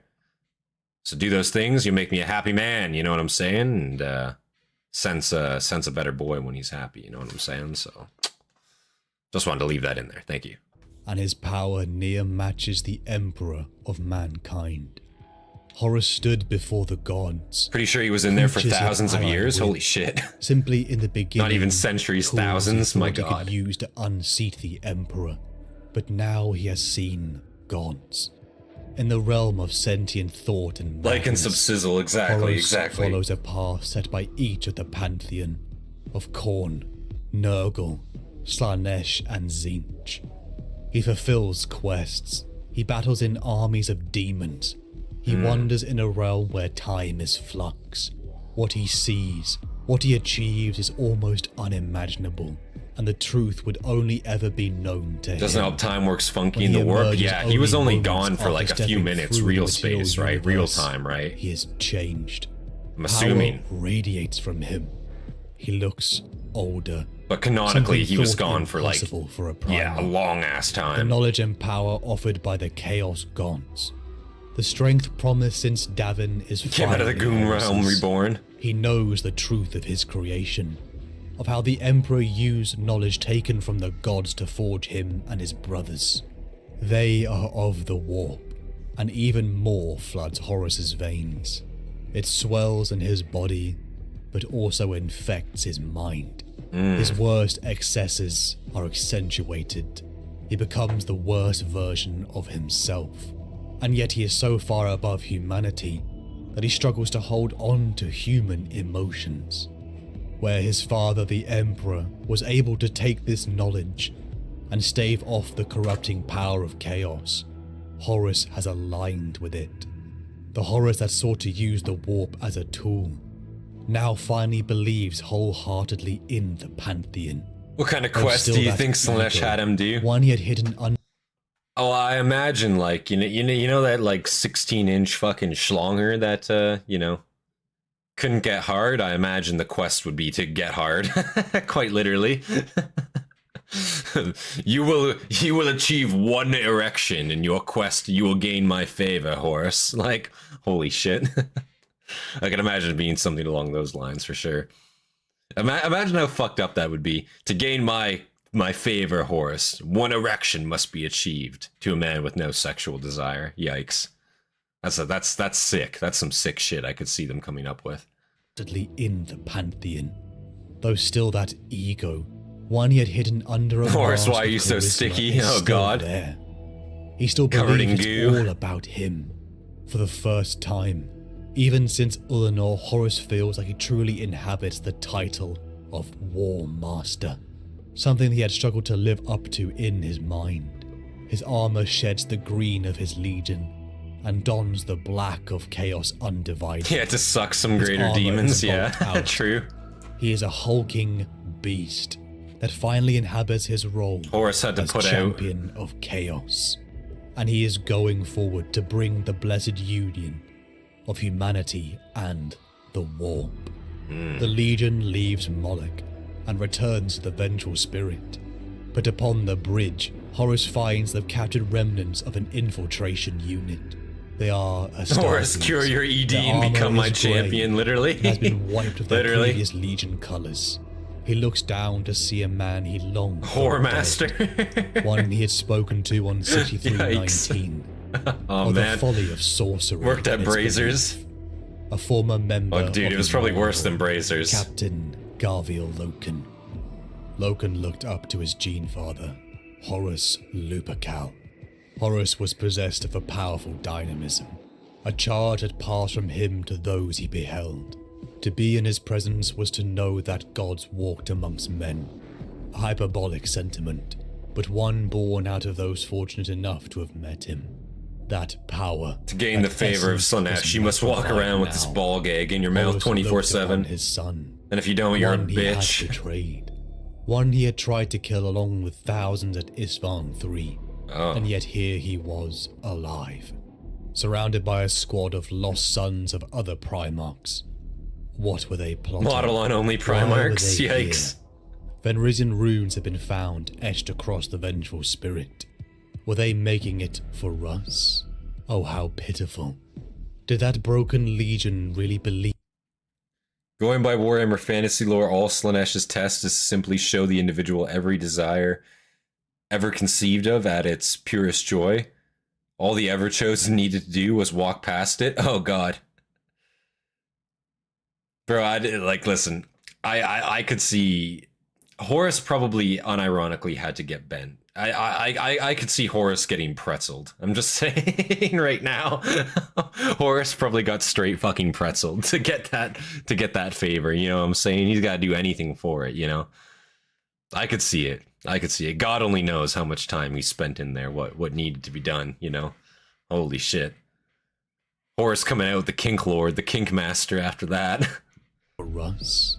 Oh, how pitiful. Did that broken legion really believe they had a chance? Horus offered Loken what he knew in his heart he desired. A place back. We at need his official side. art of this? No, we Horus saw don't. the No, we effect fucking his do not. words had upon his son. A Horus pretzel? The We don't need that. conflict raged beneath. He wanted to see it. Holy fuck. He wanted Loken to break his bond to the Emperor. Look, you see this face right here? That's the exact face he was making the entire time too. That's canon right there. You know what I'm saying? Yikes. He wanted Loken to break his bond to the Emperor, to choose him, to choose brotherhood and his way. He would embrace his return, and then he would illuminate him. just as he did. Had to swallow Slaaneş's load, exactly. Come back to me, Garviel, said Horus. Feel that warmth again. Don't you want to be part of the greatest endeavor the galaxy has ever seen? But Garviel Loken looked Horus in the greatest endeavor. And saw nothing of the great man he followed. No, there's nothing left of that anymore. Who loved and fought for his sons. Oh, he loves, just not in the same Horus way. Who knelt before the Mournival to give his oath of moment? Where was the Horus who wanted to be more than just a warrior? A being who wanted to leave a legacy of hope and diplomacy. Loken told Horus. But the Codex Astartes forbids it. So true. It is forbidden. You cannot. It's like that. What is his name? Joel Haver. I don't know if you guys ever heard of Joel Haver on YouTube. Hold, that animation he does. It's like Hold. That shit's great. That's kind of what it reminds me of. Joel Haver is fucking. I'm pretty sure that's his name. I could be wrong. I could be incorrect on that. But he makes great content. Very funny skits. Fucking love that shit so much. I'm prepping the heavy flamer. It's so true. Yeah, this has turned very rambunctious, I will say, suddenly. Horse got mating press. Sounds like the name of Sunny in Philadelphia episode. Oh no. Yeah, you are very late, Anthrax Crab. Very, very late. Look at that. We're 4.5 hours deep to it, guy. 4.5 hours deep. We start at 6 EST every Saturday. The timing has never changed, ever. Ever. No, I'm just kidding. It's good to see you here, though, Anthrax. Good to see you here. We were talking about some real degeneracy. I'm not gonna lie. It's been bad, man. It's been bad. Have you ever watched Camping with Steve, Stealth Camping? I think I've seen 1 or 2 of his videos, but I haven't binged watched his content, but I think I've seen like the odd video or 2 pop up and I've like put it on. I'd have to like rewatch it to make sure, but I'm pretty sure I've seen some of his content. Tossing pizza at Papa John's. I heard Horus mating press, bro. That's like the light end of it. Who wanted to leave a legacy of hope and diplomacy. You don't know until you know the Horus pretzel, bro. That's all I'm saying. Endeavor the galaxy had ever seen, and that was the Great Crusade. Slaanesh is deep. Oh my god, Slaanesh is deep. As the Slaaneş's roots run deep in this video. Charging at the sons of Horus. Duels and desperate struggles washed across the ground until the Acton crews, agent of Malkador, camp in a bush outside Tim's, I'd be doing that shit, bro. I should do that shit, honestly. The War Master effortlessly impaling him upon his talon and ripping both his hearts out.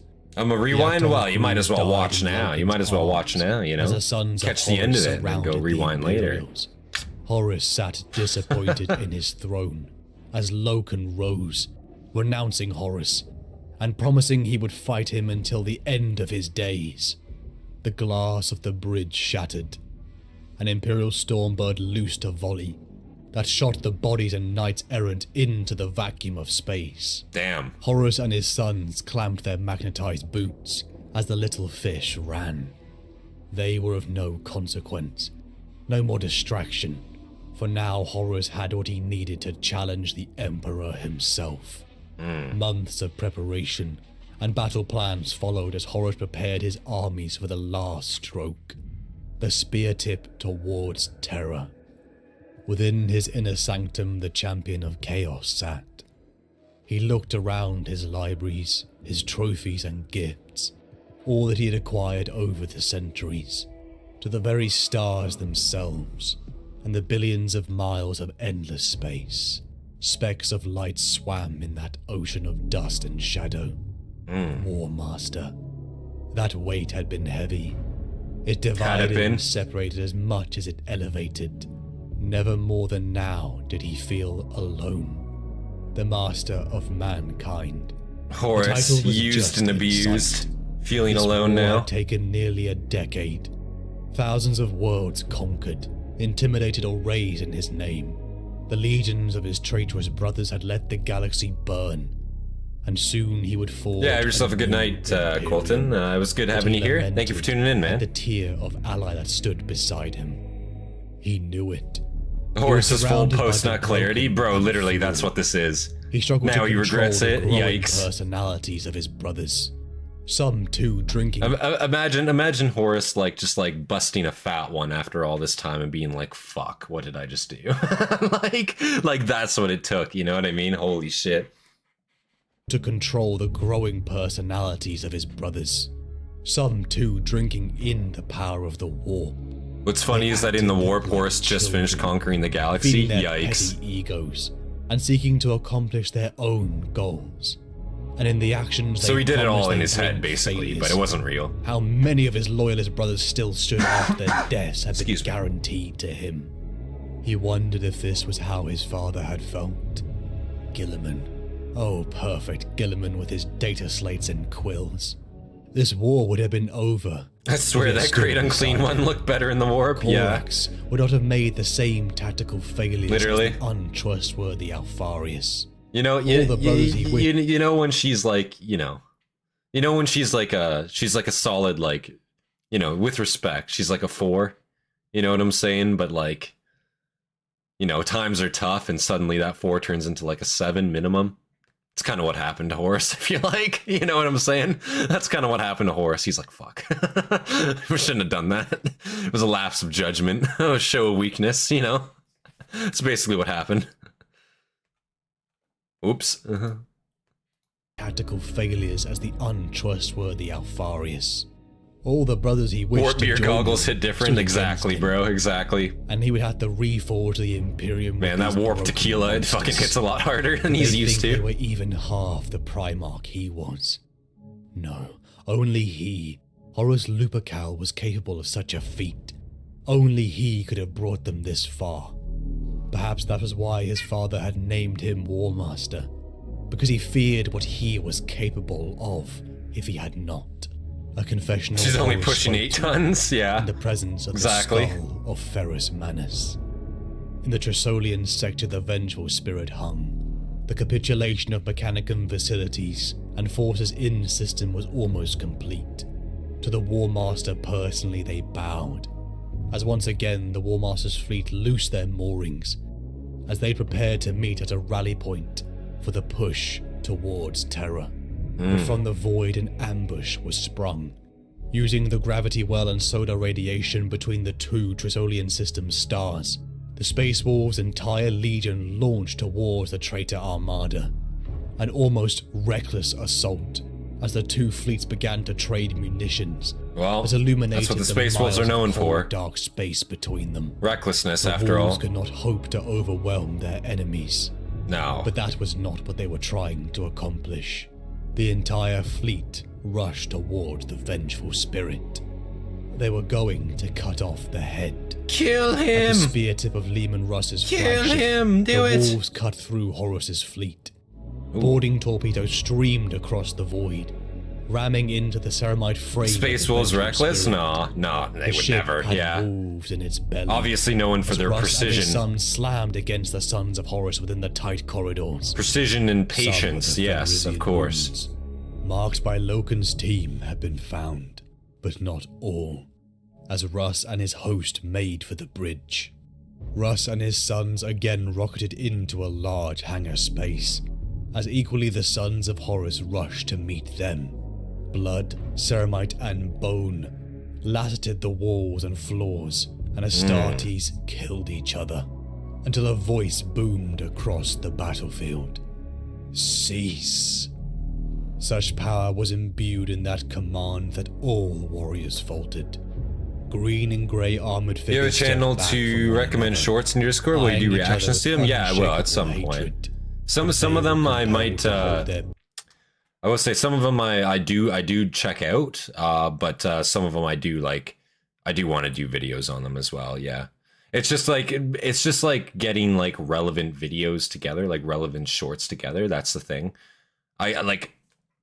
Ideally, if there's like 3 or 4 shorts of like the same subject, you know what I'm saying?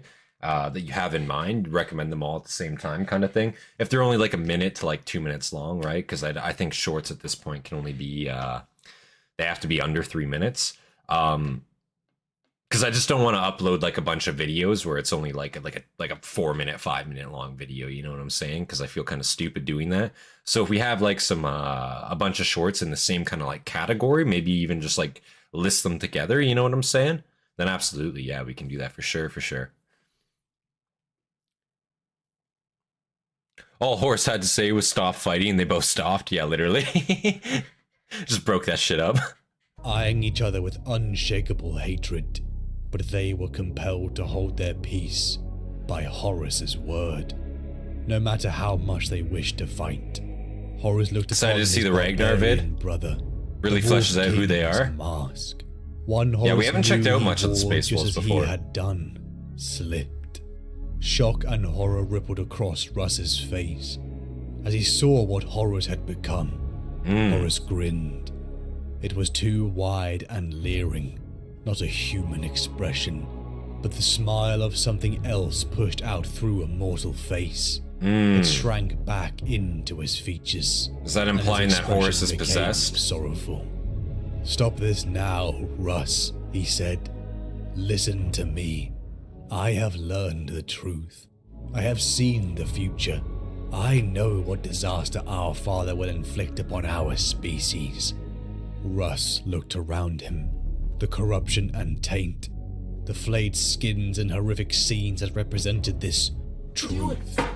Did Russ, their father's lapdog, hope to defeat him, thought Horus. Could he now see the difference in the power they wielded? How he was utterly outmatched. Russ in horror told him he was not himself. He was sick, manipulated. Come with me to Terra. The Emperor can heal you. I don't think he can heal you. Horus spat back. I think healing I've been Horus at made this whole. point would be a fucking bolt Before around through I his was skull, but to a be honest pawn. with you. Now I am the master If he's of my lucky. destiny. I will overthrow our father and bring a new era of power. Possessed or to controlled by mankind. 4.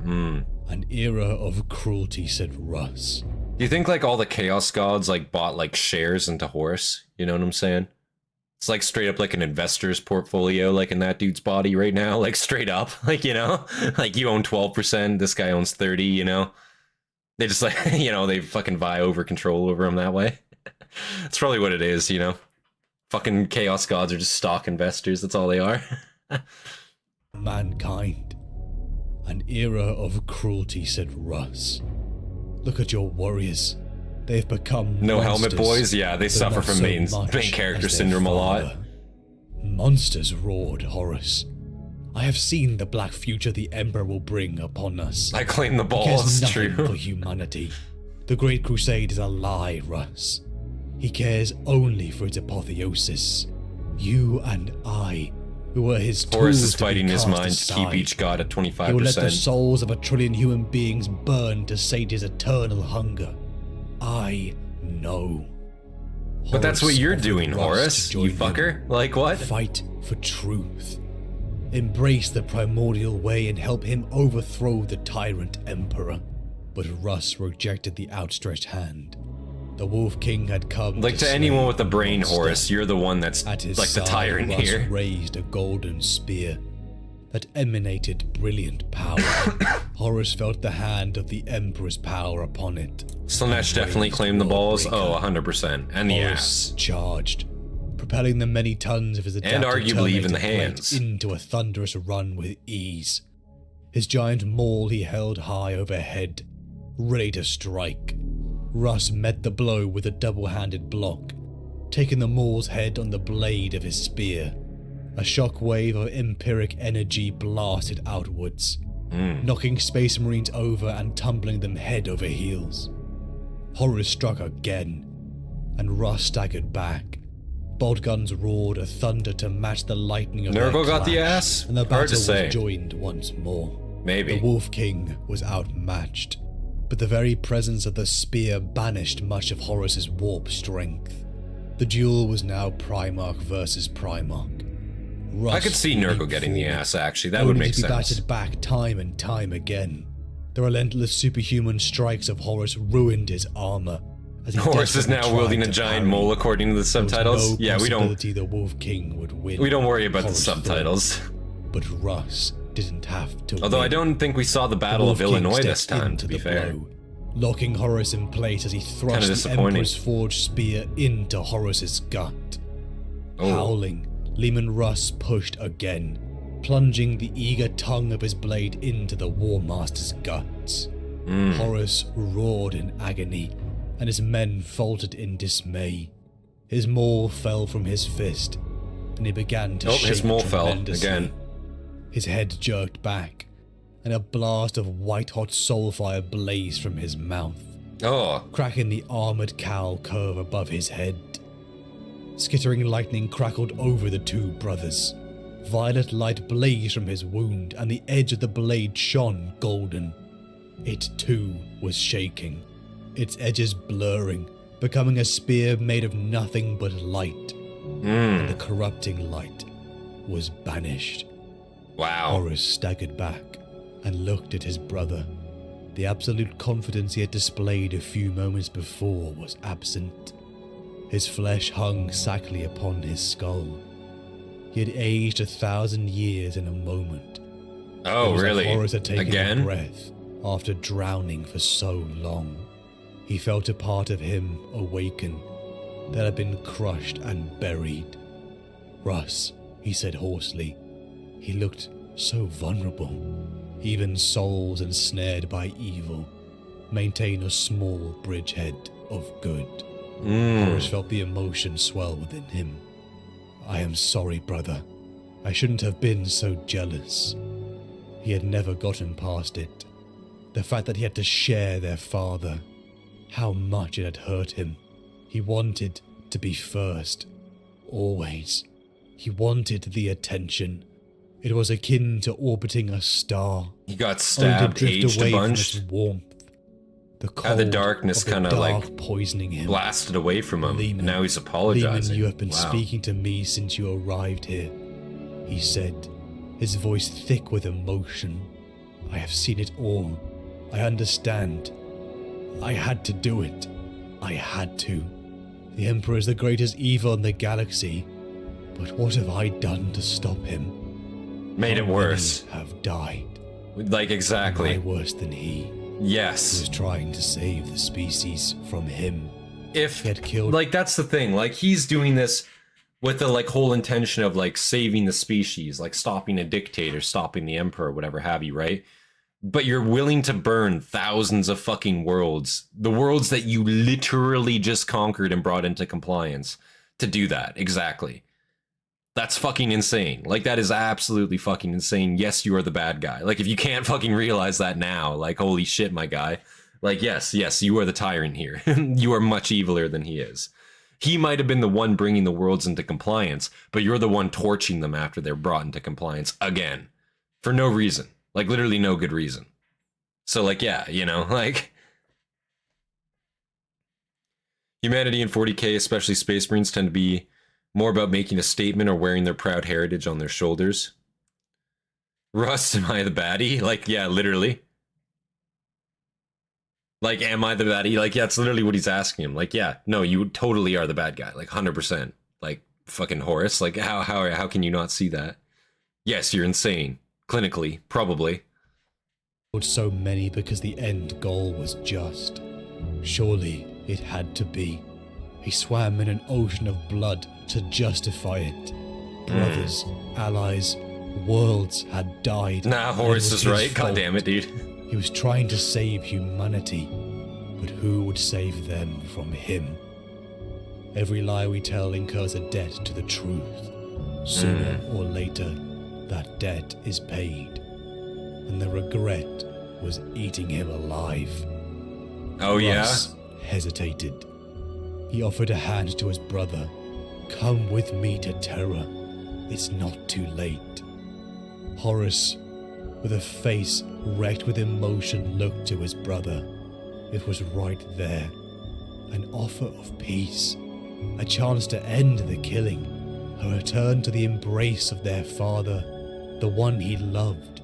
He could Horus's eyes snapped into a hateful glare, almost like something possessed him. The corrupting energies rose again from within. So he is possessed, yeah. Horus screamed so loudly warriors on both sides stumbled and clutched at their ears. I hear you. I defy you. Horus's words echoed down the eons, coming from a place beyond time and space. This universe will burn as countless others have burned before it. There can be no victory against chaos. If you cannot accept its power and its glory, then you shall die. The Emperor is doomed and I will kill him myself. Horus raised his weapons and gored Russ. The Wolf King was thrown back as Horus marched forward to kill him. Russ's sons leapt at the War Master as others dragged him away kicking and screaming. With each swing, Space Wolves died as Horus cut them down, until nothing but an ocean of blood, bone and ceramite was left. The Space Wolves retreated, the majority of their legion dead upon the vengeful spirit. Russ feeling his consciousness fade, lamenting at how he Because I am right, where have I heard that before? To talk. Last church, cough cough, yeah, literally. The true Horus. The spear that Russ had was given to him by the Emperor. Leman disliked the gift so much that he once left it on another planet while drunk, really. Russ and a damn spear had wounded him. He should have swiped it's lucky he brought it, holy shit. The Imperial Gambit had failed. Sure, he probably prefers like an axe or something, to be honest, probably more speed. Before the Sol system. To the sector of Beta Garman, the War Master's fleet sought to meet the shored-up defenses of Dawn. Billions died in the war. The twin of Valador's spear, yeah. As Horus broke the last resistance before the throne world.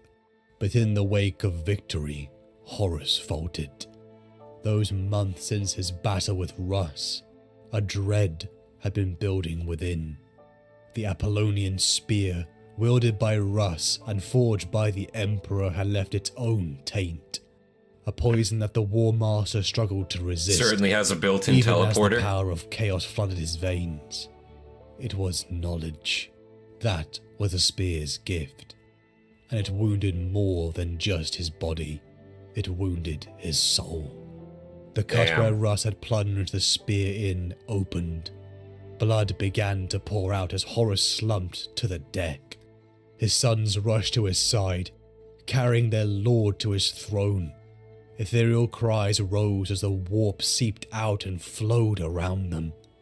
Horus felt his mind fading, the tendrils of unconsciousness swallowing him as even his physical form began to flicker. His eyes were open but distant. Finally the wound closed up, but the damage was far beyond physical. His sons knelt before him, unable to do anything. It was a repeat of the dread they had felt at Davin, as the War Master was dying. I imagine that was probably a pretty weakening blow to him. Why did he feel the rush of human emotions pouring in him once again? My brothers, summon them, Horus rasped. Ullanor, Ullanor, he whispered, and then the great Horus Lupercal was silent, his eyes shut. He sat bleeding and unconscious upon his throne. No, it couldn't end here. He had to be there, the day he would slay the Emperor.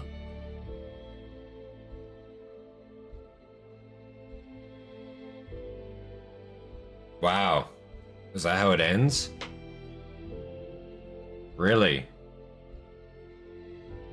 Wow, that's how it ends. So we actually don't get the Battle of Terra. This is like right up and to the Russ fight before the Battle of Terra. Wow. There's definitely a part 2 coming. Maybe. Let's just see real quick here. Let me just pause. Uh-oh, my shit's being weird.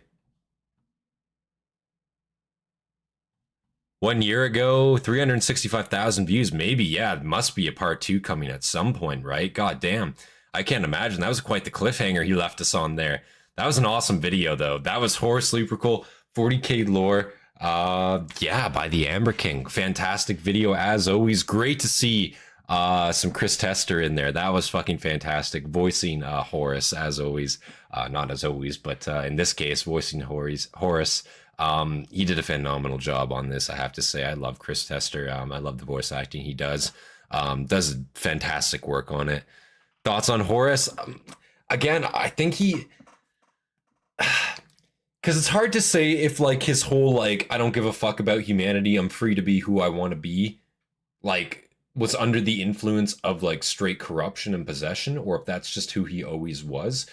Because before, you know, he got corrupted, he seemed to be a very, like, likable guy. He just suffered a lot from, like, small dick syndrome a lot. But I didn't hate his character. Like, there was nothing, like, outwardly before then that I was just like, oh, this guy's a fucking asshole. You know what I mean? Like, I didn't have any, like bad taste in my mouth up until, like, obviously he started getting corrupted. He started falling for Erebus, started drinking that chaos Kool-Aid. You know what I'm saying? But I thought he was a decent Primarch, honestly. Again, I think up until, like, yeah, Erebus fucks with his head, like, straight up, like, mind fucks him there. Like, he's pretty straight, honestly. Like, not a bad guy at all. Just a shame to see, like, how many chances he was given, and he just, like, kind of refused them all. You know, he was given quite a few chances to take a different route or to look into other options, and he just didn't seem to care at all. So that was the thing there for me, you know. That he didn't do that was kind of disappointing, you know, but it is what it is. Obviously, we wouldn't have the Horus Heresy if he didn't, right? So, no, but a great villain, you know, and the Horus Heresy itself, too, very interesting time period. I love seeing, like, all that, especially from his perspective, because we've obviously seen the Horus Heresy from different perspectives, what happens in different segments of the galaxy during that time period. But to see it from his eyes, to see what he saw specifically, that was pretty interesting. Wish it was a little bit more detailed in some aspects, but again, I think it did the story a lot of justice still. And obviously, again, this video was 3 hours long. It's like, realistically, so much work needs to be put into these videos, especially with, like, the voice acting and stuff like that. So again, for what it is, I absolutely respect the work that was put into it, and I think they did a phenomenal job on it, straight up. Currently in agony from your back pain. Oh, sorry to hear that, Andrea. That sucks, man. Yeah, me too. The lumbago is fucking real. I'll be real. I always got the lumbago myself, you know, that lower back pain. Fuck, it kills me, man.